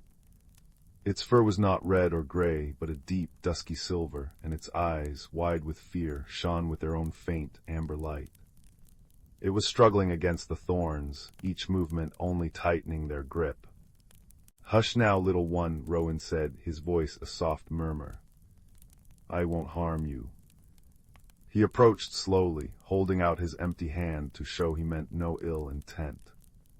The fox stilled, watching him with intelligent, wary eyes. Rowan set the glow ember carefully on a nearby stump, where its light pooled around them like liquid gold. Then, with the patience his woodcarving had taught him, he began to carefully work the brambles apart, his fingers deftly avoiding the sharp thorns. It took time. The night deepened around them, the only sounds the rustle of leaves, Rowan's soft breathing, and the occasional whimper from the fox. But finally, with a last gentle tug, the fox was free. It scrambled back, shaking its silver coat, and then turned to look at Rowan. The fear in its eyes had been replaced by a deep, thoughtful curiosity. It did not run away. Instead, it took a tentative step forward, then another, until it stood before the stump where the glow ember rested. It nudged the stone with its nose, then looked up at Rowan and chirped again, but this time the sound was different. A questioning, grateful trip. Rowan smiled. "You're welcome," he said softly. The fox sat down, curling its brush-like tail around its paws, and seemed to settle in as if it had always belonged there. Rowan retrieved the glow ember and sat on the mossy ground, leaning against the stump. The fox crept closer until it was nestled against his side, a warm, silvery weight. Together they sat in the quiet clearing, illuminated by the gentle pulse of the magical stone. Rowan's earlier loneliness felt like a distant memory. He must have dozed off, for when he opened his eyes, the first pale light of dawn was filtering through the trees. The fox was gone, but nestled in the moss where it had been lying was a single, perfect feather, the color of moonlight. Picking it up, Rowan felt a strange connection, a thread of friendship that stretched out into the sleeping forest. He placed the feather carefully in his pocket beside the glow ember and began the walk home, his heart feeling lighter than it had in seasons. This became the beginning of a new ritual. Each evening, Rowan would venture into the forest with his glow ember. And each evening, the silver fox would find him. They did not speak in words, but in a language of shared silence, gentle nudges, and the comfortable understanding that exists between true friends. Rowan learned the fox's favorite paths, the clearings where moonlight pooled like water, and the hidden thickets where the sweetest berries grew. The fox, in turn, seemed to understand Rowan's quiet nature, his love for the simple, deep magic of the world. One night, as a full moon hung heavy and silver in the sky, the fox led him on a different path. It was a trail Rowan had never noticed, hidden behind a waterfall that cascaded down a mossy rock face with a sound like endless, gentle applause. The fox slipped behind the water, and Rowan, holding the glow ember high, followed. On the other side was not more forest, but a cavern. The air within was warm and hummed with a soft, resonant energy. And the cavern was not dark. The walls, the ceiling, the very floor were studded with thousands of glow embers, all pulsing in a slow, harmonious rhythm. Their combined light was a breathtaking warm gold that illuminated wonders Rowan could never have imagined. Flowers made of crystalline light, pools of water that shimmered with captured starlight, and fungi that glowed with soft, bioluminescent patterns. This was the Ember-Heart, a hidden world nestled in the heart of the mountain. The silver fox chirped proudly and trotted ahead, its fur reflecting the magnificent light. It was here that Rowan met the others. They were creatures of gentle magic, a badger with fur like polished jet and eyes that held the wisdom of deep earth, a family of rabbits whose ears twitched to the rhythm of the glowing stones, and an old owl who perched on a crystalline outcrop, its feathers the color of aged parchment. They were not startled by his presence. They looked at him and at the glow ember in his hand, and nodded in quiet welcome. They had been expecting him. The owl, who the fox indicated was the elder of this place, spoke not with words, but with images that bloomed in Rowan's mind. He saw the history of the Ember-Heart, how the glow embers were the heart light of the mountain itself, stones of comfort and connection that nurtured all life in the forest. He saw that they were fading. The great rhythm of their light was slowing, their warmth dimming. The world outside was forgetting the old, quiet magics, and the Ember-Heart was slowly falling into a slumber from which it might not wake. The fox nuzzled his hand, the one that held his own glow ember. The image in his mind changed. He saw that his stone was a keystone, one of the first and brightest. Its rediscovery had been a sign of hope. But one stone was not enough.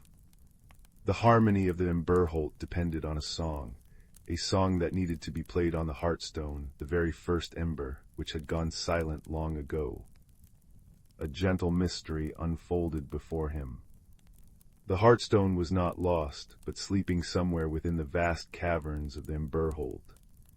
It needed to be found, and its song needed to be reawakened by a heart that understood both stillness and connection. The creatures of the Ember-Heart, for all their magic, were bound to this place and could not wake it. They needed a bridge, a friend from the world outside. Rowan felt the weight of the task settle on him, not as a burden, but as a purpose. The restlessness he had felt by his hearth had been a calling, a pull toward this moment. He looked at his friends, the silver fox, the wise badger, the gentle rabbits, the ancient owl, and he nodded. He would help. The following days and nights were a time of quiet seeking. Rowan explored the beautiful, sprawling caverns of the Ember-Heart with his companions. The fox was his constant guide, its cheerful chirps echoing in the vast spaces. They discovered rooms where the glow embers pulsed in different colors, creating symphonies of light. They found libraries of glowing lichen that told stories in patterns of light and shadow. They rested by the star pools, eating sweet, glowing berries that tasted of moonlight and peace. Yet the hearthstone remained elusive. Rowan began to understand that it would not be found by frantic searching. It would be found by listening. So he began to sit in silence in different parts of the cavern, holding his own keystone, feeling its pulse and trying to feel for an echo, a deeper song hidden beneath the beautiful harmony. During one of these moments of deep quiet, sitting in a small grove of light blossoms, he felt a tug, a faint, discordant thrum that was out of sync with the rest of the Ember-Heart. It was a note of deep loneliness. He opened his eyes and saw the silver fox watching him, its head cocked. It had felt it too. They followed the feeling, a thread of sorrow woven into the song of light. It led them down a narrow passage they had passed many times before, thinking it a dead end. But this time, urged by the faint pulse of wrongness, Rowan pressed his hand against the wall. To his surprise, it shimmered and became insubstantial, like a curtain of mist. On the other side was a tiny, secluded chamber. And in its center, on a pedestal of pure crystal, sat the hearthstone. It was larger than the others, and its light was not a warm gold, but a dull, weary gray. It pulsed slowly, painfully out of rhythm with the vibrant life of the Ember-Heart. It was surrounded by a palpable aura of deep sleep and profound isolation. Rowan approached it slowly, his own keystone glowing brightly in his hand, beating in a quick, anxious rhythm. He understood now. The hearthstone wasn't broken, it was lonely. It was the source of all connection, and in its solitude, it had forgotten how to connect to anything else. He did not try to grab it or force it to wake. Instead, he sat before it, just as he had sat with the fox in the brambles. He placed his own glow ember on the pedestal next to it. He simply sat and he listened. He poured all his feelings into the silence, his own former loneliness, the joy of his friendship with the fox, the awe of discovering this hidden world, his deep desire to help. He was a bridge offering the connection the hearthstone had lost. For a long time, nothing happened.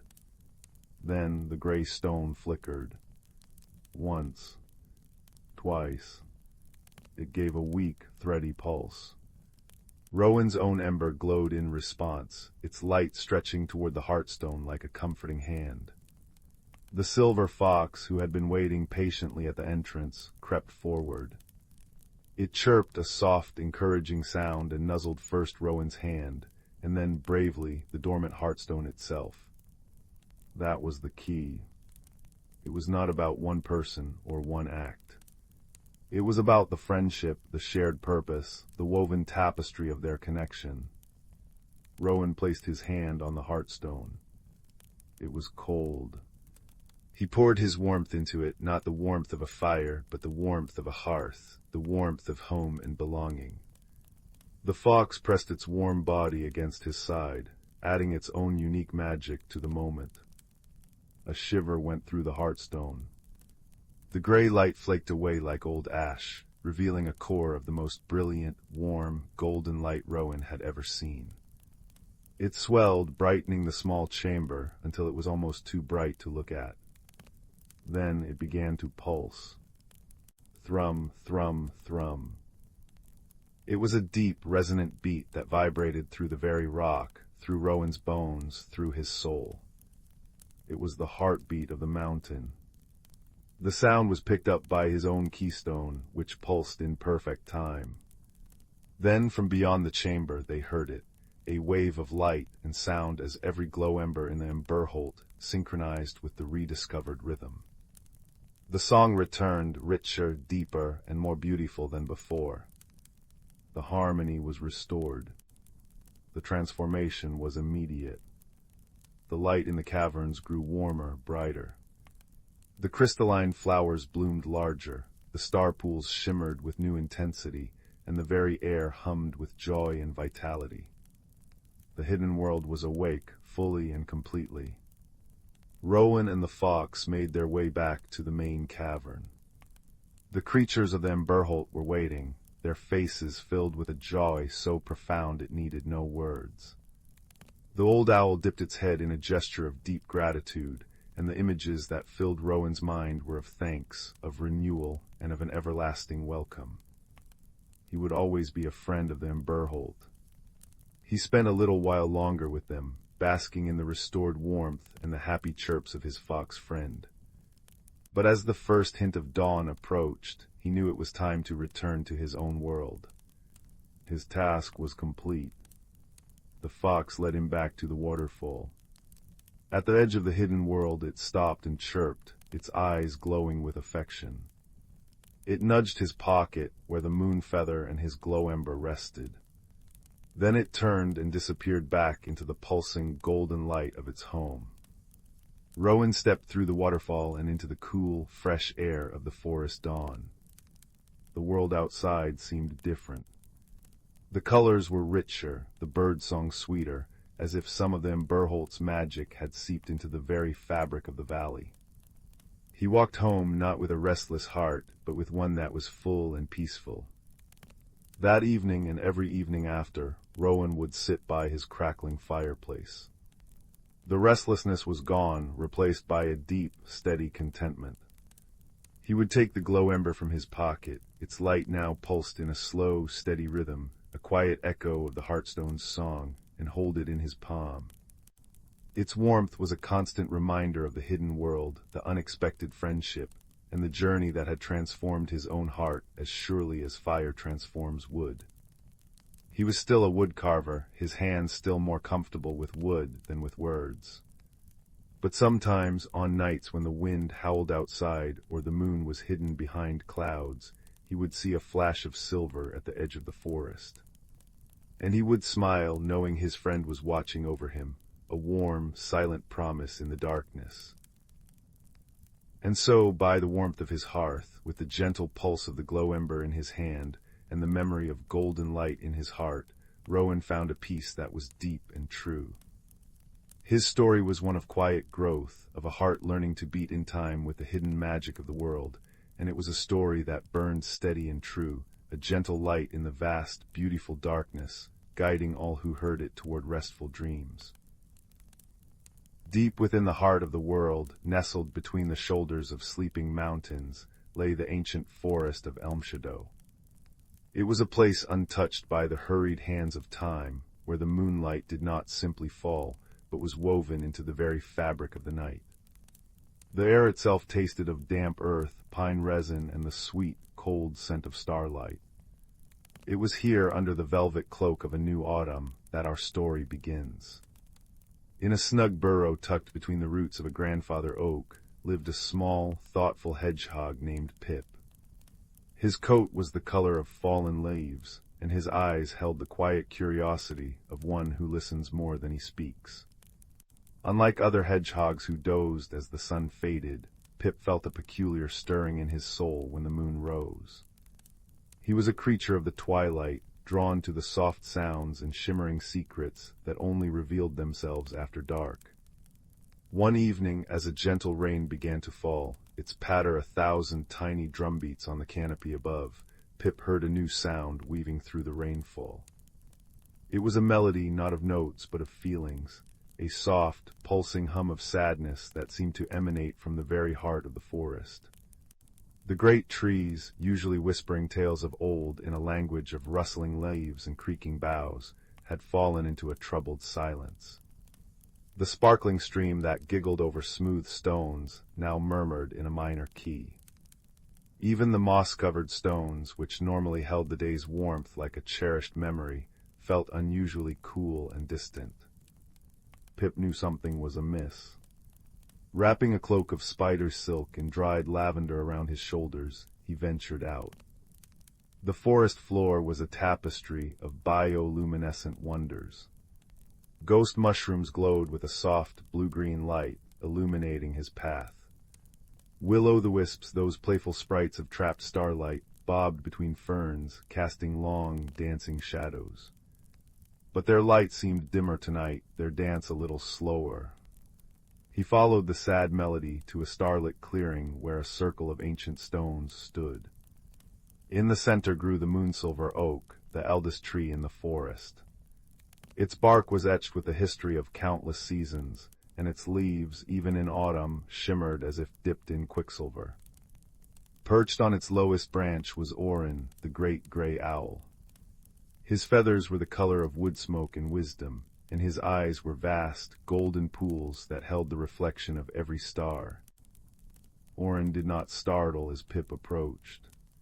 He simply swiveled his head, his gaze as soft and encompassing as the moonlight itself.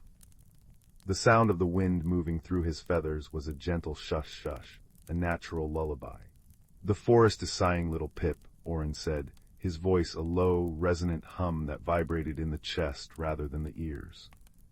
"It has forgotten the rhythm of the turning year. It fears the coming sleep of winter, mistaking rest for an ending."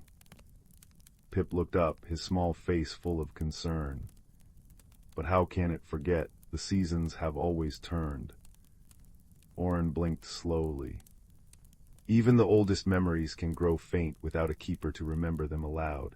The magic of renewal requires a witness. The stream has forgotten the lullaby it sings to the sleeping fish. The stones have forgotten the dreams they dream under the snow. The trees have forgotten that letting go is not loss, but a promise to return." He tilted his head. "You hear the sadness, do you not? You feel the dissonance." Pip nodded, the prickles on his back tingling with the truth of it. "Then you must be the one to help the forest remember," Rowan said, not as a command, but as a simple statement of fact. "Journey to the four corners of Elm Shadow. Listen. Each guardian holds a piece of the song of renewal. Bring them together, and the harmony will be restored." And so Pip's quest began. His first path led him north, to the cavern of whispering stones. The entrance was hidden behind a curtain of weeping willow, its leaves trailing in a crystal-clear pool.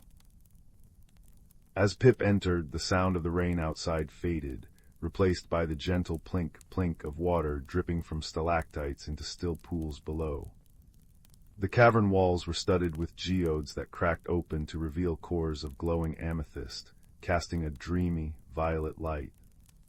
In the deepest part of the cavern he found the stone speaker, a badger of immense age and stillness.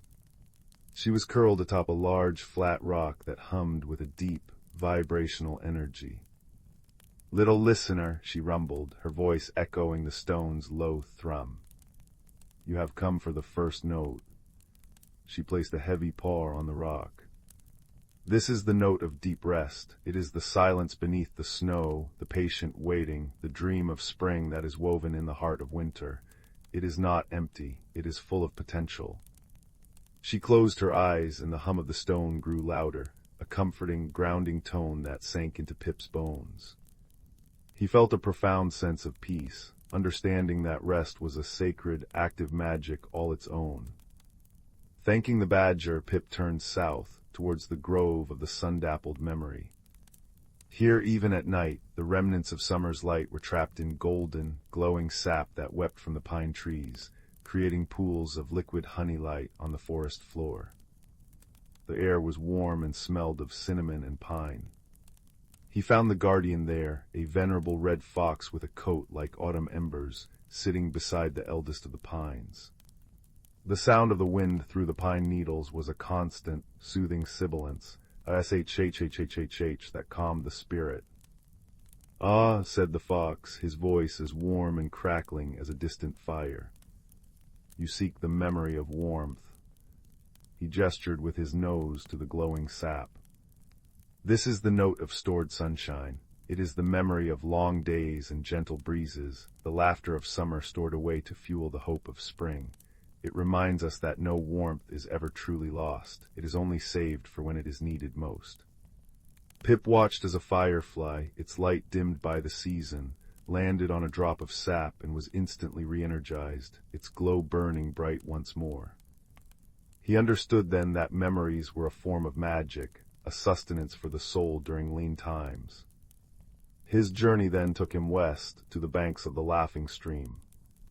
The water here did not simply flow, it chattered and giggled, telling jokes to the smooth, water-worn stones it passed over.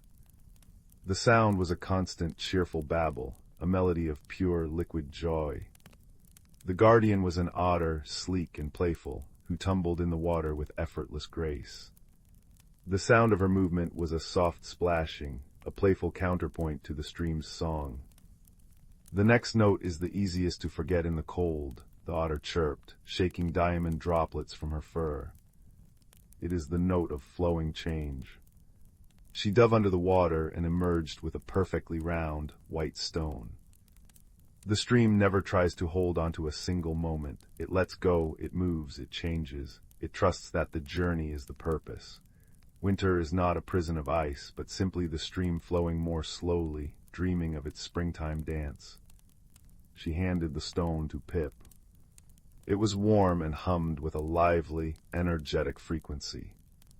Pip felt a surge of optimism, a recognition that change was not something to fear, but a natural and beautiful part of existence. Finally, Pip traveled east, to the meadow of the celestial blooms. This was the most breathtaking place of all. Here, flowers that only opened under the starlight covered the ground, their petals glowing with soft, pulsating light in hues of silver, blue, and pale pink. They swayed in a gentle breeze that carried the scent of night-blooming jasmine. The collective sound of their delicate stems bending was a faint, celestial rustle, like the skirts of stars dancing. The guardian was a lone, ancient moth, her wings dusted with what looked like powdered moonlight. She fluttered from bloom to bloom, her wings making a soft, papery whisper. You have come for the final note, small one, she breathed, her voice as light as thistledown. This is the note of quiet hope. It is the tiny, unwavering light in the deep dark. It is the seed beneath the frost, the star that guides the lost traveler, the first green shoot that defies the snow. It does not shout, it simply persists. She alighted on Pip's nose, and for a moment he felt a warmth spread through him, a conviction that no night, no matter how long, lasts forever. With the 4 notes humming within his heart, the deep rest of the stone, the stored sunshine of the pine, the flowing change of the stream, and the quiet hope of the starlit blooms, Pip returned to the clearing of the moonsilver oak. Oren was waiting. Now, little keeper, the owl said softly, sing for the forest. Pip closed his eyes. He did not sing with his voice, for he was a quiet creature. Instead, he sang with his spirit. He let the deep, resonant hum of rest radiate from him. He let the warm, golden memory of sunshine fill the air. He let the lively, trusting energy of change flow around him. And finally, he let the delicate, persistent light of hope shine from his very being. The four notes wove together, creating a harmony that was as old as the world itself. It was the song of renewal. As the music spread, the forest began to change. The trees, hearing the note of rest, relaxed their branches, ready to let their leaves fall in a beautiful, necessary surrender.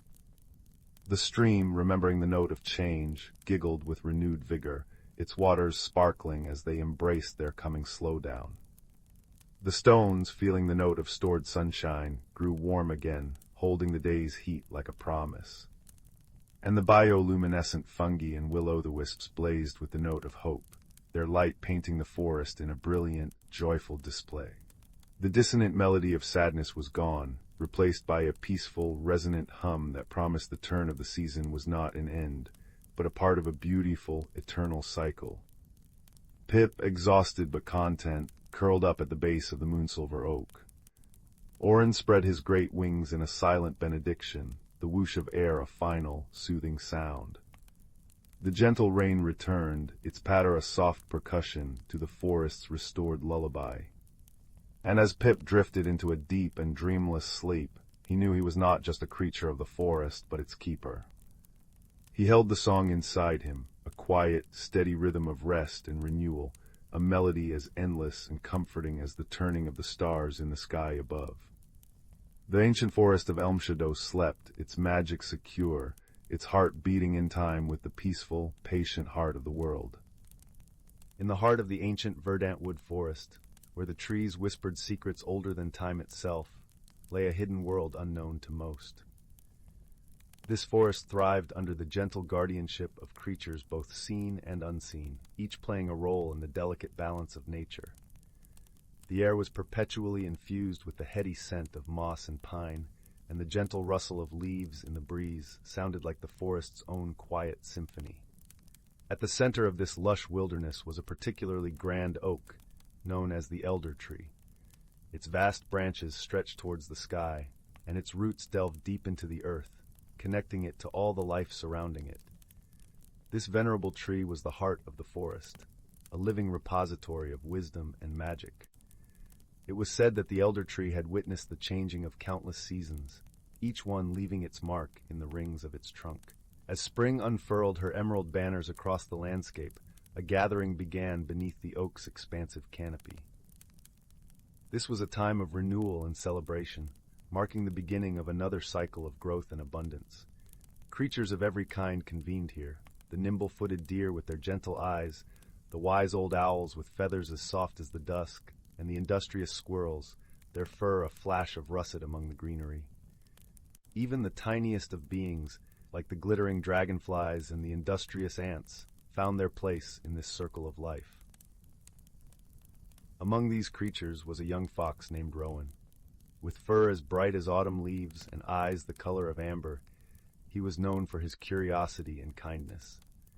Rowan had grown up hearing the stories of the elder tree and the magic that pulsed throughout the forest, and he dreamed of understanding the mysteries that lay hidden within the woods.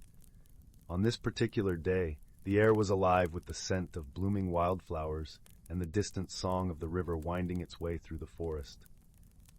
Rowan found himself seated at the foot of the elder tree, listening intently to the stories being shared. The forest elders, wise creatures who had lived through many seasons, spoke of the importance of harmony and balance, of how every creature, no matter how small, contributed to the whole. As the sun dipped lower in the sky, casting a warm, golden light across the forest floor, an unexpected visitor arrived. It was Zephyr, a gentle spirit of the wind, who often roamed the skies and danced among the treetops. Zephyr's presence was as light as a whisper, and whenever he appeared, the leaves would shimmer and sway, as if greeting an old friend. "Rowan," Zephyr called softly, his voice barely more than a breeze, "come walk with me." Intrigued, Rowan rose to his paws and followed the wind spirit. They moved through the forest, Zephyr guiding him with a playful gust here, a gentle nudge there. The world around them seemed to come alive with vibrant colors and sounds. The call of a distant owl, the trickle of a nearby brook, the soft crunch of leaves underfoot. As they wandered deeper into the woods, Zephyr began to share stories of the seasons and the magic they carried. Each season brings its own gifts, Zephyr explained. Spring brings renewal and hope, summer warmth and abundance, autumn wisdom and reflection, and winter rest and resilience. The forest thrives because each season knows its place and purpose. Rowan listened intently, his heart swelling with understanding.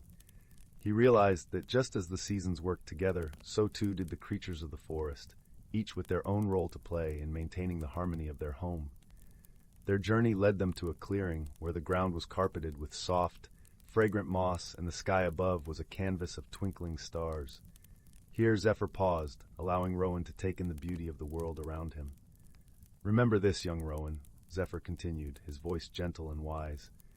"True strength lies not in power or force, but in understanding and cooperation. The forest flourishes because its inhabitants work together, respecting the balance of nature." Rowan nodded, feeling the truth of Zephyr's words resonate deep within him. He understood now that his own small acts of kindness and curiosity could contribute to the greater good of the forest. He felt a renewed sense of purpose, ready to play his part in this intricate dance of life. As Zephyr prepared to depart, he left Rowan with one final message. "Cherish the stories of the elders, for they are the threads that weave the tapestry of our world. Pass them on, and you will keep the magic of the forest alive for generations to come." With that, Zephyr took to the skies once more, a gentle breeze rustling through the treetops. Rowan watched him go, feeling a serene sense of peace settle over him. He knew that he was part of something much larger than himself, a timeless cycle of life and magic. Returning to the elder tree, Rowan rejoined the gathering of creatures, his heart full of newfound wisdom. As the stars twinkled above and the night wrapped the forest in its tranquil embrace, the stories continued to be shared, each one a testament to the enduring harmony of the natural world. And so, under the watchful gaze of the elder tree, the forest thrived, a sanctuary of life and wonder, where creatures great and small lived in balance with the seasons and with one another. Rowan, with his bright eyes and gentle heart, became a guardian of the forest's secrets, ensuring that the wisdom of the past would light the path for all who followed. In the quiet of the night, as the last embers of the day faded into darkness, a sense of comfort and resolution settled over the forest.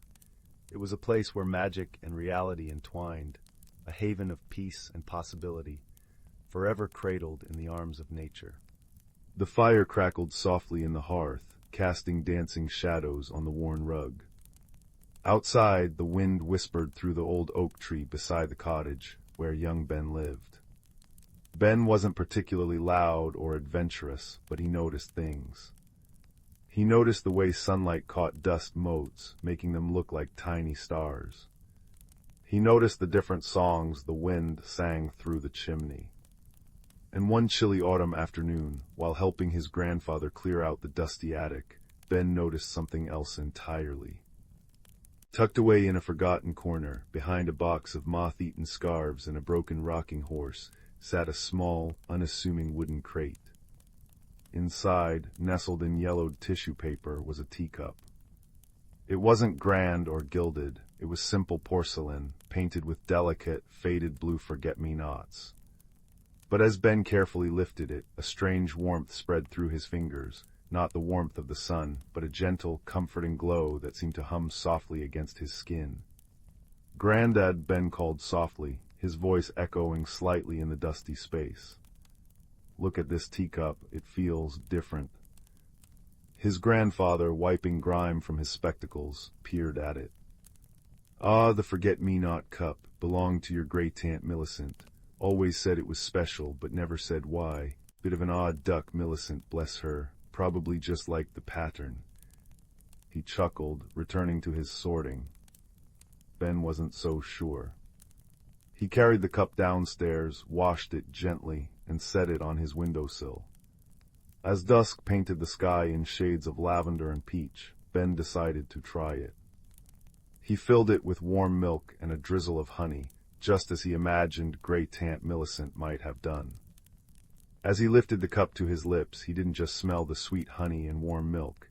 He smelled something else entirely: damp earth, wood smoke, and the faint, sweet scent of unfamiliar flowers. And when he took a sip, the world didn't dissolve, but it shimmered. Suddenly, the steam rising from the cup wasn't just steam. It swirled and coalesced, forming a miniature, glowing landscape right above the rim. Tiny, luminous mountains rose, veiled in mist.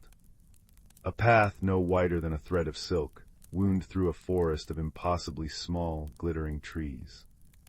And standing on that path, looking impossibly real yet impossibly tiny, was a creature. It resembled a badger, but its fur shimmered like moonlight on snow, and it wore a tiny, worried frown. "Hello," Ben whispered, utterly astonished. The tiny badger jumped, clutching a minuscule satchel. "Oh, you can see, most can't, you know, not unless the cup truly chooses. I'm Thistle." His voice was like the rustle of dry leaves, yet clear as a bell. "And you, big one, you hold the cup of echoes." "The cup of echoes," Ben breathed. "Indeed," Thistle nodded gravely. "It doesn't hold tea, not really. It holds echoes of places lost or forgotten, echoes of journeys not taken. Right now it holds the echo of the Whispering Glen, my home." But his small shoulders slumped. "The glen is fading, the great echo is weakening. Without it, the glen will vanish entirely, and all its echoes, memories, stories, little bits of quiet magic will be lost forever." Ben felt a pang of deep sadness, as if he'd heard a beloved story end too soon. The great echo, what is it? How can it fade? "It's the heart song of the glen," Thistle explained, pacing the tiny path in the steam. "A deep, resonant sound that holds everything together, but it's grown faint, muffled. Something is silencing it. We need to find the source and restore the song. But the path is perilous for one so small, and the silencer, well, it's big and loud and terribly unlistening." Ben understood the unspoken plea. "Can I help? Can I go there through the cup?" Thistle's eyes, like polished obsidian, widened. "Through the cup. Only if the cup allows it. But you felt its warmth. You saw the echo. Perhaps you are allowed. Take another sip, Ben. Think of the glen, think of helping." Ben closed his eyes, picturing the tiny mountains, the glittering trees, the worried badger. He took another sip of the honeyed milk. This time the warmth wasn't just in his hands, it spread through his whole body. The room seemed to stretch and blur. When he opened his eyes, he was standing on the thread-like path, surrounded by towering, luminous ferns that hadn't been there a moment before.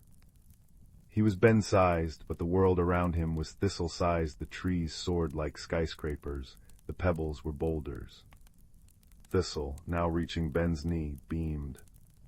"You did it, oh splendid. Welcome to the Whispering Glen, Ben." The glen was breathtaking.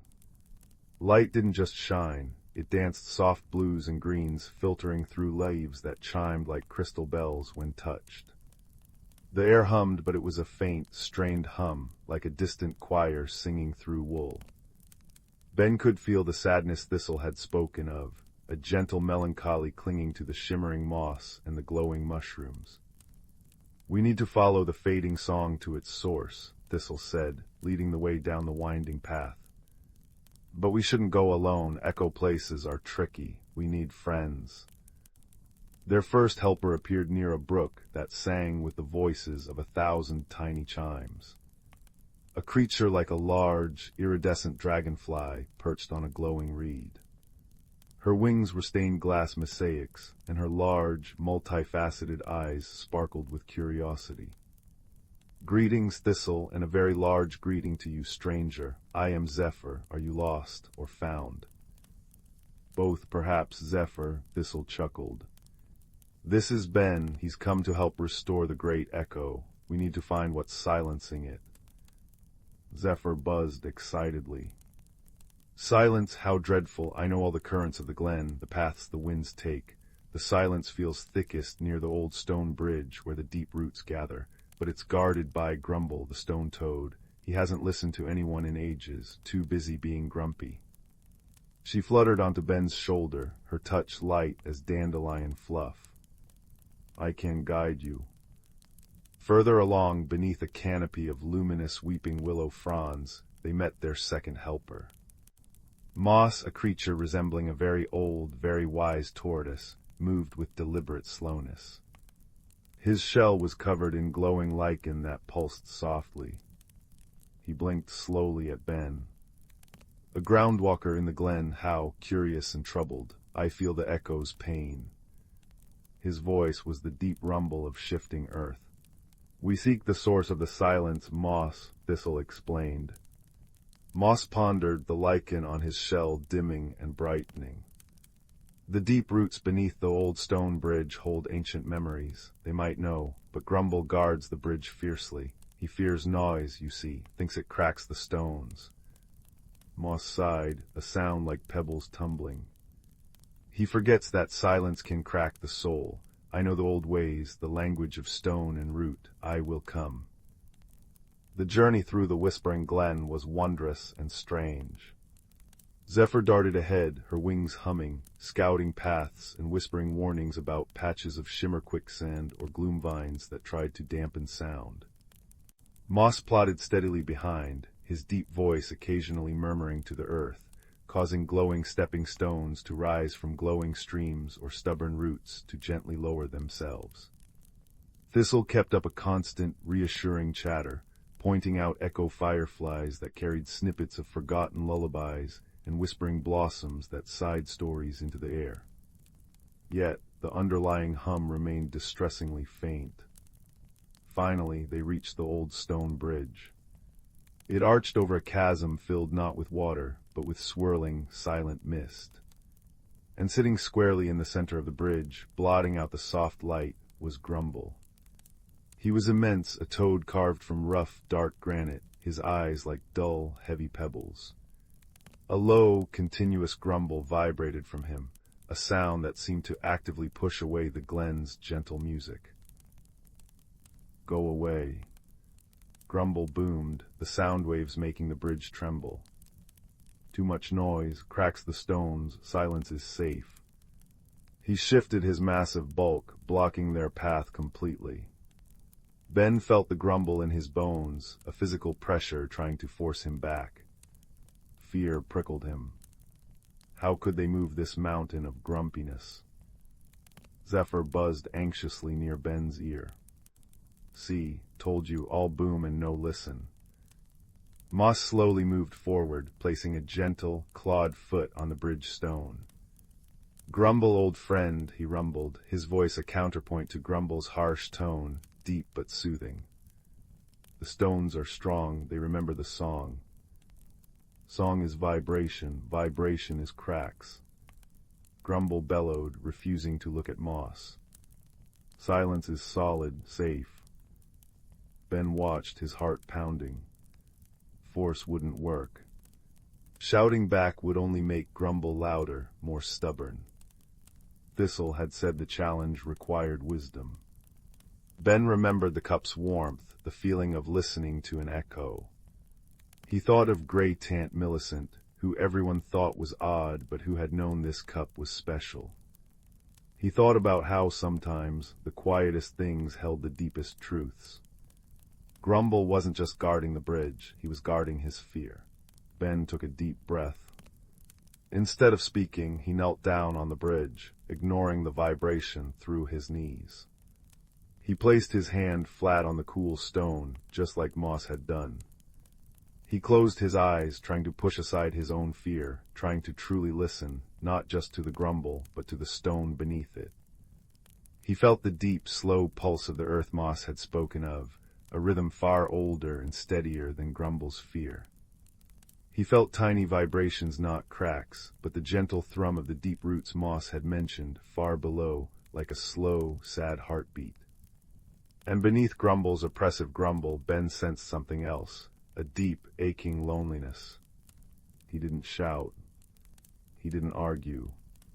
He simply spoke, his voice as soft as the glen's fading hum, directed not at Grumble's ears, but at the stone beneath his hand, hoping the roots would hear. "The stones are strong," he murmured, echoing moss. "They remember the song that held them together. The silence isn't making you safe, Grumble, it's making you alone, and the glen is fading without its song."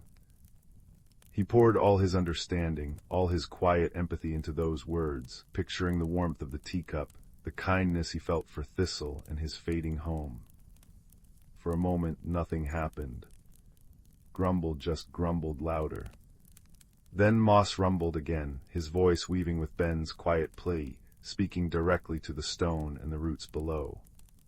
"Hear the truth, old friend, the song is strength, not weakness, the silence, it hurts." Zephyr, understanding, flew not at Grumble, but down towards the swirling mist of the chasm. She darted and danced, her wings creating a soft, intricate hum, a counter-melody to Grumble's drone. She hummed the song of the wind currents, the chime of the brook, the sigh of the whispering blossoms, tiny fragments of the glen's true voice. Thistle added his own voice, not loud but clear and steady, telling a simple story of sunlight on moss and the comfort of shared burrows. Sound connects us, Grumble, silence isolates. Slowly, almost imperceptibly at first, the deep, continuous grumble faltered. Grumble shifted. One heavy pebble-like eye cracked open slightly, looking not at Ben shouting, but at Ben kneeling, hand on the stone, his face earnest and kind. He looked at Moss, steadfast and ancient. He listened to Zephyr's delicate hum, Thistle's gentle story. He felt the deep roots below stir, sending a faint, questioning pulse up through the bridge stones, a pulse of remembered music. A deep, shuddering sigh escaped Grumble, like boulders shifting. The oppressive pressure lessened. "Alone," he rumbled, but the sound was less harsh, more questioning. "The song hurt." "No," Ben said softly, still kneeling. "The wrong sounds can hurt. Loud, angry sounds. But the glen's song, it's gentle. It's the sound of belonging. It holds the stones together like the warmth holds the tea in the cup." He thought of the cup's comforting glow. It doesn't crack, it comforts. Grumble was silent for a long moment. Then, with a sound like distant thunder softening, he slowly, ponderously, shifted his massive bulk to one side of the bridge, clearing the path. "Gentle," he rumbled, the word unfamiliar on his tongue. "Comfort." Moss nudged Ben gently. The deep roots beneath the bridge center, they hold the echo of the first heart song, touch them, remember for them. Ben walked carefully to the center of the bridge. Kneeling again, he saw a cluster of thick, glowing roots emerging from the stone, pulsing with a very faint, slow light. He placed both hands upon them. They were warm, vibrating with a deep, almost inaudible frequency. Closing his eyes, he poured his feelings into the roots, the wonder of the glen, the kindness of Thistle, Zephyr, and Moss, the newfound understanding for Grumble, and the comforting warmth of the forget-me-not cup. He thought of connection, of gentle sounds, of belonging. He didn't force a song, he offered a memory of what song felt like. The roots beneath his hands began to glow brighter. The faint pulse grew stronger, steadier. From deep within the earth, a sound began to rise. It wasn't loud, it was profound. A deep, resonant hum, pure and clear, like the lowest note of a cello played under starlight. It resonated through the stones of the bridge, through the air, through Ben's very being. The effect was instantaneous. The swirling mist in the chasm below began to sparkle with trapped light. The leaves on the luminous trees chimed more brightly. The faint melancholy lifted, replaced by a profound sense of peace and wholeness. The great echo, the heart song of the whispering glen, had been remembered. Zephyr danced in the air, her wings creating joyous harmonies with the renewed echo.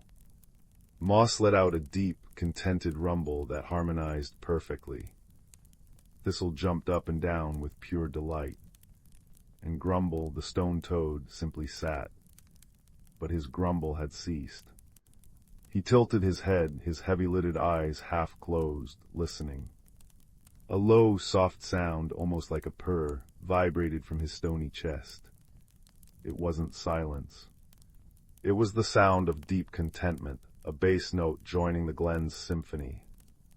Ben felt the teacup's warmth surge within him, not pulling him back, but acknowledging the completion. He looked at his new friends. "It's time for me to go," he said softly, the heart song filling him with serene joy. Thistle nuzzled his hand. "Thank you, Ben. The glen remembers. We all remember." Zephyr landed gently on his head, humming a farewell tune. Moss blinked slowly, a silent blessing.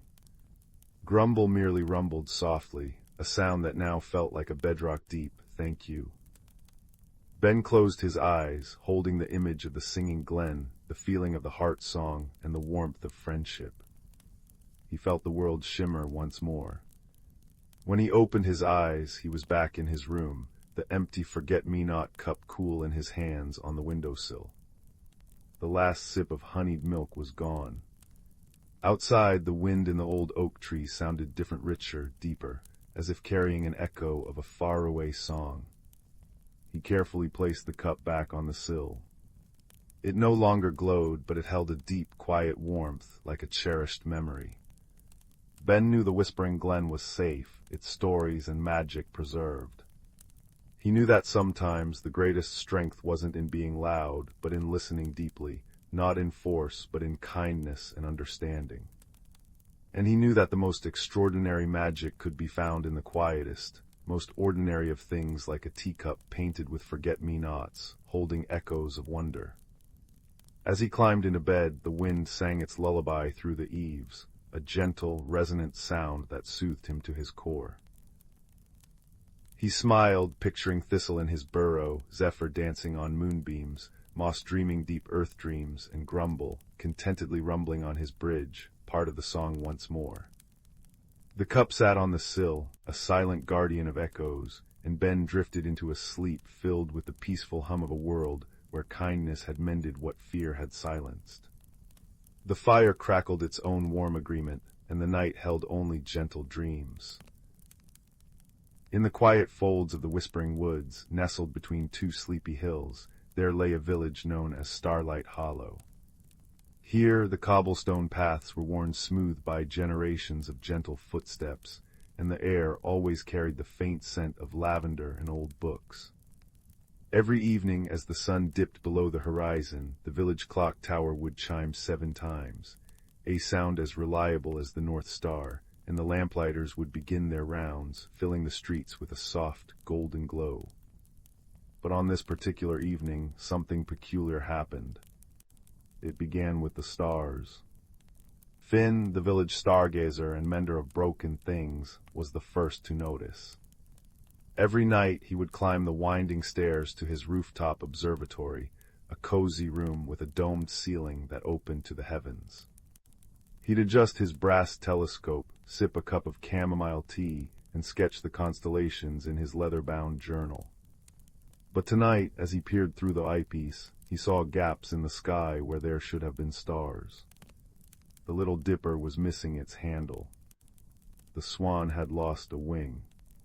It was as though someone had gently plucked the stars from the velvet darkness and tucked them away. Finn wasn't frightened, he was intrigued. He descended the stairs, his footsteps soft on the worn wooden steps, and stepped out into the lane. The night was still, save for the gentle rustle of wind chimes hanging from the eaves of the cottages. He could hear the distant gurgle of the creek and the patter of a light rain beginning to fall. But the stars, they were vanishing, one by one. The next morning, the whole village was abuzz with the mystery. The baker, a cheerful woman named Cora, had noticed that her cinnamon rolls had risen twice as high as usual. The town librarian, an elderly man named Thistle, reported that all the books on the top shelf had rearranged themselves into alphabetical order by title instead of author. And the weaver, a young woman named Bryn, found that her loom was weaving threads into patterns she'd never seen before, swirls and spirals that looked like tiny galaxies. "It's the work of the glimmer gloom," whispered old Mr. Hemlock, the clockmaker, as he wound the gears of the town clock. "A mischievous spirit that dances in the rain and steals shiny things." But Finn wasn't so sure. He believed that every mystery, no matter how strange, had a reason and a solution. So he decided to investigate. His first clue came from a nursery rhyme his grandmother used to sing to him when he was small. He'd found it scribbled on a scrap of parchment tucked inside an old astronomy book. It went, "When the clock ticks backward and the rain falls up, seek the map that's hidden in the buttercup. Follow the path where the shadows play, to find what was lost at the end of the day." Finn pondered the words as he walked through the village square, the rain now a gentle mist that clung to his woolen cloak. He paused by the clock tower, listening to the steady tick-tock, tick-tock. It sounded normal enough. But then he noticed something odd. The shadow cast by the clock's hands seemed to be moving in the wrong direction. Not by much, just a subtle shift, as if time itself were hesitating. He made his way to the meadow where the buttercups grew thick and golden. Kneeling in the damp grass, he examined the flowers. Most were closed against the drizzle, but one, nestled at the base of the old stone bridge, was wide open. And there, tucked inside its petals, was a tiny, tightly rolled scroll. It was a map, a delicate thing, drawn in faded ink on what felt like silk. It showed the Whispering Woods, with a path marked by starlight symbols, leading to a place called the Glimmering Glen. But the path wasn't straight. It looped and curved in a way that made no sense. Finn realized that the map was a puzzle. The stars on it corresponded to the missing constellations. He decided to follow it. The woods were alive with sound, the drip-drip of rainwater from leaf to fern, the chirp of crickets tuning up for evening, the distant hoot of an owl. Finn walked slowly, his lantern casting a warm circle of light around him. He soon came to a fork in the path. According to the map, he should go left. But his instincts told him to go right, where a patch of foxglove bells chimed softly in the breeze. This was his first red herring, and it led to a delightful discovery. There, nestled among the foxgloves, was a family of hedgehogs, curled asleep in a nest of moss and fallen petals. One of them was clutching a tiny, silver thimble that gleamed in the lantern light. Finn smiled. It was the thimble the weaver Bryn had lost weeks ago. He tucked it into his pocket to return to her later. Back on the correct path, Finn continued, his senses sharp. He noticed that the fireflies here glowed in patterns, 3 short flashes, then 2 long ones. It reminded him of Morse code, though he wasn't sure why. He also saw that the raindrops, as they fell into a particular mossy pond, seemed to ripple upward instead of down. When the rain falls up, he thought, remembering the rhyme. He followed the trail of upward falling rain to a clearing where an ancient oak stood, its branches heavy with glowing lanterns that swayed in the wind.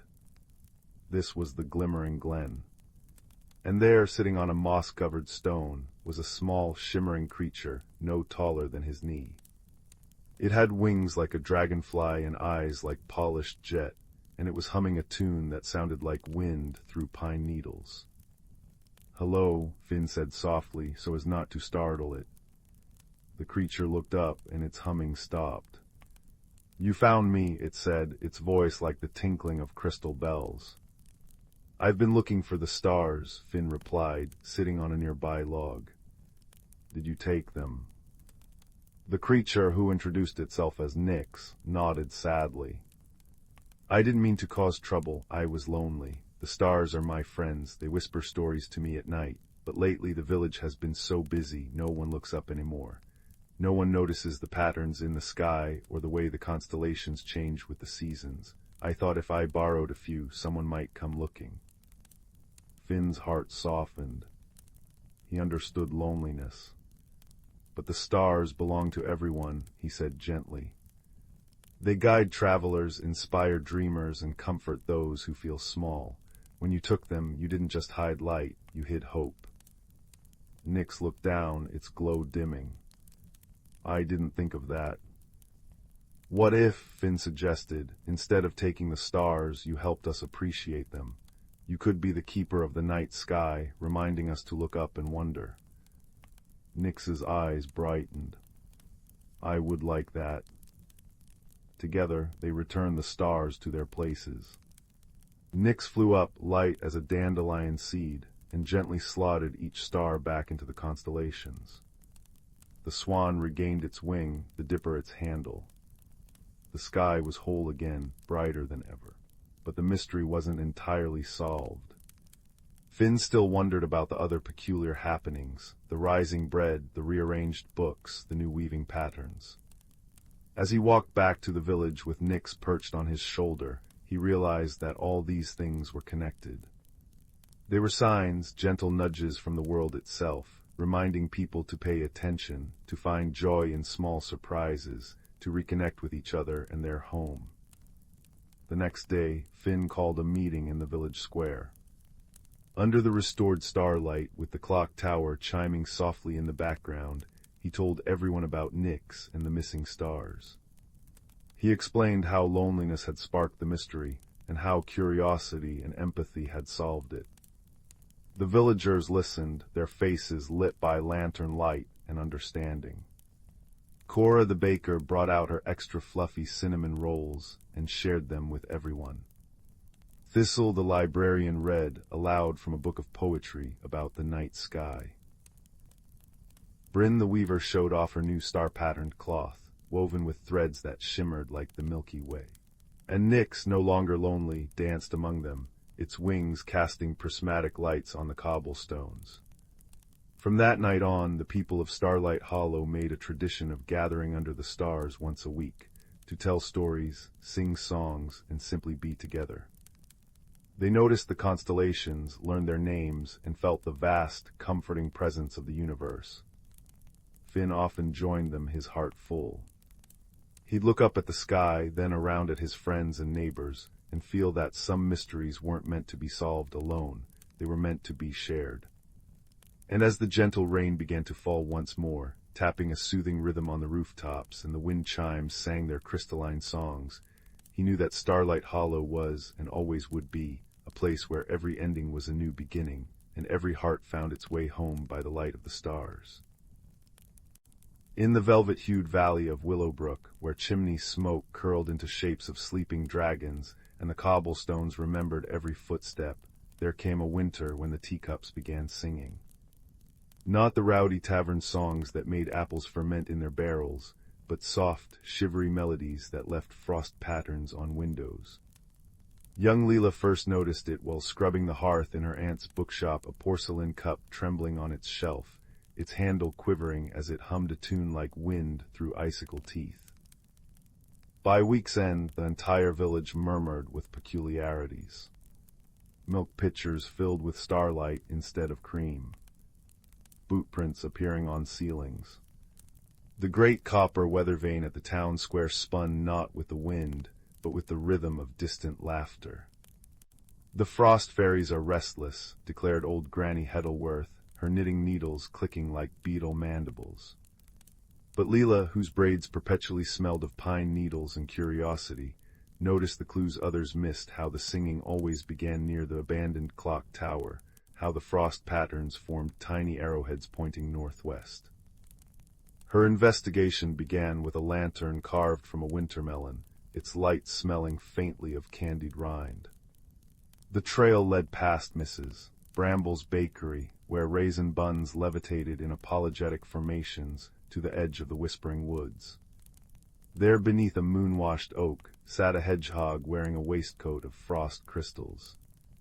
"You're smaller than the last troubleshooter," it observed, adjusting its pince-nez. but your shadow has the right shape for mysteries. The hedgehog, introduced as Professor Quillen of the Northern Thorn University, became Layla's first ally. Together they discovered that the disturbances followed a pattern. Every odd hour, the chaos rippled outward from the clock tower like pond rings. During the quiet moments between, they found peculiarities: a family of field mice ice dancing in misses, brambles cooling pie tins, a colony of ladybugs polishing the weather vane with warmed honey. "They're not causing the trouble," Quillen noted, tapping his spectacles. "They are tidying up after it."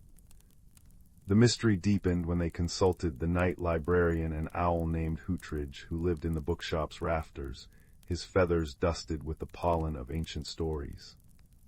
"What if," he mused, turning a page with his beak, "the clock tower isn't abandoned at all?" His talon tapped an illustration of frost sparrows, shy winter spirits who nest in forgotten places, their fluttering wings stirring up harmless mischief. Midnight found Leela and her companions at the clock tower's ivy-choked door. The stones hummed beneath her mittened palm, not cold but thrumming like a sleeping cat's purr. Inside, gears glimmered with hoarfrost constellations. And there, in the rafters, a nest woven from lost buttons and piano wires, sheltering 3 frost sparrow chicks whose breath crystallized into snowflake lullabies. Their parents, it seemed, had flown south to mend a broken aurora, leaving the hatchlings to accidentally stir the village into gentle disarray. The solution came not through magic, but compassion. Mrs. Bramble baked seed cakes that steamed like tiny geysers, keeping the chicks fed. The mice knitted minuscule scarves from dandelion fluff. Even Granny Heddleworth contributed, her needles clicking out a snug blanket patterned with cloud formations. By the time the parent sparrows returned trailing ribbons of green and violet light, the clock tower chimed again, its hands kept steady by a family of enthusiastic pill bugs who'd taken a liking to gear mechanics. Years later, when travelers asked about Willowbrook's weather vane, now spinning tales instead of wind directions, or the teacups that occasionally harmonized with passing songbirds, villagers would smile and say, "All homes have hearts, even those we think are empty." And if you linger near the clock tower at twilight, you might glimpse a young woman with pine-scented braids, reading aloud to a hedgehog in a frost-trimmed waistcoat, while owl wings turn the pages of a story that hasn't quite ended, only paused for tea. In the quiet, tucked-away village of Glimmerbrook, where cobblestone paths wound like sleepy rivers between cottages with thatched roofs, there was a sense of perpetual twilight, softened by the gentle hum of life. The air often carried the sweet scent of baking bread from the miller's wife, mingled with the earthy fragrance of damp moss after a rain. At the heart of the village stood an ancient clock tower, its brass hands moving with a soft, rhythmic tick-tock that echoed like a heartbeat through the lanes. Wind chimes hung from every eave tinkled melodies when the breeze danced through, and sometimes a gentle rain would patter on the leaves, adding its own whispered rhythm to the night. The people of Glimmerbrook were a kind-hearted lot, known for their warm smiles and readiness to share a story by the fireside. But lately a peculiar mystery had settled over the village, one that sparked curiosity rather than fear. It began when young Alara, no, not Alara, let's call her Anya, a girl with eyes as observant as an owl's and a heart that listened to the whispers of the world, noticed something odd. The stars above Glimmerbrook, usually a sparkling tapestry woven into the velvet sky, had started to vanish. Not all at once, but one by one, as if being plucked by an invisible hand. At the same time, the flowers in the village gardens, which typically bloomed in cheerful reds and yellows, began to shift hues overnight, roses turning azure, daisies flushing violet, as if painted by a dreamer's brush.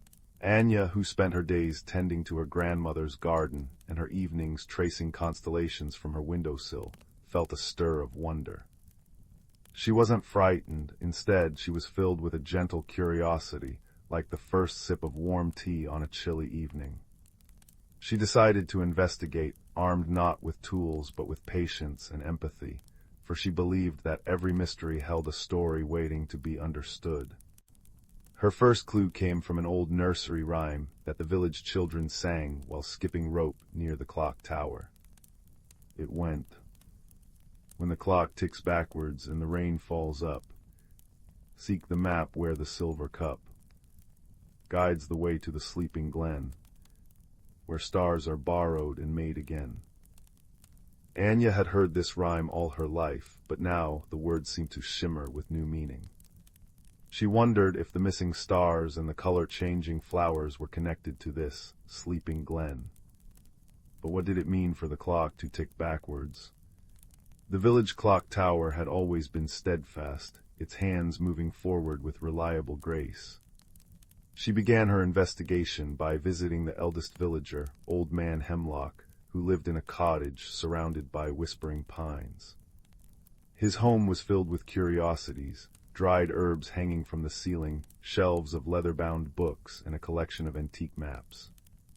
Anya found him sitting by his fireplace, the flames casting dancing shadows on the walls.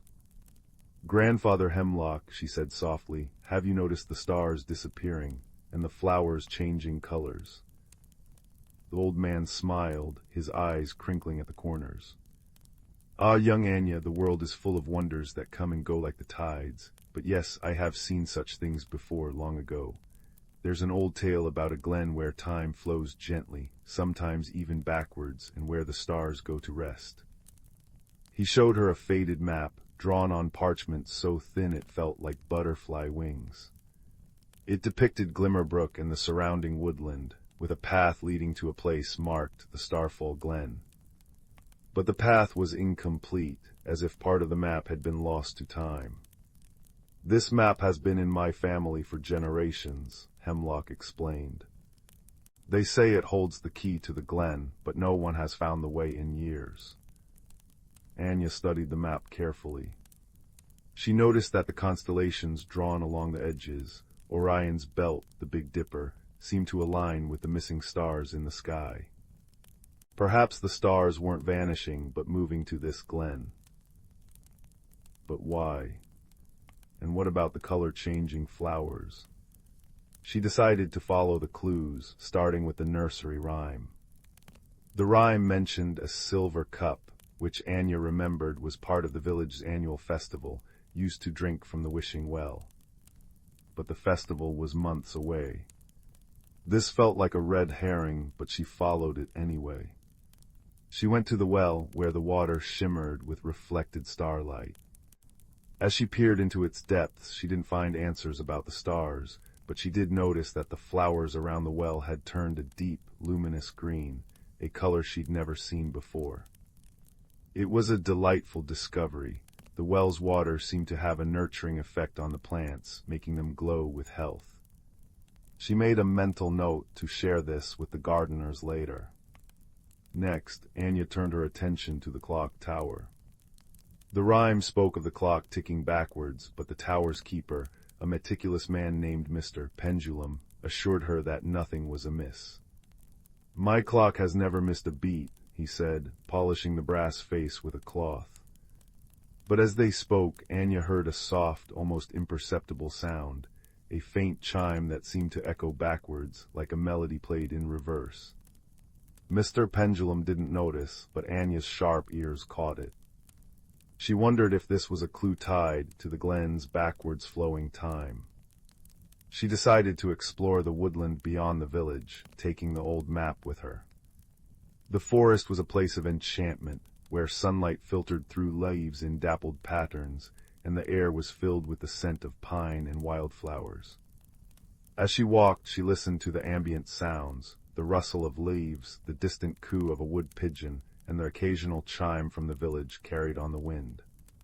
She followed the path on the map, but it soon diverged into multiple trails, each looking equally inviting.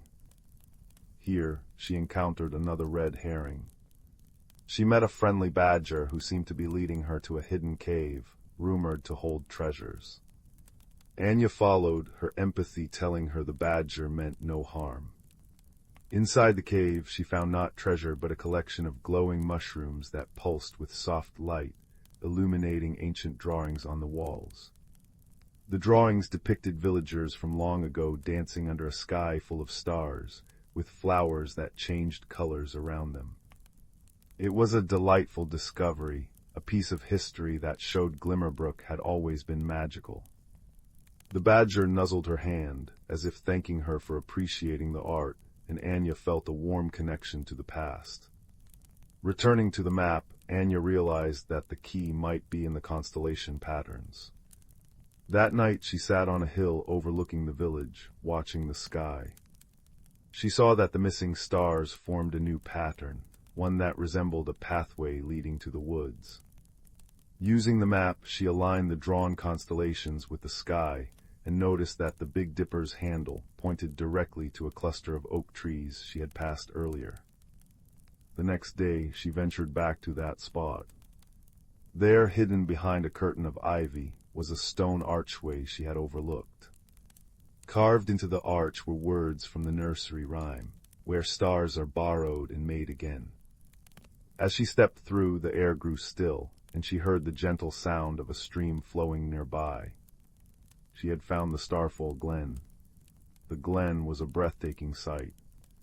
It was a circular clearing surrounded by ancient trees, with a pool of water at its center that reflected the sky so perfectly it seemed like a second heaven. But the most astonishing thing was that time here felt different. She watched as a leaf fell from a tree, only to float upwards and reattach itself to a branch. The stream flowed backwards, bubbling towards its source. And above, the missing stars were gathered, floating like fireflies just above the treetops, casting a soft, silvery light. The flowers in the glen were in constant flux, shifting from blue to gold to pink, as if breathing with color. In the center of the glen, Anya found a group of gentle, luminous beings, forest spirits who tended the stars. They explained that every century, the stars grew weary from shining so brightly and needed to rest in the glen, where time flowed backwards to rejuvenate them. The color-changing flowers were a side effect, their pigments influenced by the stars' energy.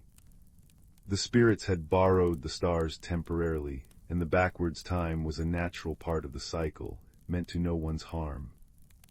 The spirits were surprised that Anya had found them, for most humans never noticed the subtle changes.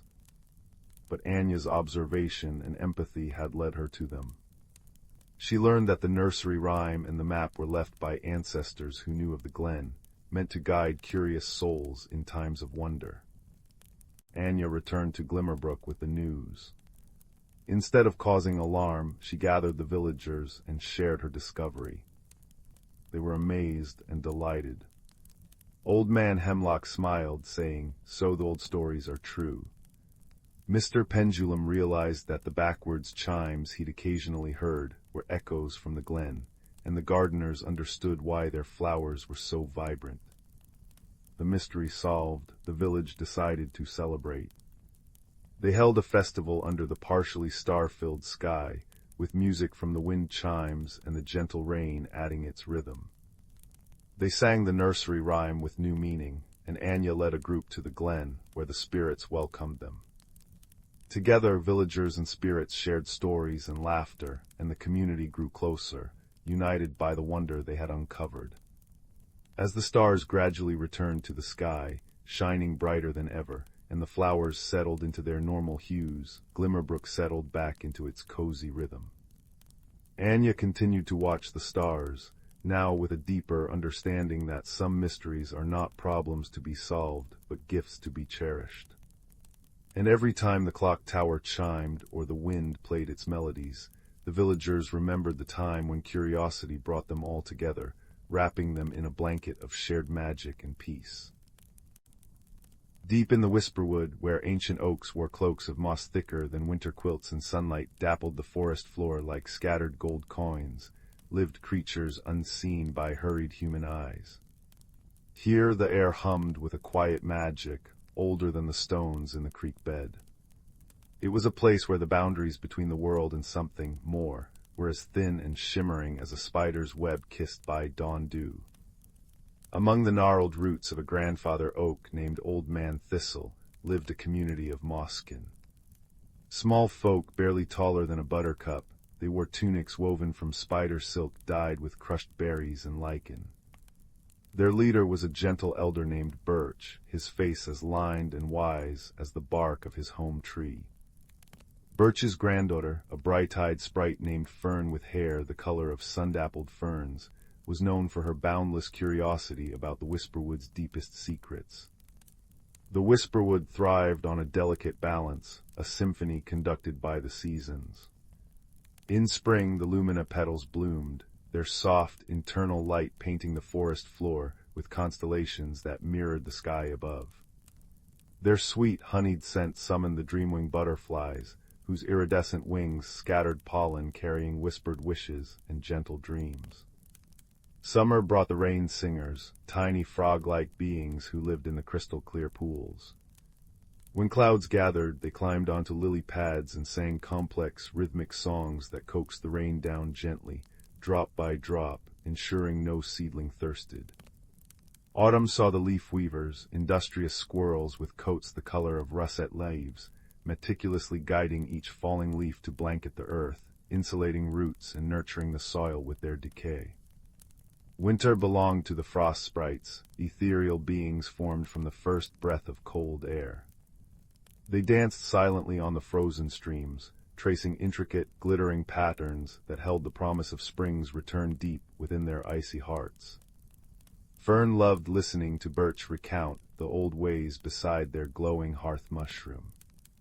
The warm, earthy smell of the mushroom mingled with the comforting scent of cedar bark burning low.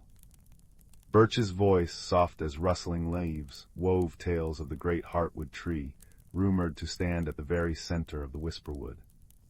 It was said to be the source of the forest's magic, its roots drinking deep from hidden springs of starlight, its leaves capturing the moon's silver song.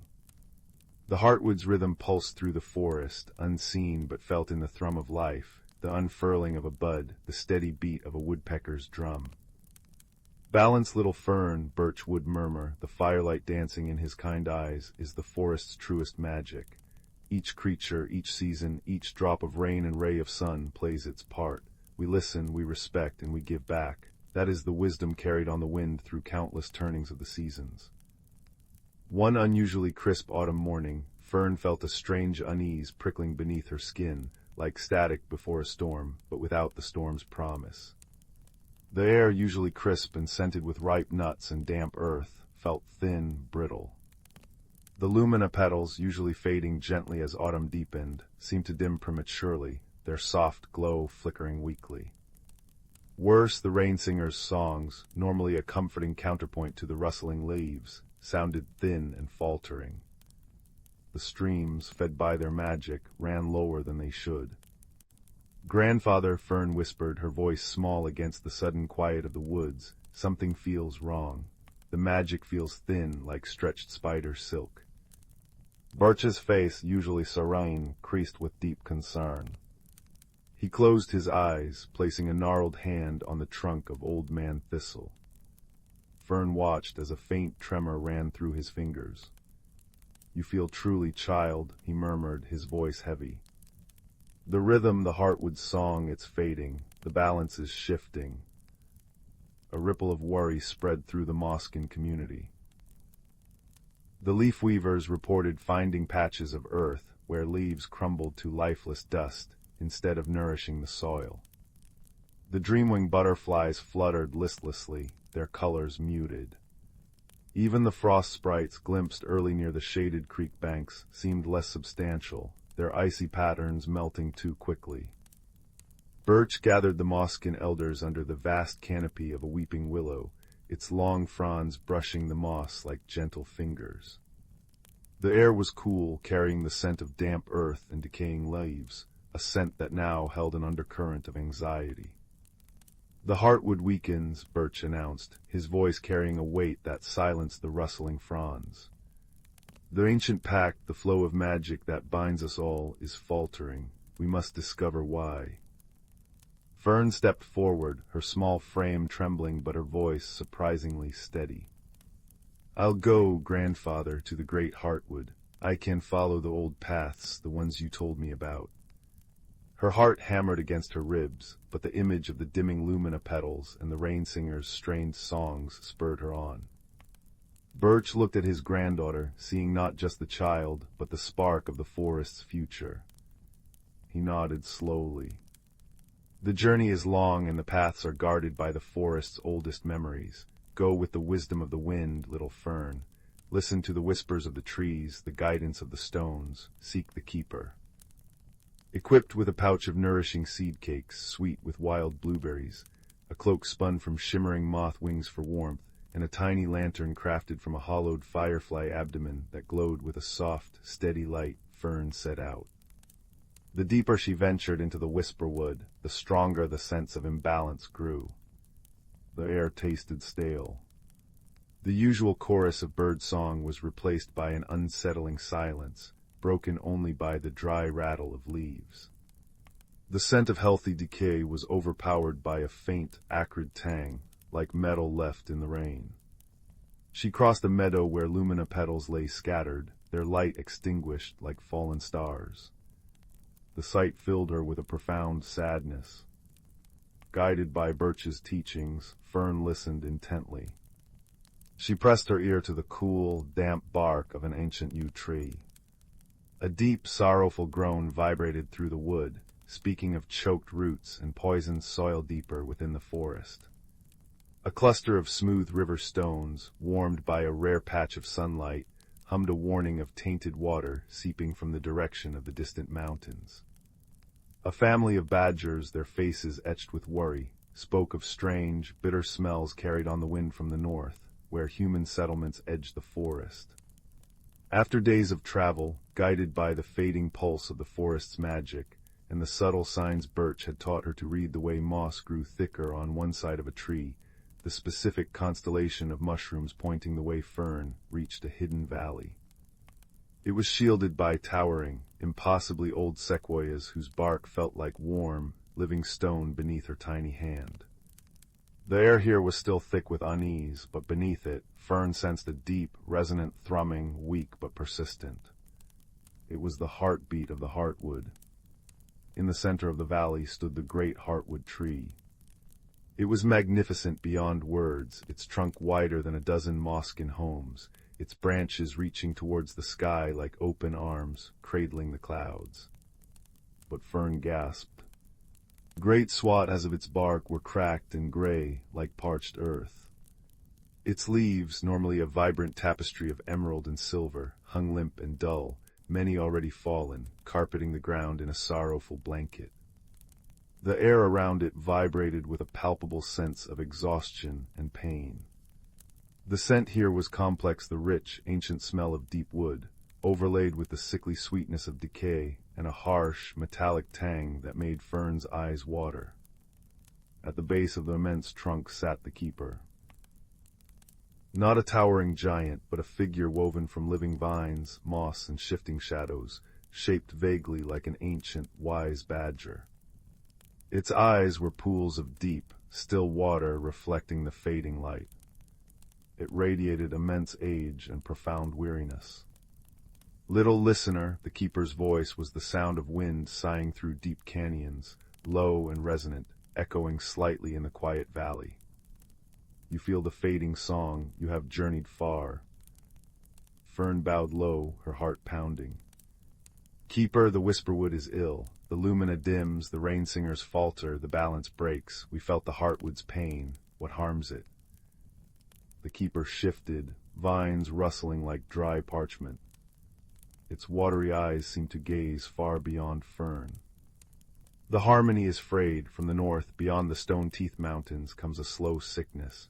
Humans dig deep, seeking bright stones that burn. They poison the earth's blood, the water that feeds my roots. They cut the ancient sentinels whose roots spoke to mine, whose leaves sang with the wind. The connection weakens, the magic starves. A deep sigh, like stones grinding together, escaped it.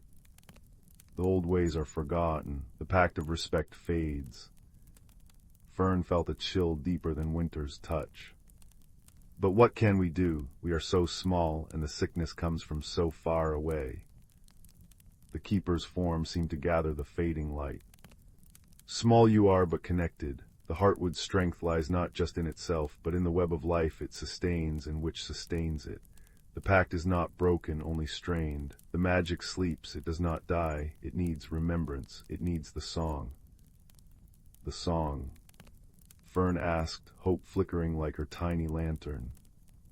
The heart song, the keeper murmured. The song of belonging, of gratitude, of connection, sung not by one but by all. Sung with pure intent, it resonates with the heartwood's core, reminding it of the life that depends on its rhythm, strengthening the frayed threads. It is the oldest magic, passed down since the first leaf unfurled. Your elder knows the seed of it. Fern remembered. Birch on quiet evenings would hum a simple, wordless melody, a tune that felt like roots sinking into cool earth, like sunlight warming moss. He called it the forest's lullaby. But how can all sing? Fern wondered, looking at the vast, suffering tree. The creatures are scattered, frightened. The song starts small, the keeper whispered, its voice growing fainter, its form seeming to blend more with the shadows at the heartwood's base. Like a single raindrop finding the stream, it needs a conductor, a focus of pure heart, carry the seed back, plant it with belief. Let the forest remember its own voice. Go now, little listener. Time flows like the tainted stream. Fern didn't hesitate. She turned and ran, the image of the dying heartwood burning in her mind, the keeper's words echoing, remembrance. The song. All. The journey back felt longer, the forest's distress more acute. The metallic tang seemed stronger, the silence heavier. When she finally stumbled into the Moskin hollow beneath Old Man Thistle, weary and coated in forest dust, Birch was waiting. The worry on his face deepened as he saw her expression, but also a flicker of hope. Fern poured out her tale, the dying heartwood, the poisoned earth's blood from the north, the forgotten pact, and the keeper's words about the heart song. A heavy silence fell over the gathered Moskin, the only sound the crackle of the hearth mushroom and the sigh of the wind through Thistle's branches, carrying the scent of distant decay. The heart song. Birch breathed, his eyes distant. I remember the tune passed from my grandmother's grandmother, but it is a whisper, Fern. How can a whisper reach the heartwood now? The keeper said it needs to start small, Fern insisted, her voice firm despite her exhaustion. But it needs to grow. It needs all of us. And it needs belief. We need to remind the forest who it is, what it means to be connected. Birch looked at his granddaughter, then at the worried faces of his people. He saw the dimming light of their own hearth mushroom. He saw the resolve in Fern's eyes, mirroring the determination he'd carried in his youth. He nodded slowly, a spark rekindling in his own gaze. Then we begin, here now, we sing the seed.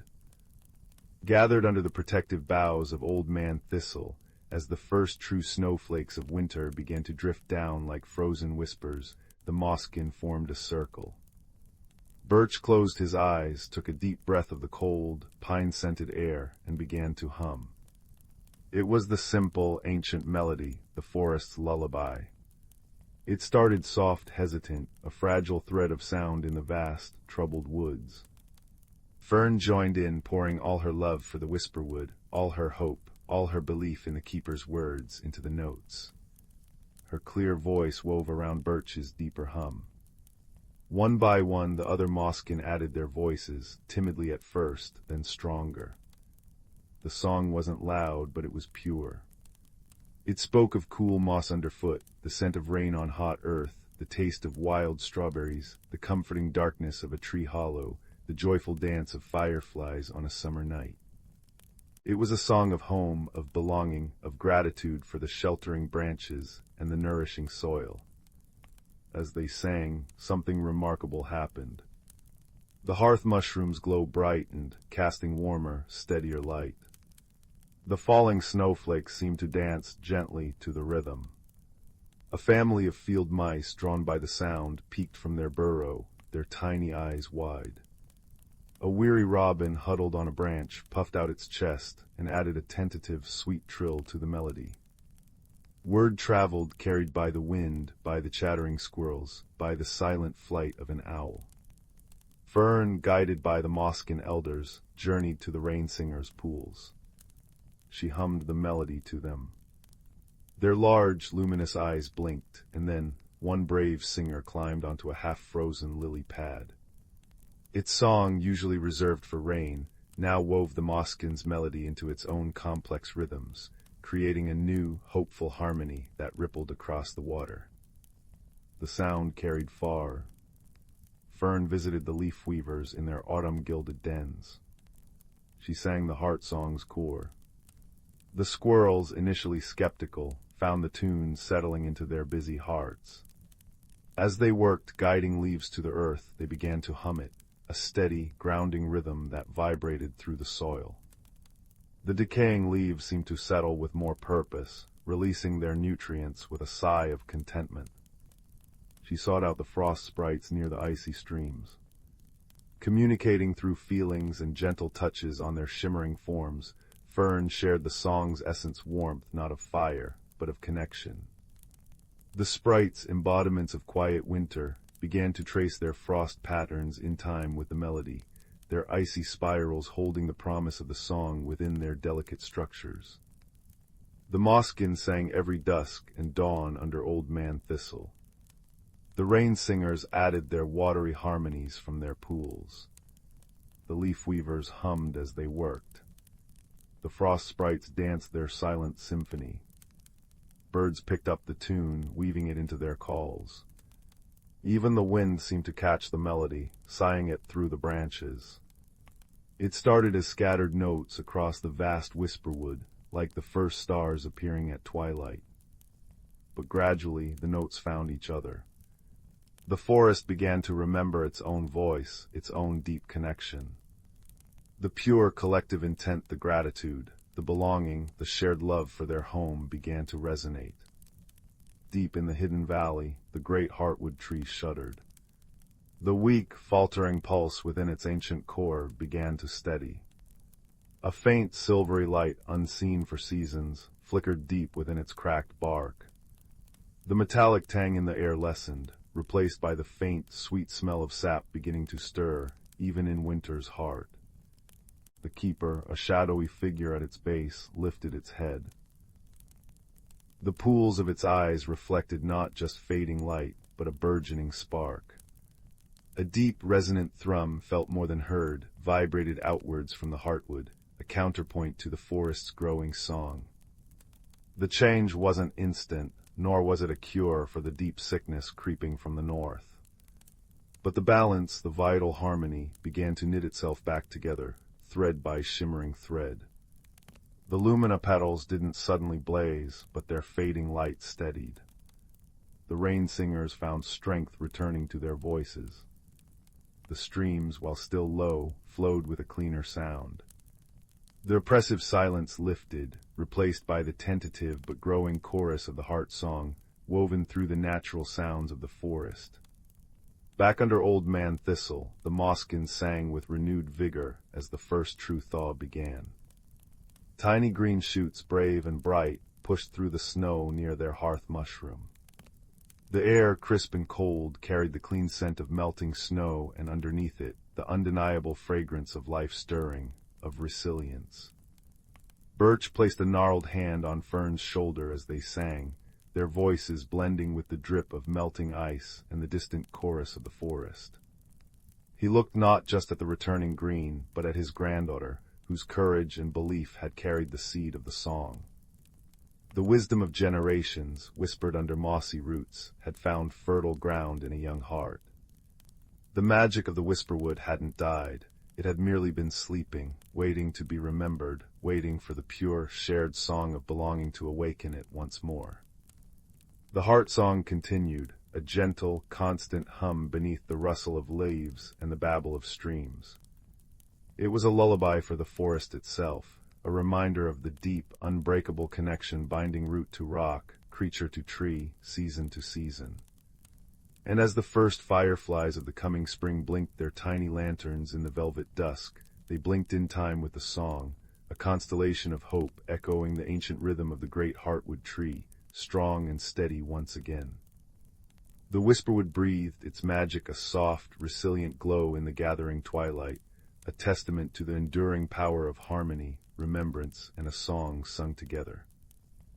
In the serene village of Willow Grove, nestled amidst rolling green hills and surrounded by whispering woods, lived a gentle soul named Lyra.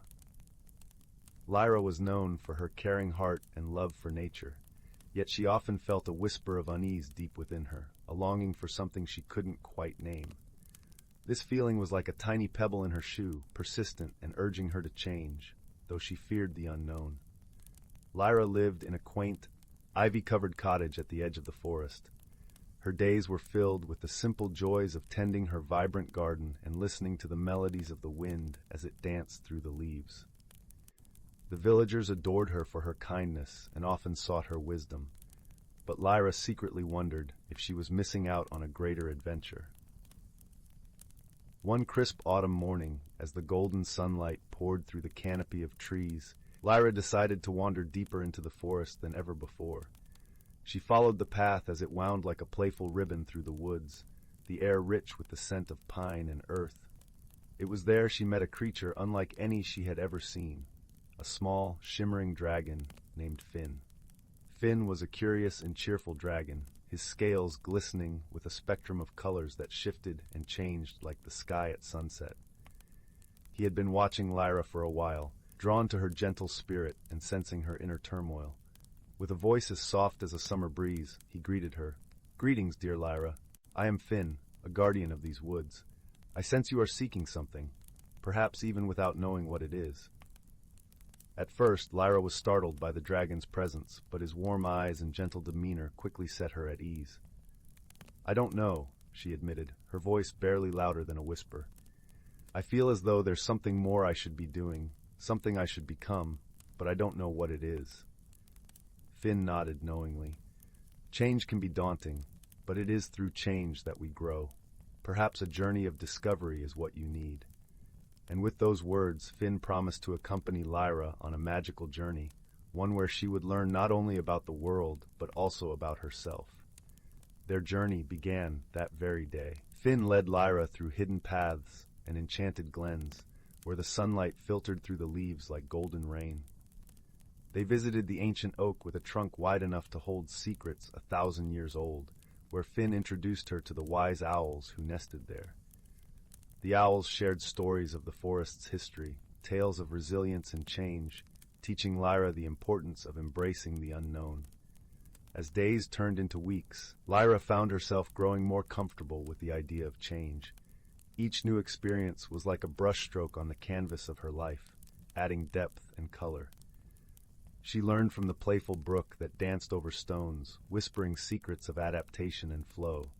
She marveled at the caterpillars transforming into butterflies, their delicate wings a testament to the beauty of transformation. Throughout their travels, Lyra was never alone. Finn was a constant companion, always there to offer encouragement and wisdom. He taught her to see the magic in everyday moments, from the way the stars twinkled like diamonds in the night sky, to the way the morning dew coated the world in a shimmering veil. One day, as they rested by a serene lake under the silver glow of the moon, Lyra turned to Finn, her voice brimming with newfound understanding. "I've learned so much, yet I feel there's still more within me waiting to grow." Finn smiled, his scales reflecting the moonlight like 1,000 tiny mirrors. "You've discovered that growth is a journey, not a destination. You've learned to trust in the process, to embrace the changes that come your way." With Finn's guidance, Lyra realized that the unease she once felt was not a burden but a gift, a call to explore, to learn, to grow. She understood that change was not something to fear, but something to welcome, for it brought with it the promise of new beginnings and endless possibilities. As their journey came to a close, Lyra returned to Willow Grove, her heart full of peace and her spirit alight with the knowledge she had gained. The village welcomed her back with open arms, and she shared her experiences with them, inspiring others to embark on their own journeys of self-discovery. Lyra's garden flourished more than ever, a testament to her inner growth. Each bloom told a story of courage and transformation, a reminder of the beauty that lies in embracing change. and though Finn returned to his home in the forest, his presence lingered in Lyra's heart, a gentle reminder of the magic of friendship and the power of personal growth. Under the starlit sky, Lyra sat by her garden, feeling the warm embrace of the universe. She had found what she was seeking, not something outside of herself, but the courage to grow, to change, and to become the best version of who she was meant to be.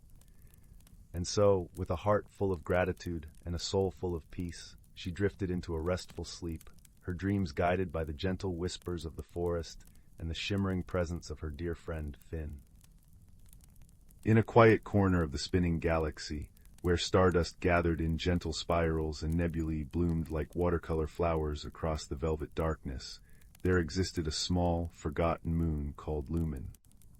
It was here that two unlikely souls found one another, and in finding one another, discovered the true music of the cosmos. The first was a being from the watery world of Azura. His name was Kalen, and he resembled a gentle, bipedal creature with skin that shifted through soft blues and greens like sunlit seawater. He did not speak in words, but in colors that shimmered across his skin, and in the delicate, bell-like chimes that resonated from the tiny, frilled fins behind his ears. When he was happy, his skin glowed with warm golds. When thoughtful, it deepened to violet, and when he sang, the air around him hummed with harmonies that could calm even the most turbulent star winds. The second was from the crystalline planet of Xylos. Her name was Lyra, and she was a slender being whose body seemed woven from living, translucent crystal. She communicated not with sounds or colors, but with vibrations, a symphony of resonant hums and pulses that traveled through the air and could be felt as much as heard. Her kind learned by touch, and when she was curious, her crystal form would shimmer with captured starlight, casting prismatic patterns on any surface nearby. Their meeting happened by chance, or perhaps by the quiet design of the universe. Kalen's small, pearlescent podship had been damaged by a wandering comet's tail, forcing him to land on Lumen's surface. Lyra had been studying the moon's unique mineral formations when she felt the tremor of the crash through the very ground she stood upon.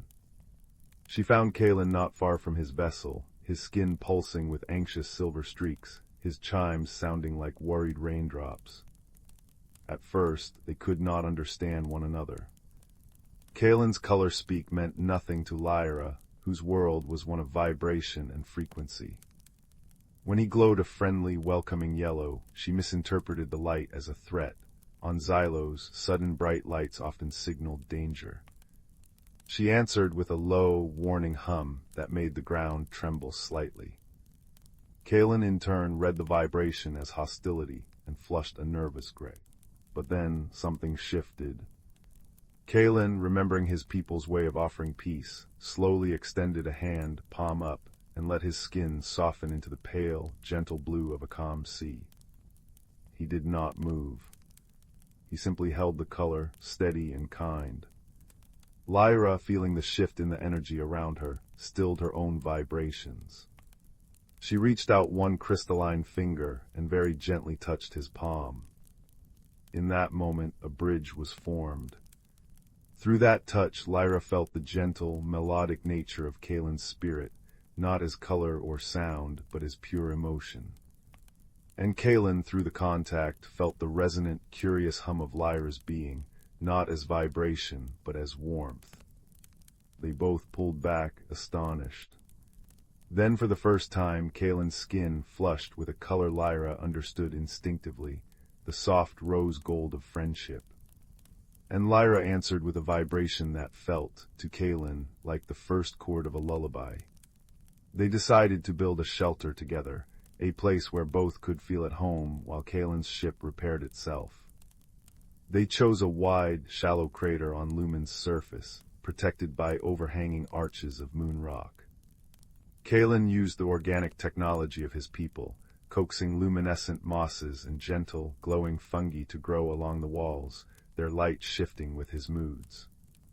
Lyra used her innate connection to crystal and mineral, humming specific frequencies that caused the very stone to reshape, forming clear, quartz-like benches and shelves that caught and magnified the soft light. They called their creation the Starlight Haven. In its center, they made a garden. Kalen cultivated pools of water brought from his ship, water that swirled with living, microscopic algae that glimmered like liquid constellations. Lyra grew crystal flowers that bloomed when certain star patterns aligned overhead, their facets tuned to the music of the spheres.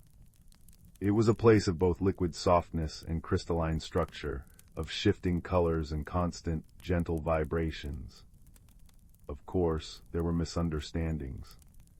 One afternoon, Kalen noticed Lyra looking particularly dim. Her natural shimmer had faded to a soft glow.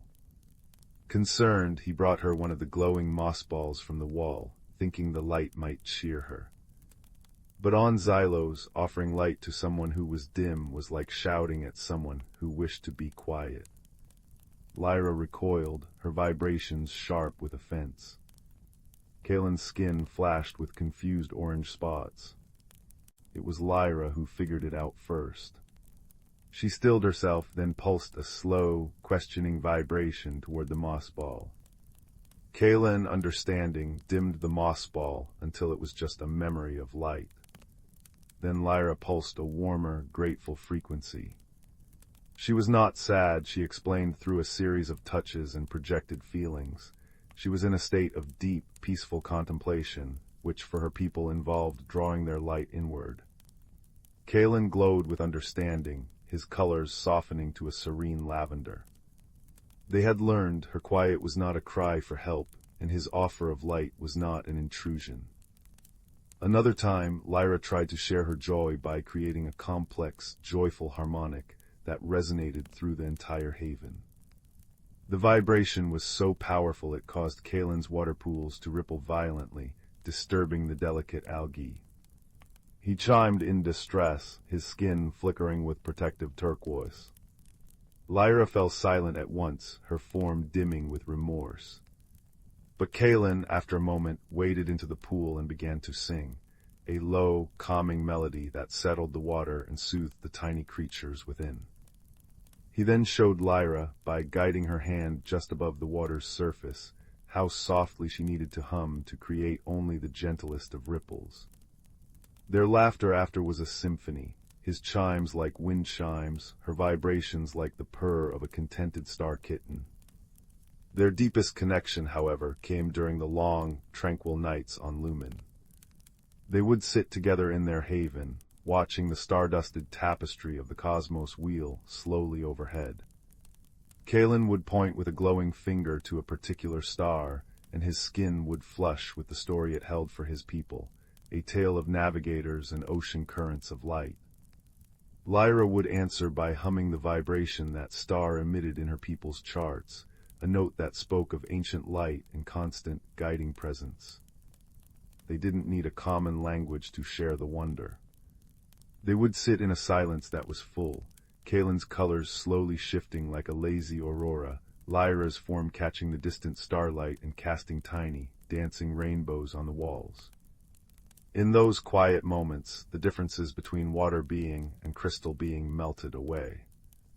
They were simply two friends, small and grateful, under the immense, beautiful sky. One evening, as a particularly brilliant nebula bloomed on the horizon, painting the sky in shades of violet and rose, Kalen turned to Lyra. His ship was repaired. The call of his home ocean was a persistent, gentle pull in his heart. He did not need to show her with colors or sounds. She felt the bittersweet tremor in the air around him. Her own vibrations softened to a minor key, a hum of understanding and shared sorrow. But then, Kalen did something new. He placed his hand over his own heart, and then pointed to Lyra, and then to the sky above them. The color that spread across his skin was one Lyra had never seen before, a deep, radiant gold, shot through with silver, the color of a timeless bond. It said without any doubt, "You are here in my heart. Wherever I go, you are with me." Lyra answered by placing her crystalline hand over the place where her own heart would be, and she hummed a single, pure, unwavering note. It was a vibration that held no sound, but carried the feeling of constancy, of a promise that would never fade. It said, "And you are in mine. This connection is forever." The next day, Kalen boarded his pod ship. As it lifted silently from the moon's surface, Lyra stood in the crater of their starlight haven. She did not wave, for that was not her way. Instead, she began to hum, the same gentle, calming frequency Kalen had taught her for the water pools. She hummed it for him, for his journey, for their friendship. High above, Kalen saw the haven shrink to a single, soft point of light. But then he saw something else. Lyra's hum, amplified by the crystalline structures they had built together, caused the entire haven to resonate.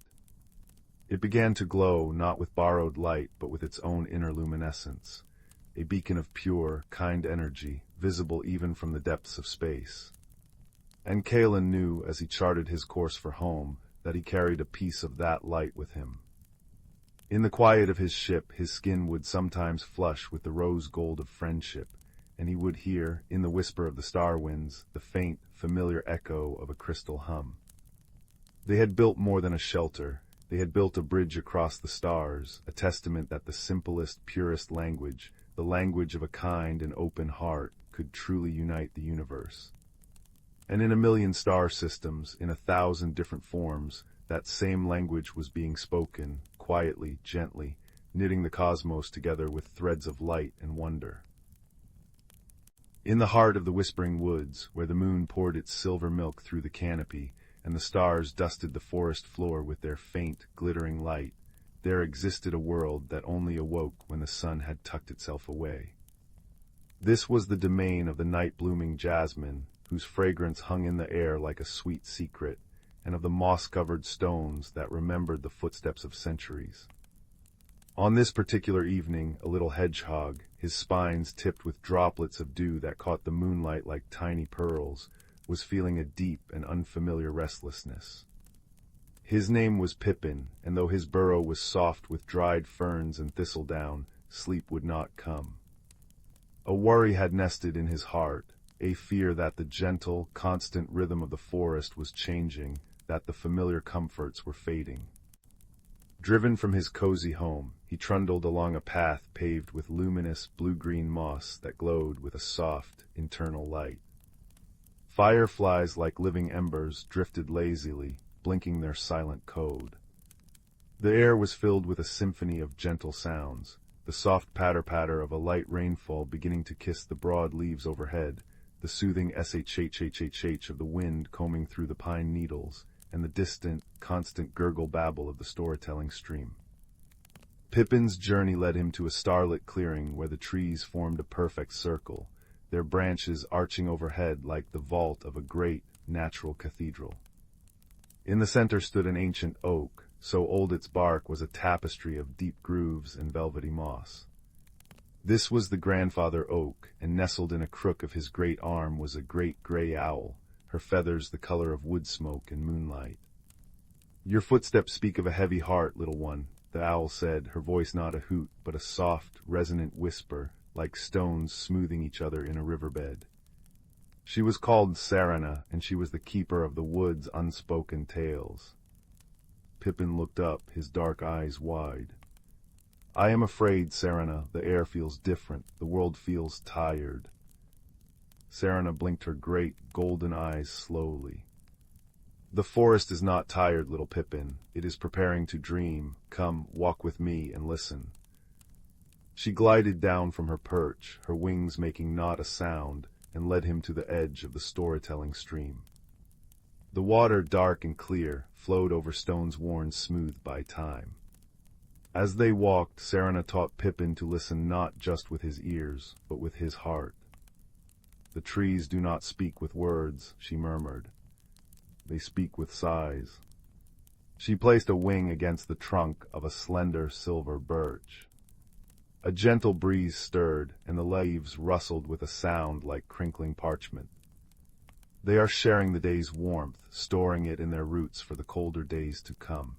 It is a language of letting go.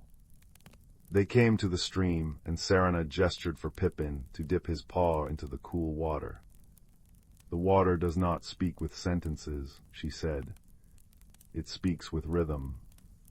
Pippin listened. The babble gurgle plink was not random noise. It was a story, the story of the mountain snowmelt, the journey through dark earth, the secrets told by the rocks it had polished. It was a song of constant, gentle movement. "And the stones," Serena continued, tapping a mossy boulder with her beak. It made a soft, deep thump. "They speak with memory, they hold the echoes of all that has passed. Their language is one of patience and permanence." As they moved deeper into the woods, the bioluminescent wonders of the night unveiled themselves. Ghost mushrooms clung to fallen logs, emitting an eerie, beautiful green light that illuminated their path. Will-o'-the-wisps, those playful spirits of light, danced in the distance, their glow flickering like silent laughter. The very air seemed to shimmer, and Pippin felt his worry beginning to loosen its grip, replaced by a sense of awe. "But why does it feel like an ending?" Pippin asked, watching a cascade of amber leaves spiral down from a maple tree. The rustle swish as they landed on the forest floor was one of the most peaceful sounds he had ever heard. "It is not an ending," Serena replied, guiding him to a hidden grove where the rain fell more freely, its gentle pitter-patter on the giant lily pads creating a natural lullaby. "It is a turning of the page. The forest, like you, needs its time of rest. The magic of the seasons is the magic of cycles. The vibrant energy of summer must give way to the quiet contemplation of autumn, which must surrender to the deep, dreaming sleep of winter, so that the world can be born anew in the spring." She led him to a place where the earth was soft and dark. "Watch," she whispered. A mother badger was gently nudging her sleepy cubs into their set for the long winter. A family of squirrels, their chatter soft and busy, was making final adjustments to their drays, lining them with the softest moss. There was no panic, no sadness. There was only a gentle, purposeful preparation, a yielding. It was a collective sigh of contentment. "They are not saying goodbye to the world," Serena explained. "They are trusting it. They know that under the blanket of snow the seeds are sleeping and the roots are dreaming of the sun. The greatest magic is not in constant blooming, but in knowing when to rest." Pippin finally understood. His restlessness wasn't a fear of an ending, but a resistance to a necessary pause. He had been trying to hold on to the long, lively days of summer, not realizing the profound beauty and peace that lay in the gentle surrender of autumn. As the first hints of dawn began to blush the eastern sky, painting the undersides of the clouds in shades of lavender and rose, Serena escorted Pippin back to the edge of his own burrow. The rainfall had ceased, leaving the world washed clean and sparkling. "Remember the languages," Serena said, her form growing faint as the night began to retreat. "Listen for the sigh of the trees, the song of the stream, the memory of the stones. They will always remind you that every ending is a new beginning in disguise, and that rest is not idleness, but a sacred part of growth." Pippin crawled into his burrow, the scent of damp earth and slumbering roots enveloping him like a warm blanket. His heart, once tight with anxiety, was now full and quiet. As he curled into a ball, the gentle dripping of water from the leaves outside his entrance made a soft, rhythmic plink, plink, plink, like a metronome counting the beats of the forest's slow, dreaming breath.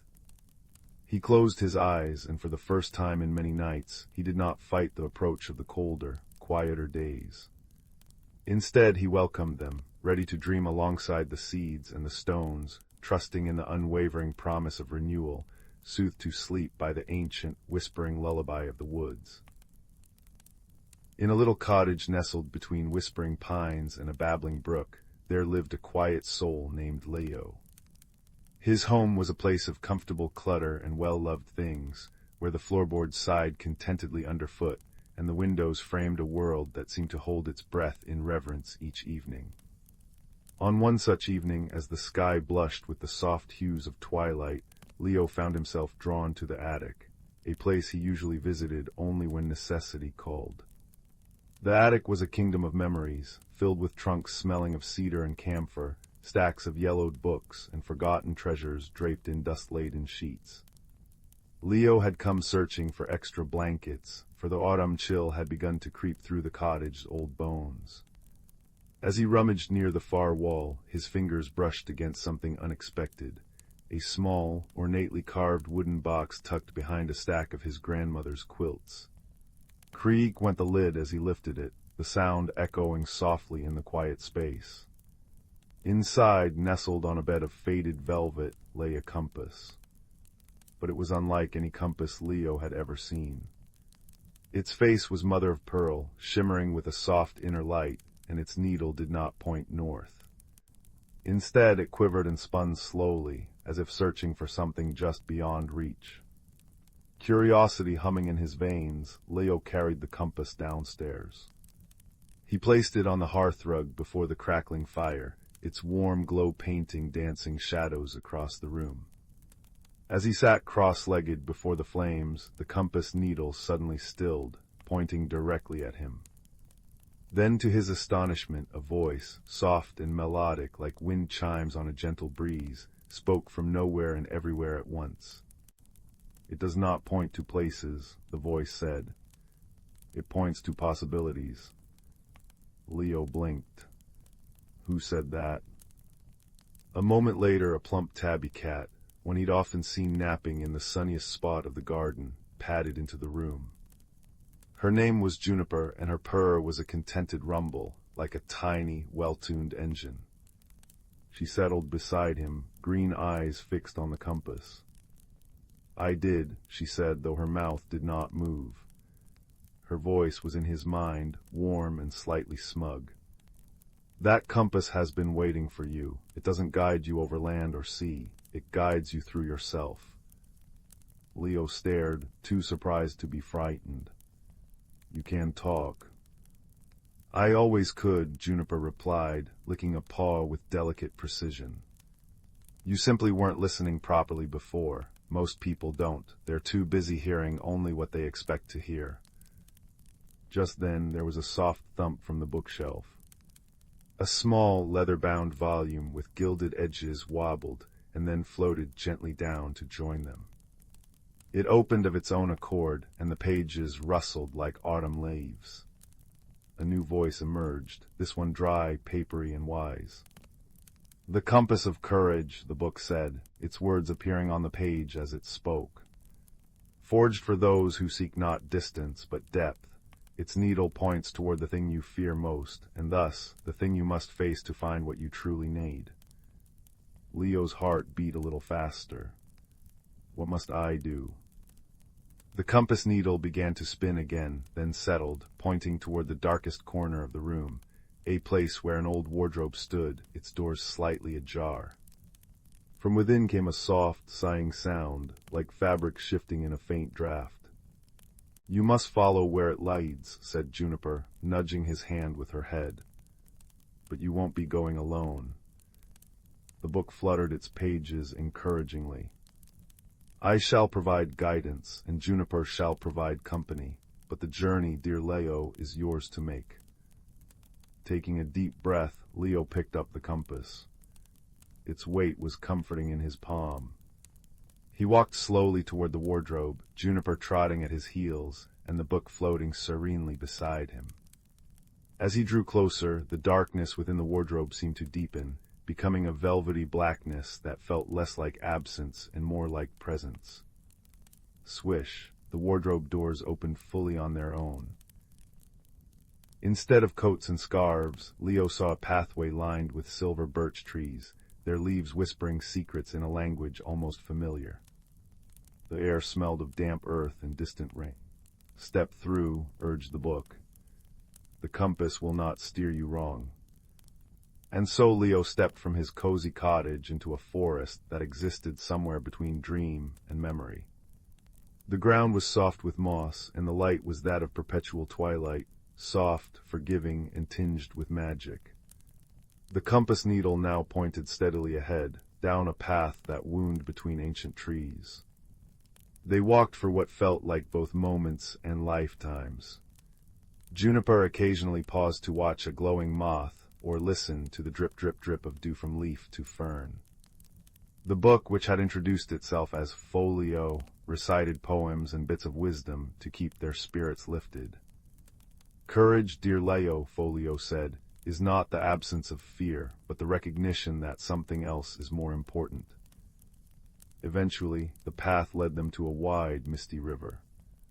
There was no bridge in sight, and the water flowed silently, its surface like smoked glass. The compass needle pointed straight across.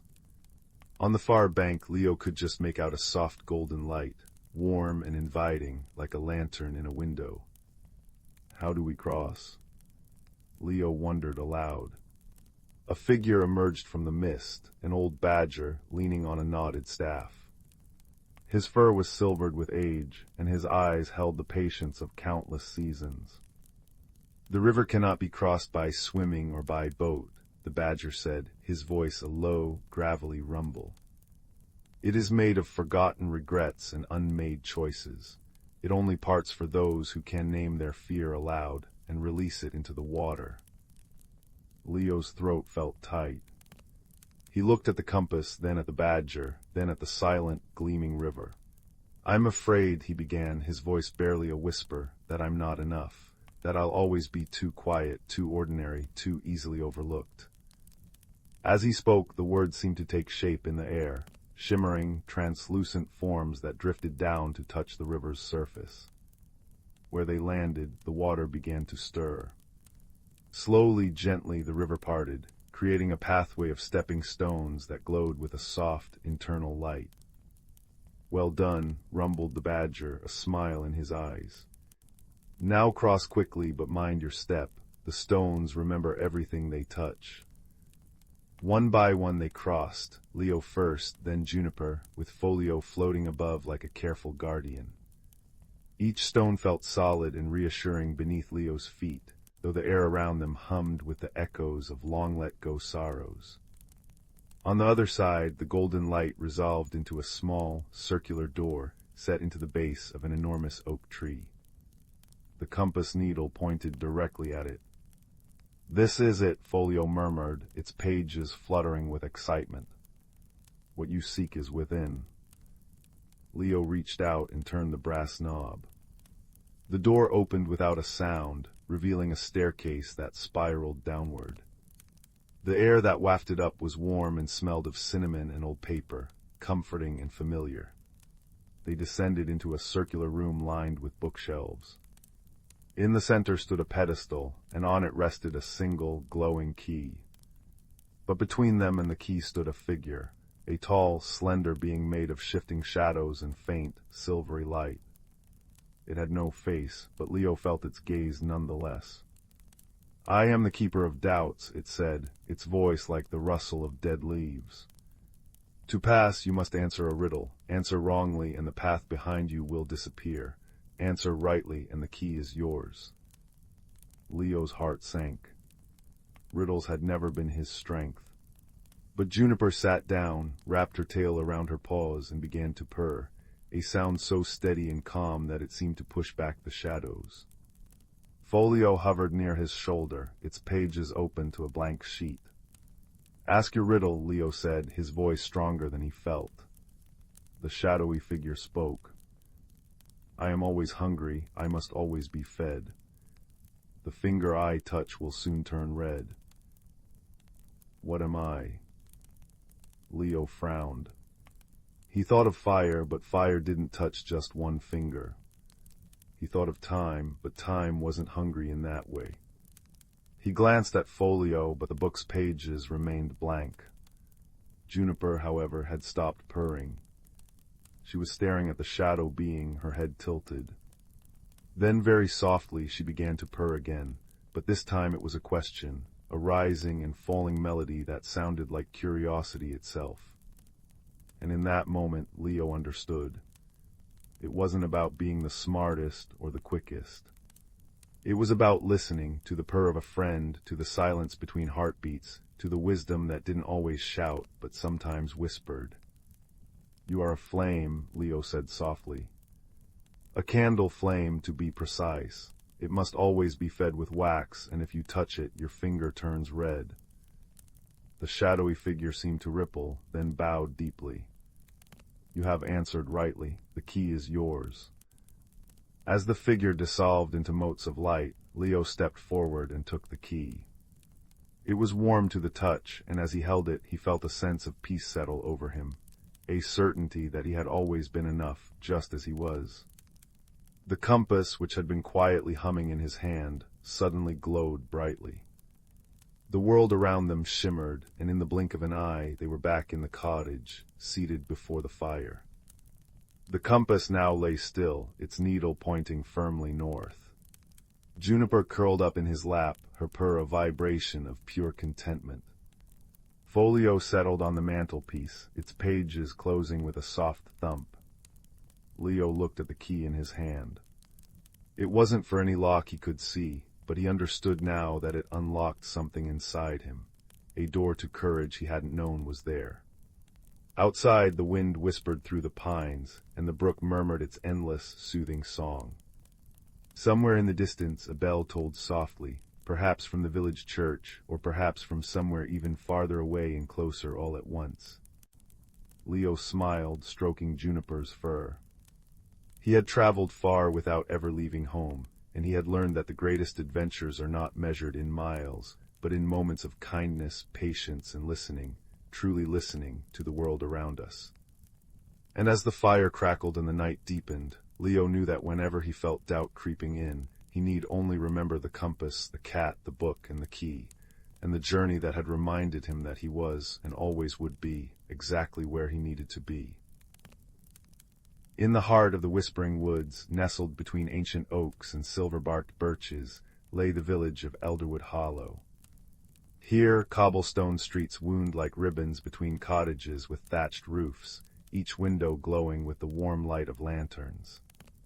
Wind chimes made of seashells and polished stones sang soft melodies in the evening breeze, and the gentle patter of rain on leaves was as familiar as a lullaby. At the center of the village stood a great clock tower, its chimes marking the hours with a deep, resonant tone that seemed to hug the village in a blanket of time. The people of Elderwood Hollow were a gentle folk, known for their kindness and their love of stories. They tended glowing gardens where flowers hummed when the moon rose and trees that shed leaves like falling stars. But lately something peculiar had begun to happen, something that set the village whispering behind closed doors. Every night, just as the clock tower struck 10, a single star would vanish from the sky. It began subtly. Old Finn, who loved to stargaze from his rocking chair on the porch, was the first to notice. "The swan is missing a wing tip," he murmured one evening, pointing a gnarled finger at the heavens. Then young Alara, who spent her evenings sketching constellations on parchment, realized the crown had lost its central jewel. Night after night, another star winked out, leaving behind a tiny void in the tapestry of the night. The village was not frightened, but deeply intrigued. Where were the stars going? And why? In a cozy cottage at the edge of the village, where the scent of cinnamon and baking bread always lingered, lived a young baker named Rowan. Rowan had a way of noticing things others overlooked, the way honey drizzled just so on a scone, or how the morning dew clung to spiderwebs like tiny diamonds. She was known for her empathy, often leaving baskets of warm muffins on the doorsteps of those who seemed sad or lonely. One evening, as Rowan was closing her bakery, she overheard two children singing an old nursery rhyme near the clock tower. "When the clock strikes 10, hold your breath and count again, for a star may slip from the sky so deep, where the silver river does not sleep. Find the map the moonbeams keep, and mind the guardian who does not weep." Rowan paused, her flower-dusted hands stilling. She had heard the rhyme before, sung by generations of village children, but never thought much of it. Now, with the stars disappearing exactly at 10 o'clock, the words seemed to shimmer with hidden meaning. That night, as the clock tower began its deep, resonant count to 10, Rowan stepped into her garden and watched the sky. True to the rhyme, as the final chime faded into the night, a tiny star from the constellation of the Lyre flickered and vanished. A soft sigh seemed to ripple through the woods. Determined to solve the mystery, Rowan decided to seek the map the moonbeams keep. She recalled an old tale about a pool in the heart of the woods where moonbeams gathered on windless nights, painting liquid silver on the water's surface. Perhaps there a clue could be found. The next evening, armed with a lantern and a basket of gingerbread cookies, for courage and for sharing, Rowan ventured into the whispering woods. The trees seemed to lean in, their leaves rustling secrets. Fireflies blinked like earthbound stars, and the distant sound of the silver river, which flowed backward every full moon, hummed a gentle tune. After a time she found the pool, its surface so still it looked like a mirror to another world. As the moon rose, beams of light drifted down, settling on the water until it glowed. And there on the shimmering surface, patterns emerged, not a map of places, but of stars swirling and shifting as if drawn by an invisible hand. Rowan knelt, studying the patterns.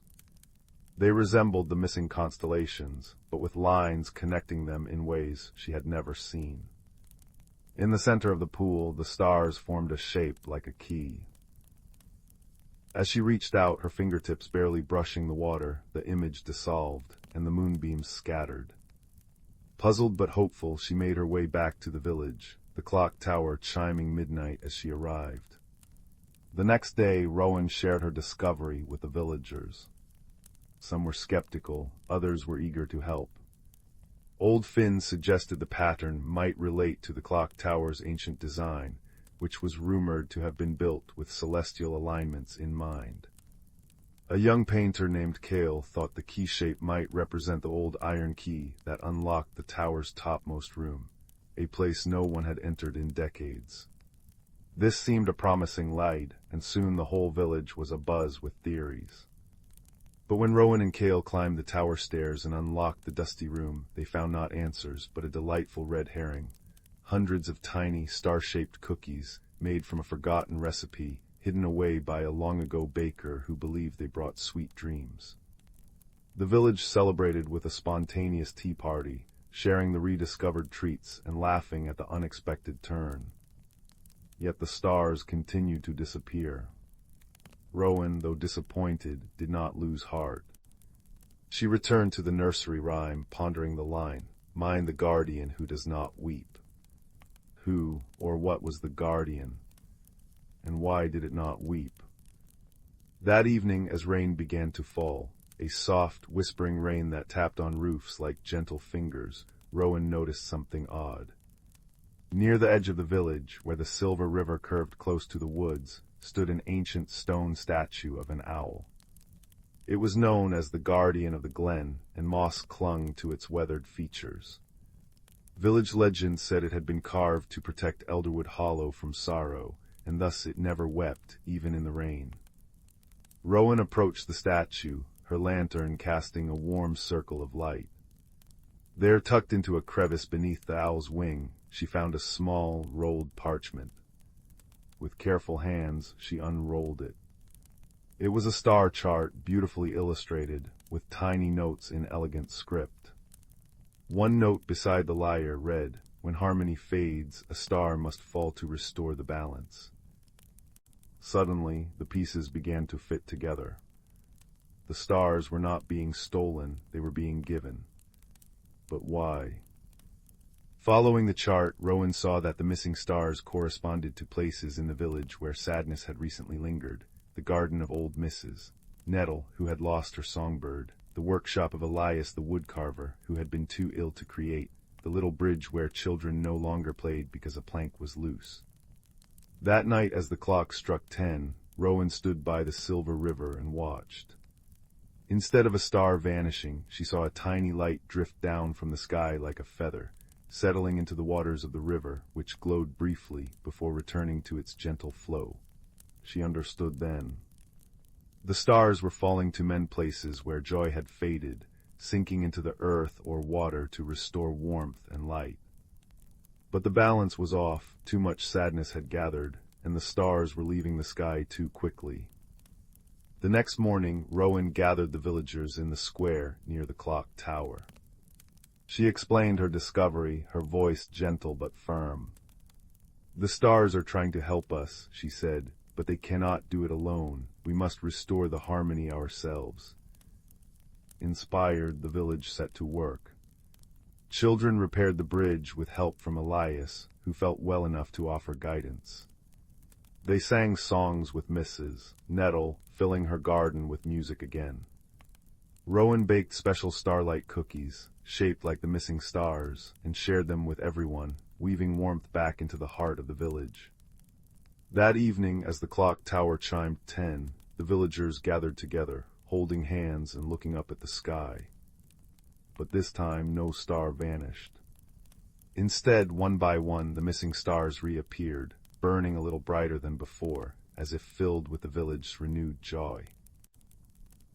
And from that night on, the people of Elderwood Hollow remembered that even the smallest act of kindness could keep the stars in their sky. The gentle rain continued to fall, the wind chimes sang, and the clock tower chimed the hours, each one a reminder that they were a community, bound by empathy and wonder. Rowan smiled, her heart as warm as the lantern light in her cottage window. And as she drifted to sleep that night, the constellations shone down, bright and whole, weaving dreams of harmony and hope for all who lay beneath them. The village of Bramblebrook nestled in a valley where chimney smoke curled like sleepy cats into the twilight sky. It was a place of quiet routines and familiar comforts where everyone knew Mrs. Higglebottom's prize-winning marmalade recipe, and old Mr. Thistlewick could predict rain by the ache in his left knee. Yet beneath the surface of cobblestone streets and blooming window boxes, whispered tales lingered of objects holding secrets: a grandfather clock that chimed forgotten tunes, a garden spade that unearthed shimmering stones. Few truly believed, except perhaps Oliver. Oliver was the quiet assistant to the village librarian, Mrs. Pennyworth. He preferred the dusty silence of the stacks to boisterous games, finding companionship in the whispers of pages turning and the scent of old paper. His most treasured possession wasn't a book, however, but a simple, chipped teacup. It had belonged to his grandmother, its porcelain painted with faded forget-me-nots. It felt warm somehow, even when the room was cold. One drizzly Tuesday, while reshelving a heavy volume on cloud formations, Oliver fumbled. The book tumbled, knocking the teacup from its usual perch on his desk. It didn't shatter, but landed with a soft thump on the worn rug. As Oliver knelt to retrieve it, a gasp escaped him. Where the cup had struck the floor, a tiny pool of shimmering, lavender-colored light pulsed gently, like liquid starlight. It wasn't water, and it smelled faintly of rain-kissed violets. Hesitantly, Oliver touched the rim of the cup. It hummed softly, and a voice, thin and wispy as a cobweb, drifted into his mind. "Oh dear, that was quite a tumble. My secrets are spilling." Oliver froze. "Secrets," he whispered aloud, his heart hammering against his ribs. "Why, yes," the teacup's voice chimed, clearer now. "I am a keeper cup. I hold the gentle secrets whispered into me, secrets of kindness, of hidden worries, of tiny joys.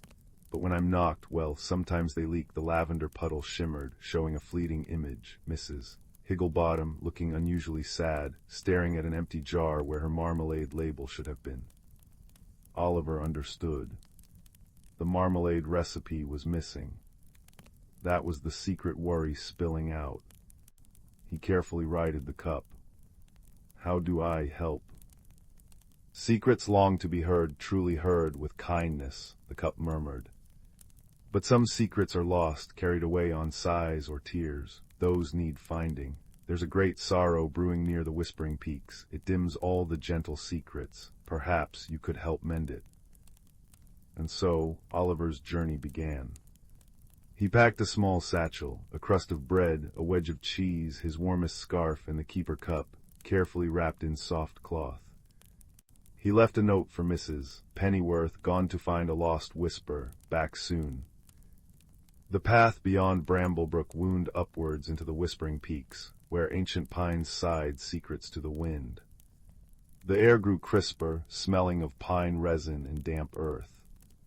Oliver felt small beneath the towering trees. Doubt crept in. Who was he, a quiet librarian's assistant, to mend a great sorrow?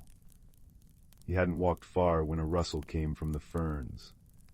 A small, bright-eyed field mouse with a tiny acorn cap perched jauntily on its head scampered out. Lost whispers, you say? It squeaked, whiskers twitching.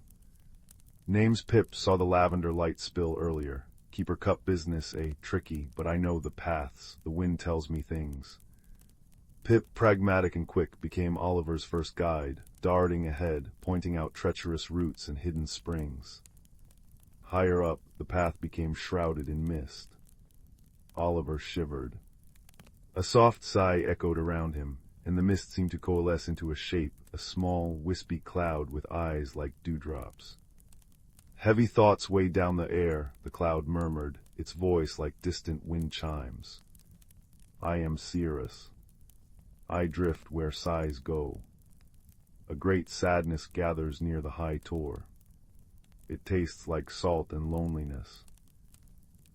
Cirrus, dreamy and observant, floated beside them, its misty form occasionally revealing glimpses of the path ahead or a hidden cluster of berries. Finally, as the trees thinned near the rocky summit known as the High Tor, they found Badger. Not just any badger, but Bartholomew, a large, solid creature with fur like silvered moss and eyes that held the depth of weathered stones. He was digging patiently near a cluster of bluebells. Trouble brewing, he rumbled, his voice a comforting bass. The mountain weeps, springs run slow, flowers droop, sorrow has taken root. Bartholomew, wise and grounded, joined them, his steady presence a rock against the growing sense of melancholy. They reached the High Tor, a vast, wind-scoured plateau. In its center lay a deep, still pool, usually the source of the freshest mountain streams. Now it was dark and silent, choked with gray, slimy weeds. A low, mournful sound vibrated through the stone beneath their feet, the weeping mountain Bartholomew had spoken of. Standing by the pool, radiating waves of palpable sadness, was a figure made of shifting, gray stones, the mountain spirit. Who disturbs my sorrow? The spirit's voice grated like boulders grinding together. Tears like liquid granite rolled down its stony cheeks and dripped into the pool, feeding the choking weeds. Oliver's instinct was to flee, but the keeper cup hummed warmly against his chest. Pip nudged his ankle. Cirrus sighed softly. Bartholomew placed a steadying paw near him. Taking a deep breath, Oliver stepped forward, carefully unwrapping the cup. He held it out, not as a weapon, but as an offering. We came because we felt your sadness. We want to listen. The spirit's grinding voice faltered. Listen, no one listens. They take the water, the stone, the beauty. They forget the mountain has a heart. My dearest friend is gone. More stony tears fell. Ask about the friend, the keeper cup whispered gently in Oliver's mind. Your friend.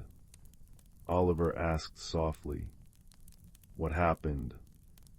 A tremor shook the spirit. The silver brook, it sang to me for centuries, sparkled in my crags, then silence, gone dry, stolen away or forgotten. Without its song, I am only stone. Oliver looked at his companions. Pip scampered to the pool's edge, sniffing.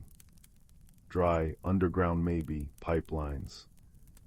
Bartholomew studied the rock formations. The source shifted, see the crack, earth groaned, changed the path. Cirrus drifted over the desolate pool.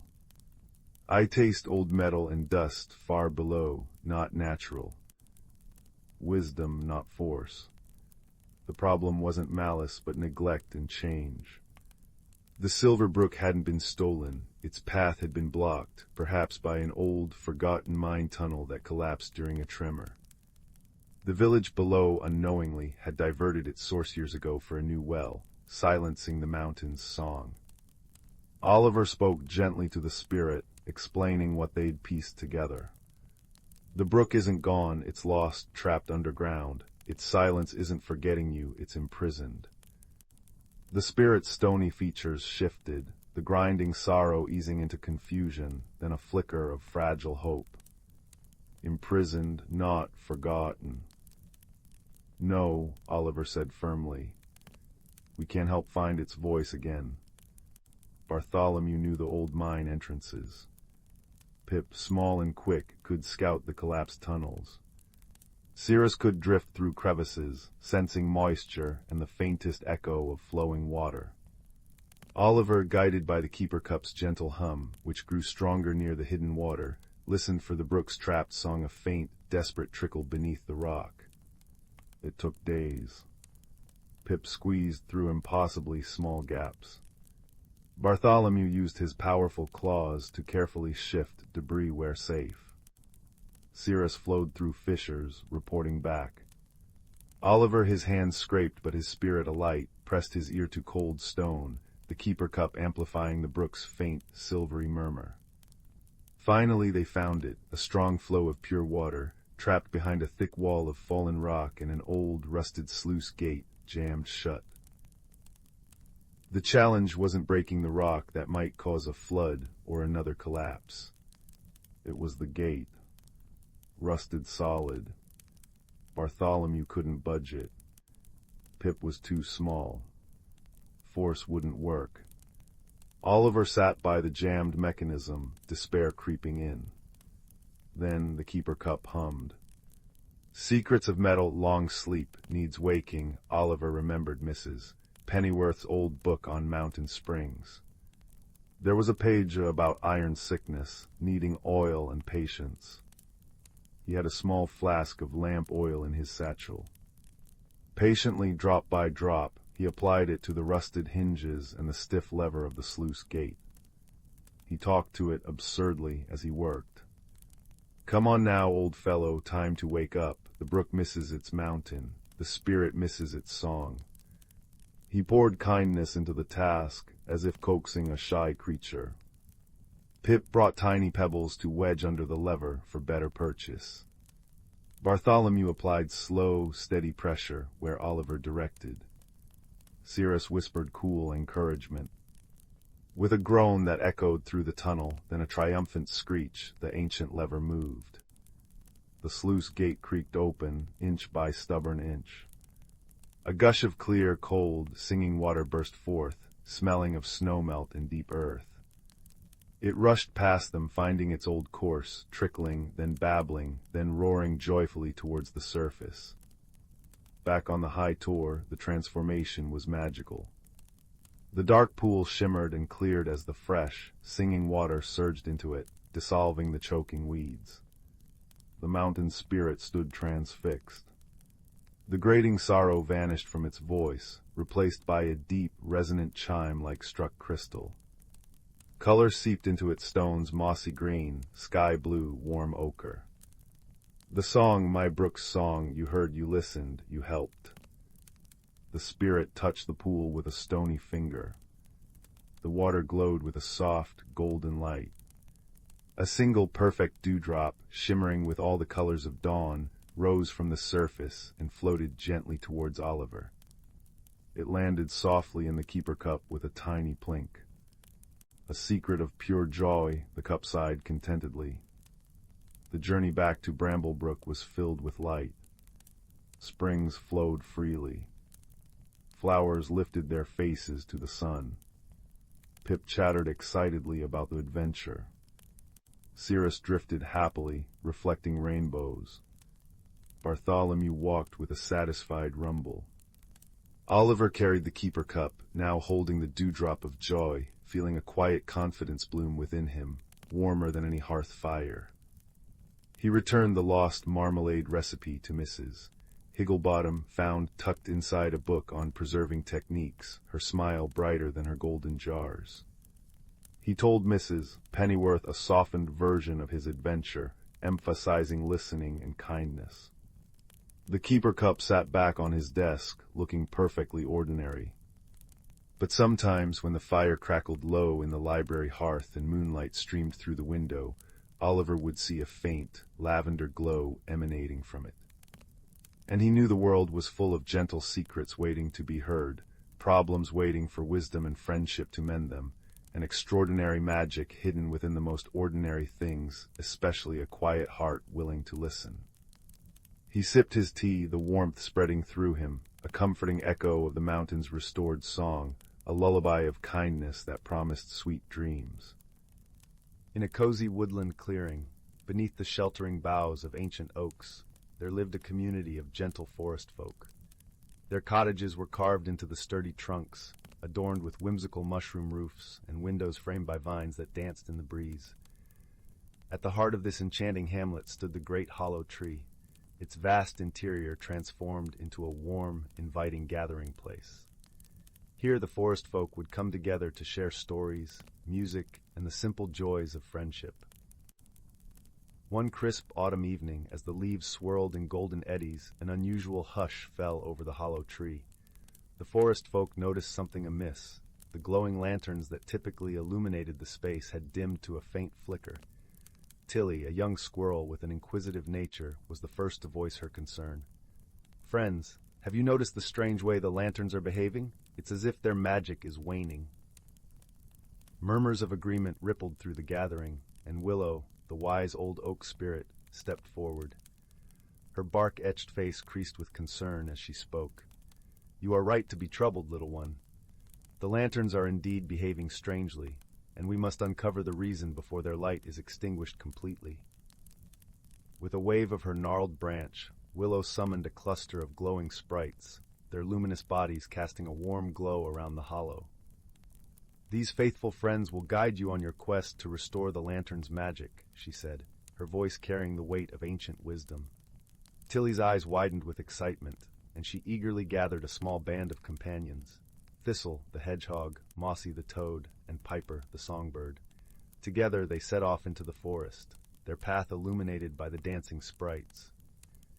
As they ventured deeper into the woods, the friends noticed peculiar signs: twisted branches that seemed to have minds of their own, mushroom rings that pulsed with an eerie glow, and whispers carried on the wind that spoke of forgotten enchantments. Piper, with her keen eyesight, was the first to spot a clue. Perched atop a fallen log, she noticed a trail of shimmering dust leading into a thicket of brambles. "Look, friends," she trilled. "Could this be the key to unraveling the mystery?" Mossy hopped closer, his bulbous eyes studying the glittering trail. "Why, I believe you're right, Piper. That dust looks awfully familiar. It's the same sparkle that fuels the lantern's magic." With renewed determination, the friends followed the shimmering path, carefully navigating the tangled brambles until they emerged into a secluded glade. There, in the center, stood an ancient stone pedestal, its surface etched with intricate runes. Thistle, ever the observant one, noticed a faint glow emanating from the pedestal's base. "Look there, friends. Could that be the source of the lantern's magic?" As they approached cautiously, the sprites swirled around the pedestal, their ethereal light revealing a hidden chamber beneath. Within the chamber, they found a glimmering crystal, its facets refracting the sprite's glow in a kaleidoscope of colors. Tilly gasped in wonder. "This must be the heart of the lantern's magic. But why has it been hidden away?" Suddenly, a deep, rumbling voice echoed through the glade. "Well done, little ones, for uncovering the ancient secrets of this sacred place." From the shadows emerged a majestic stag, his antlers adorned with twisting vines and his flanks shimmering with an otherworldly sheen. "I am the guardian of this crystal, charged with protecting its power from those who would misuse it." The friends listened, captivated, as the stag wove a tale of an ancient evil that had once threatened to extinguish the light of the forest. In a desperate bid to safeguard the crystal's magic, it had been hidden away, its power dimmed to prevent its discovery. "But now," the stag continued, "the darkness has passed, and it is time for the light to shine once more. You have proven yourselves worthy guardians of this sacred trust." With a graceful bow of his antlered head, the stag stepped aside, allowing the friends to approach the crystal. Tilly, her heart swelling with courage, reached out and gently touched its glimmering surface. In an instant, a surge of warmth and radiance burst forth, the crystal pulsing with renewed life. The sprites danced in jubilation, their bodies trailing streams of shimmering stardust as they swirled through the air. As the friends emerged from the glade, they gasped in delight. The lanterns in the hollow tree had been restored to their full, brilliant glory, casting a warm, welcoming glow throughout the woodland hamlet. Willow, her face alight with pride, welcomed the heroes back with open branches. "Well done, my brave friends. Thanks to your courage, cleverness, and unwavering friendship, the light of our home has been rekindled." And from that day forward, whenever the forest folk gathered in the hollow tree, they would share the tale of the hidden crystal and the brave companions who restored its magic, ensuring that the warm, comforting glow would never fade. Deep within the heart of the world, cradled between the shoulders of sleeping mountains, lay the ancient forest of Lumenwood. It was a place where time moved not in hours, but in breaths, not in days, but in the slow, graceful turning of seasons. The moon was its sun, and silver moonbeams were its daylight, filtering through a canopy of ancient oak and whispering pine to dapple the forest floor in patterns of liquid mercury. The air itself was a living thing, thick with the scent of damp earth, decaying leaves, and the sweet, almost honeyed perfume of night-blooming jasmine. Moss, soft as velvet and deep emerald green, clothed every stone and curled up the gnarled trunks of trees so old they remembered when the stars were first set in the sky. This was a realm of quiet magic, a symphony of subtle sounds that played only for those who knew how to listen. On this particular night, when the moon was a perfect, luminous pearl in a sky of crushed sapphire, a little bat named Pip found himself wide awake and unusually restless. Pip, whose wings were like finely tooled leather and whose ears were large enough to catch the faintest whisper of the world, usually spent his nights in joyful, swooping flight, chasing moths that glittered like flying embers. But tonight, a strange silence had fallen over his usual hunting grounds near the chittering cricket hollows. The familiar, comforting hum of the forest's nightlife was muted, replaced by a curious, waiting hush. Feeling a prickle of unease, Pip fluttered from his upside-down perch in a hollow cedar and decided to seek counsel. He knew of only one being in Lumenwood who understood the deep, old rhythms of the forest, the great sentinel, an oak tree so vast and ancient that its roots were rumored to drink from the same underground streams that fed the mountain's heart. His flight was a quiet rustle of membrane and air. He navigated not by sight alone, but by the gentle, pulsing glow of the forest's bioluminescent wonders. Ghost mushrooms clustered at the base of trees, casting a soft, blue-green light that illuminated his path. Will-o'-the-wisps, those playful, floating sprites of light, bobbed and weaved between ferns, their glow a warm, golden yellow. The very lichen on the north sides of the trees emitted a faint, star-like shimmer. It was as if the forest had swallowed a piece of the starry sky and let it grow from the ground up. After a time, he arrived in a wide, starlit clearing. At its center stood the great sentinel. It was more a small mountain of wood and leaf than a tree. Its bark was deeply furrowed, like the wise, lined face of a very old guardian, and its branches spread out like benevolent arms, holding up the sky. Moonlight silvered its last remaining autumn leaves, which clung on with a tenacious, rustling grip. Pip alighted softly on a low-hanging branch, his tiny claws finding a secure purchase. He did not need to speak. In Lumenwood, communication was often a matter of presence and intention. He simply waited, his small body trembling slightly. A deep, resonant hum, felt more in the bones than heard by the ears, began to emanate from the tree. It was the sound of sap moving with glacial slowness, of roots stretching deep into the earth, of countless seasons held in memory. Little one of the air, a voice murmured, not in words, but in a wave of pure understanding that washed over Pip. It was a voice like the sound of wind through a vast, empty canyon, peaceful and immense. You carry a question in your quiet heart. The stream has been whispering of it. The stones have been dreaming it. What troubles your flight? Pip, gathering his courage, sent his own thought out, a fluttering, worried impulse. The music is gone, great one. The cricket songs, the frog choirs, the night is too quiet. It feels empty.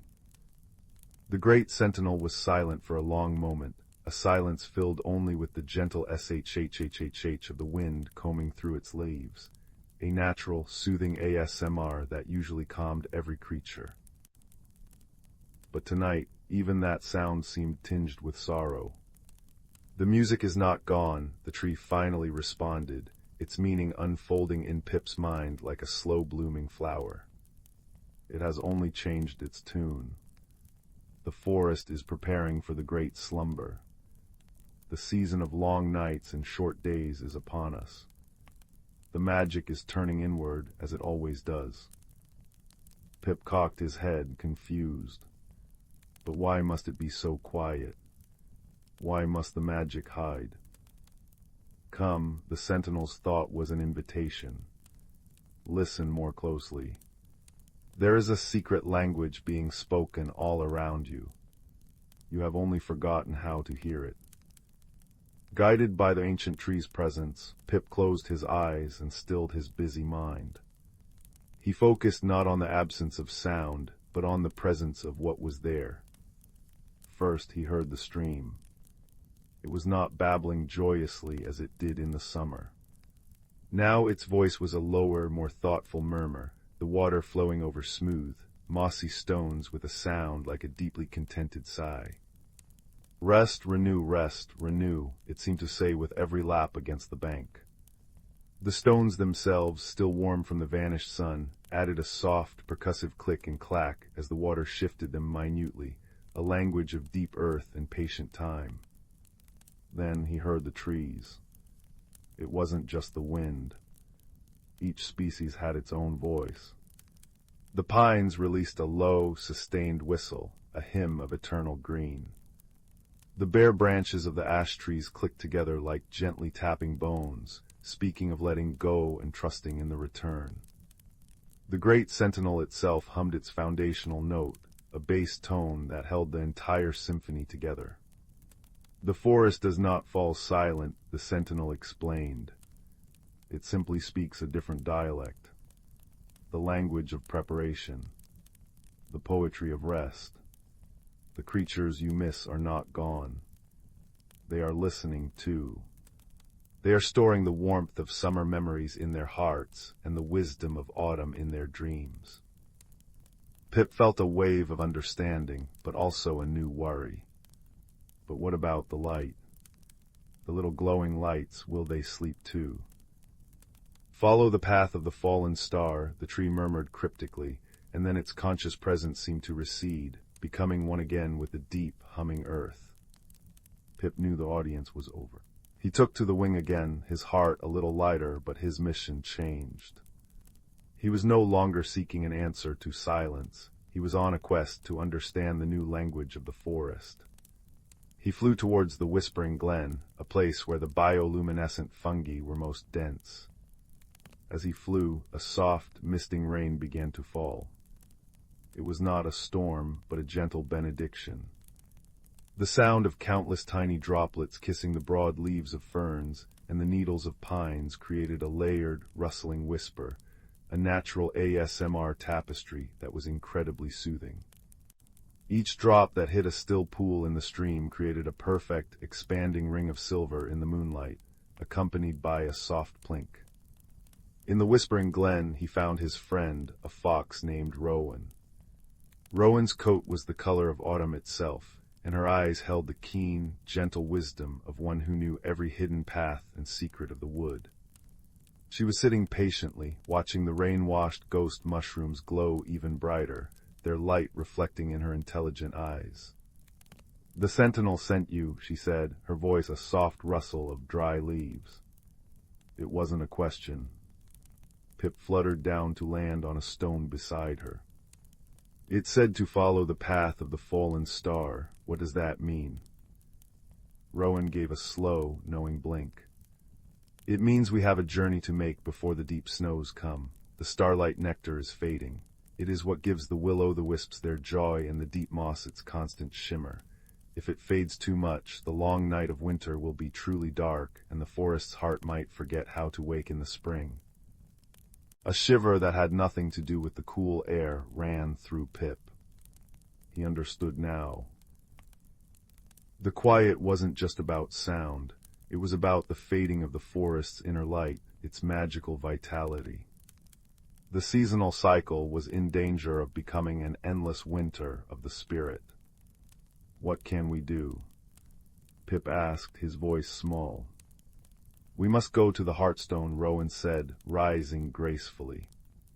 "It lies in the crystal cavern at the source of the silver thread stream. It is the wellspring of the forest's luminescence, but its light dims if it is not reminded of the world above. It needs to hear the stories of the season, to feel the connection to the sleeping life. We must be its messengers." And so their journey began. Pip flew low, a silent scout, while Rowan moved with a fluid grace through the undergrowth. They traveled through landscapes of breathtaking beauty and profound peace. They passed a field of slumbering fireflies, their light dampened, resting in the curled leaves of a fern bank. They heard the deep, rhythmic breathing of a badger family, already tucked away in their set, dreaming of spring earthworms. They saw the last of the autumn leaves, glowing like captured moonlight, as they spiraled down in the gentle rain. The sounds of their journey were a lullaby for the waking world. The soft squelch of Rowan's paws on wet moss, the distant, melodic hoot of a tawny owl, the great sentinel's nightly messenger, the ever-present whisper of the wind, and the steady, heartbeat-like rhythm of the rain. Finally, they reached the source of the silver thread stream, where it bubbled forth from a crack in a wall of dark rock, veiled by a curtain of glowing ivy. Pushing through the ivy, they entered the crystal cavern. It was a place of pure, silent magic. The entire cavern was lined with crystals that pulsed with a soft, internal light, breathing in time with the forest itself. In the center of the cavern, resting in a small, clear pool, was the Hearthstone. It was a perfectly smooth, opalescent orb, about the size of a fox's head. But its light was indeed flickering weakly, like a tired firefly. "It has been lonely," a new voice sighed. This one was the voice of the water dripping from the cavern's ceiling, each plink and plop forming a word. "It misses the rustle of the leaves it cannot see. It misses the scent of the night flowers it cannot smell." Pip and Rowan approached the stone. They knew what to do. They had been guided here not by a map, but by the wisdom of the forest itself. Rowan lay down beside the pool, her nose nearly touching the water, and she began to whisper. She whispered the story of the summer sun on her back, of the taste of ripe blackberries, of the sight of fawns taking their first wobbly steps. Her words were not loud, but they were vivid, painting pictures in the quiet. Pip, fluttering above the Hearthstone, began to chitter and click, not in the language of echolocation, but in the language of memory. He told the story of his nightly dances with the moths, of the feeling of a sky full of stars on his wings, of the joyous, chaotic chorus of the cricket hollows at their peak. They poured their memories into the cavern, their voices blending with the dripping water and the deep, resonant hum of the crystals. They were reminding the Hearthstone of the world it served. They were singing the forest back to itself. As they shared their stories, a wonderful change began to occur. The Hearthstone's faint pulse grew stronger and steadier. A warm, gentle light blossomed from its core, flowing outwards like liquid honey. It filled the crystals in the walls, which brightened in response, their light reflecting and magnifying until the entire cavern was ablaze with a soft, radiant luminescence. The light did not stay contained. It flowed out with the stream water, a river of liquid starlight pouring out into the forest. Outside, the will-o'-the-wisps suddenly bobbed with renewed energy, their golden light burning bright and joyful. The ghost mushrooms and glowing lichens shone, with an intensity that turned the night forest into a breathtaking cathedral of light. The very air seemed to sparkle. The magic had been renewed. The cycle was secured. Exhausted but filled with a deep, profound joy, Pip and Rowan made their way back to the clearing of the great sentinel. The rain had stopped and the sky was clear, the moon and stars shining down upon a forest that was once again peacefully, beautifully alive in its slumber. The silence was no longer empty. It was full. It was the sound of roots dreaming, of seeds sleeping in their earthy beds, of the stored magic waiting for its time to bloom. It was a restorative silence, a necessary pause in the great melody of life. Pip found his perch in the cedar hollow. As he drifted into his own daytime sleep, he listened to the forest's new-old language. The sighing stream, the whispering trees, the gentle wind, it was all a lullaby. It was the sound of the world holding its breath, not in fear, but in anticipation, resting deeply and securely in the knowledge that after every long night, without fail, the dawn would always come. And high above, the wise old owl, who had watched their entire journey from his high branch, gave one soft, low hoot, a sound of approval and peace that echoed through the starlit, luminous woods, a perfect full stop to the night's gentle story. The forest was safe. The magic was sleeping, and all was well. Deep within the whispering woods, where ancient oaks wore beards of moss and sunlight dappled the forest floor like scattered gold coins, lived Fern, a young rabbit with fur the color of twilight shadows. This forest wasn't just trees and earth. It was alive with quiet magic, a place where the boundaries between creature and spirit, reality and dream, shimmered like heat haze on a summer's day. Fern knew the hidden pathways, the taste of dew-kissed clover at dawn, and the comforting scent of damp earth after a gentle rain. He knew, too, the secret lives that pulsed beneath the surface. The whispering woods thrived on a delicate, ancient harmony. The Badger clan, deep in their set, carefully turned the soil, ensuring seeds slept well. The Squirrel Council, high in the canopy, managed the dispersal of nuts and berries, their bushy tails flicking with purpose. Glimmerflies, tiny creatures woven from starlight and pollen, tended the night-blooming flowers, their soft hum a lullaby for the woods. And old Grandfather Mossback, a turtle whose shell was etched with centuries of growth rings, was the keeper of the tides, sensing the subtle shifts in the forest's deep magic tied to the seasons and the weather itself. Fern's favorite time was the amber season, when autumn painted the leaves in fiery hues. The air grew crisp, carrying the scent of wood smoke from unseen hearths and the sweet decay of fallen apples.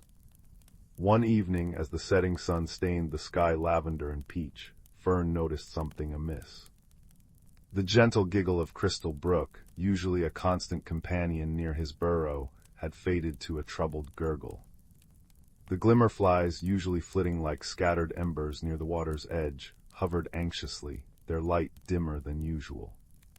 Even the leaves seemed to whisper with a note of worry, rustling secrets Fern couldn't quite grasp. Seeking wisdom, Fern hopped along the familiar, root-ribboned path to the mossy stone, where Grandfather Mossback basked in the last warm rays. The ancient turtle's eyes, deep pools of moss-green wisdom, opened slowly as Fern approached. Grandfather Mossback, Fern began, his nose twitching with concern. Crystal Brook sounds sick, the glimmerflies are sad, the air feels heavy, like before a storm that never comes. Mossback took a slow, deliberate breath, the scent of damp earth and ancient stone clinging to him. He extended his neck, tasting the air. Ah, young Fern, your senses are keen. The balance shifts. The amber season's magic is waning, but this is different. A blockage, a knot in the forest's flow. He tapped his claw thoughtfully on the stone. The rains were heavy last moon. Perhaps the great roots of the sentinel oak shifted, or stones tumbled where they shouldn't. Crystal Brook cannot sing if her throat is choked. Fern's heart fluttered. What can we do? The forest feels wrong. Patience, little one, Mossback rumbled, his voice like stones grinding softly together.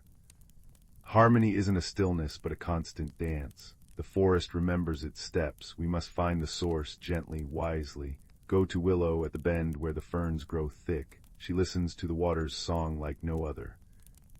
Following the troubled brook upstream, Fern felt the unease deepen. The usual comforting scent of wet stone and watercress was tinged with stagnation. The playful sparkle on the water's surface was dulled. He found Willow, a water vole with fur like polished river pebbles, her small paws resting on a smooth stone, her eyes closed as she listened intently to the troubled water. "Willow," Fern whispered, not wanting to startle her. Her eyes opened, large and dark with worry. "Fern, the song it's choked. A great sadness sits upstream, near the sentinel's roots. Stones and mud have fallen, trapping the water. It cannot flow freely to nourish the lower pools or carry the moon's reflection to the sleeping fish." Just then a flurry of wings announced Pip, a sparrow as quick and bright as a sunbeam. "I saw it from above," he chirped, landing on a swaying reed. A whole tumble of rocks and earth, it's huge. The waters backed up, making a muddy pool where the forget-me-nots bloomed. Fern felt a pang of sorrow for the drowned flowers. "Grandfather Mossback said we need to help, but how? It looks too big." Willow patted the water gently. "Strength comes not from size alone, Fern, but from working together, like the roots beneath our feet." She looked at Pip. "Can you summon the Badger clan? Their strong paws are needed for moving the largest stones." Pip bobbed his head. "On my way." He shot into the air, a brown dart against the deepening twilight. "And Fern," Willow continued, "find the Squirrel Council. Their clever paws and strong teeth can weave roots and vines to hold the bank steady once the blockage is cleared." Fern raced through the gathering dusk, the scent of pine needles sharp in the cooling air. He found the Squirrel Council holding a hushed conference in the hollow of a venerable beech tree. Their leader, a gray squirrel named Acorn with a tail like a silvery plume, listened intently. "A blockage at the sentinel. That explains the restless whispers in the roots," Acorn mused, tapping a claw. "The waters feed the deep magic. If it stagnates, the amber season's gentle release into frost's embrace will falter. The glimmerfly's light dims already. We will come. Our young ones are swift. They will gather the strongest vines." By the time Fern returned to the blocked stream, guided by the worried hum of the gathered glimmerflies casting a soft, ethereal light, the Badger clan had arrived. Bracken, the largest, with powerful shoulders and claws like polished ebony, was already testing the largest boulder. His low grunts mingled with the gurgle of trapped water. Smaller badgers worked alongside, shifting smaller rocks and clumps of earth.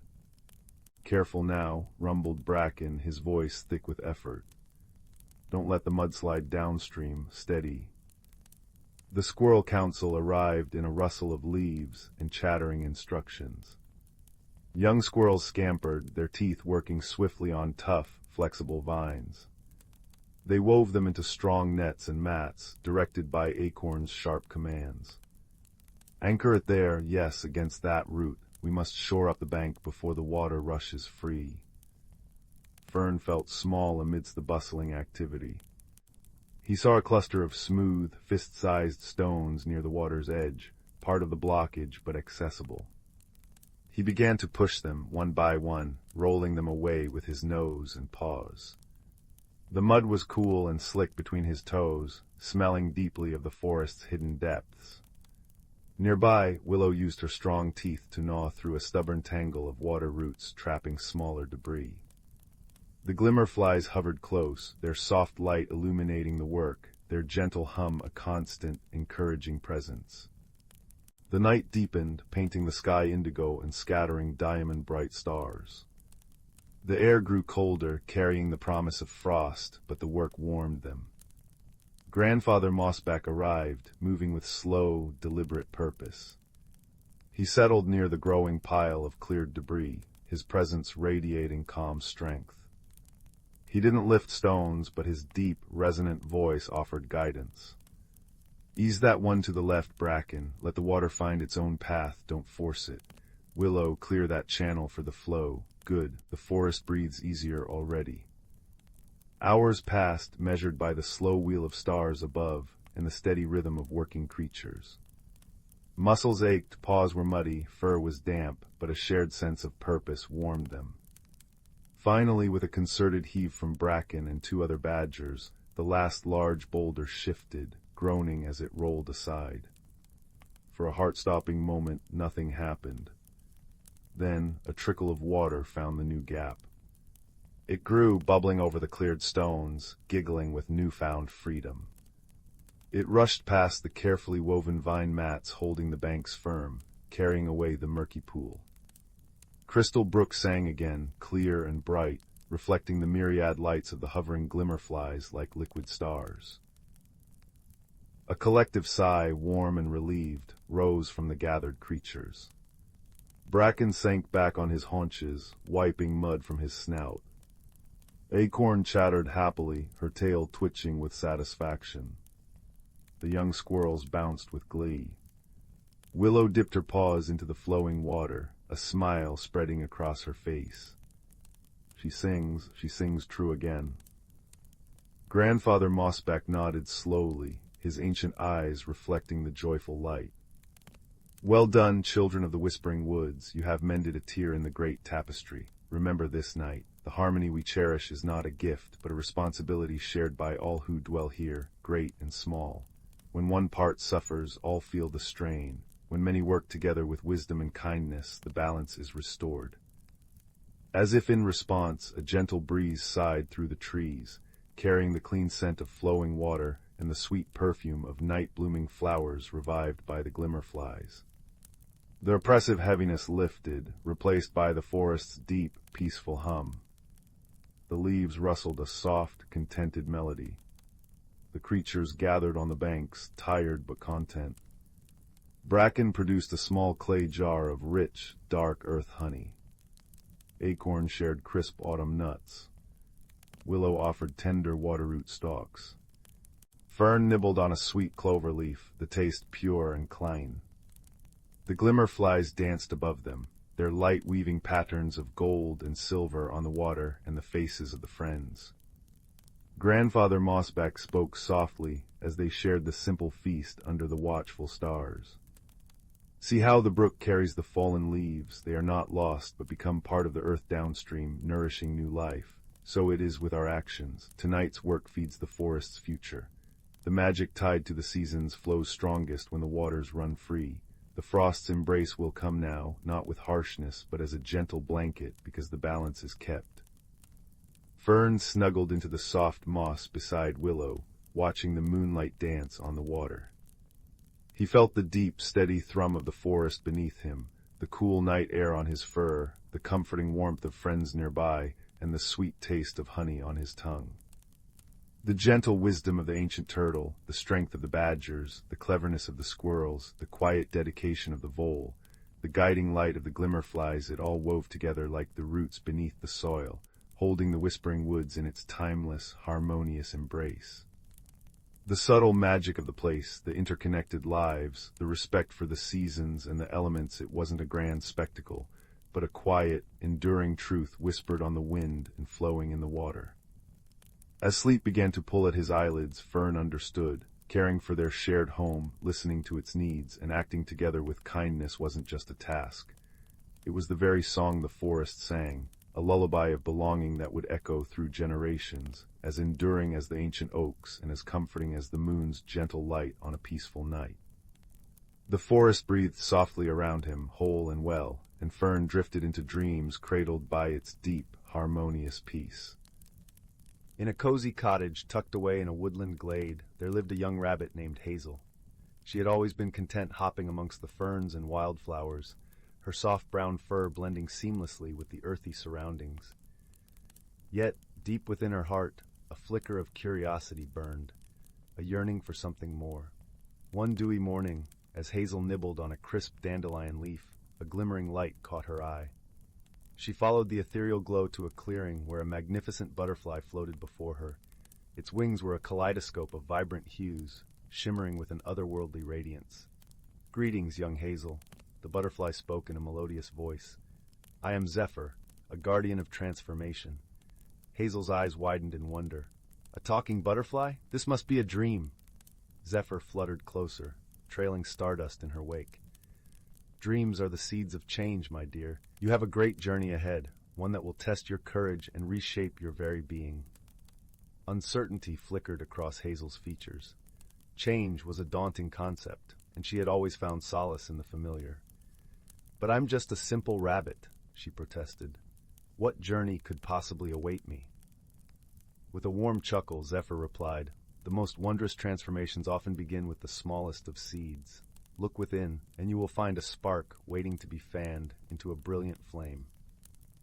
Before Hazel could respond, a rustling came from the undergrowth, and two of her dearest friends emerged, Oakley, the wise old oak tree, and Flutter, the hummingbird. Do not fear, little one, Oakley rumbled, his bark rough yet comforting. We will be with you every step of the way. Flutter zipped excitedly around Hazel's head. Oh, this is going to be such an adventure. You'll see. It will be simply dazzling. Reassured by her friend's presence, Hazel turned to Zephyr. What must I do? The butterfly's wings shimmered with magic.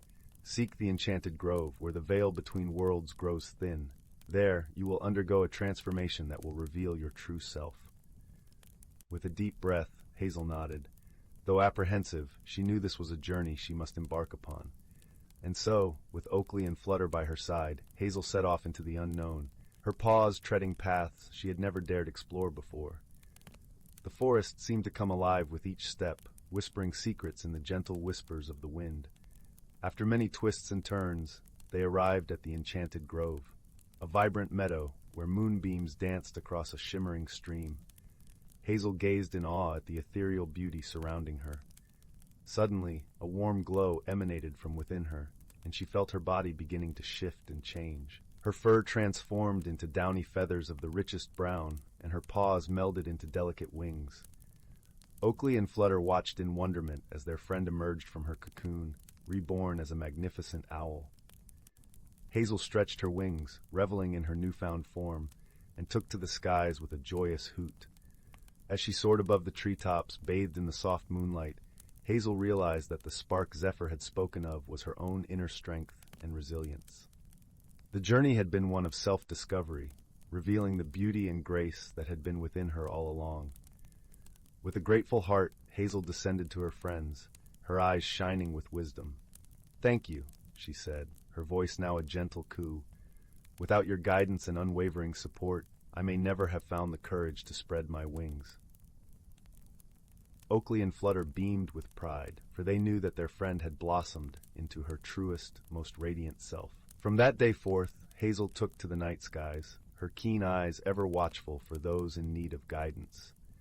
And whenever a fellow creature felt lost or uncertain, she would share the lessons she had learned. That change, though daunting, can be an opportunity for growth and transformation, and that true beauty lies not in physical form, but in the courage to embrace one's authentic self.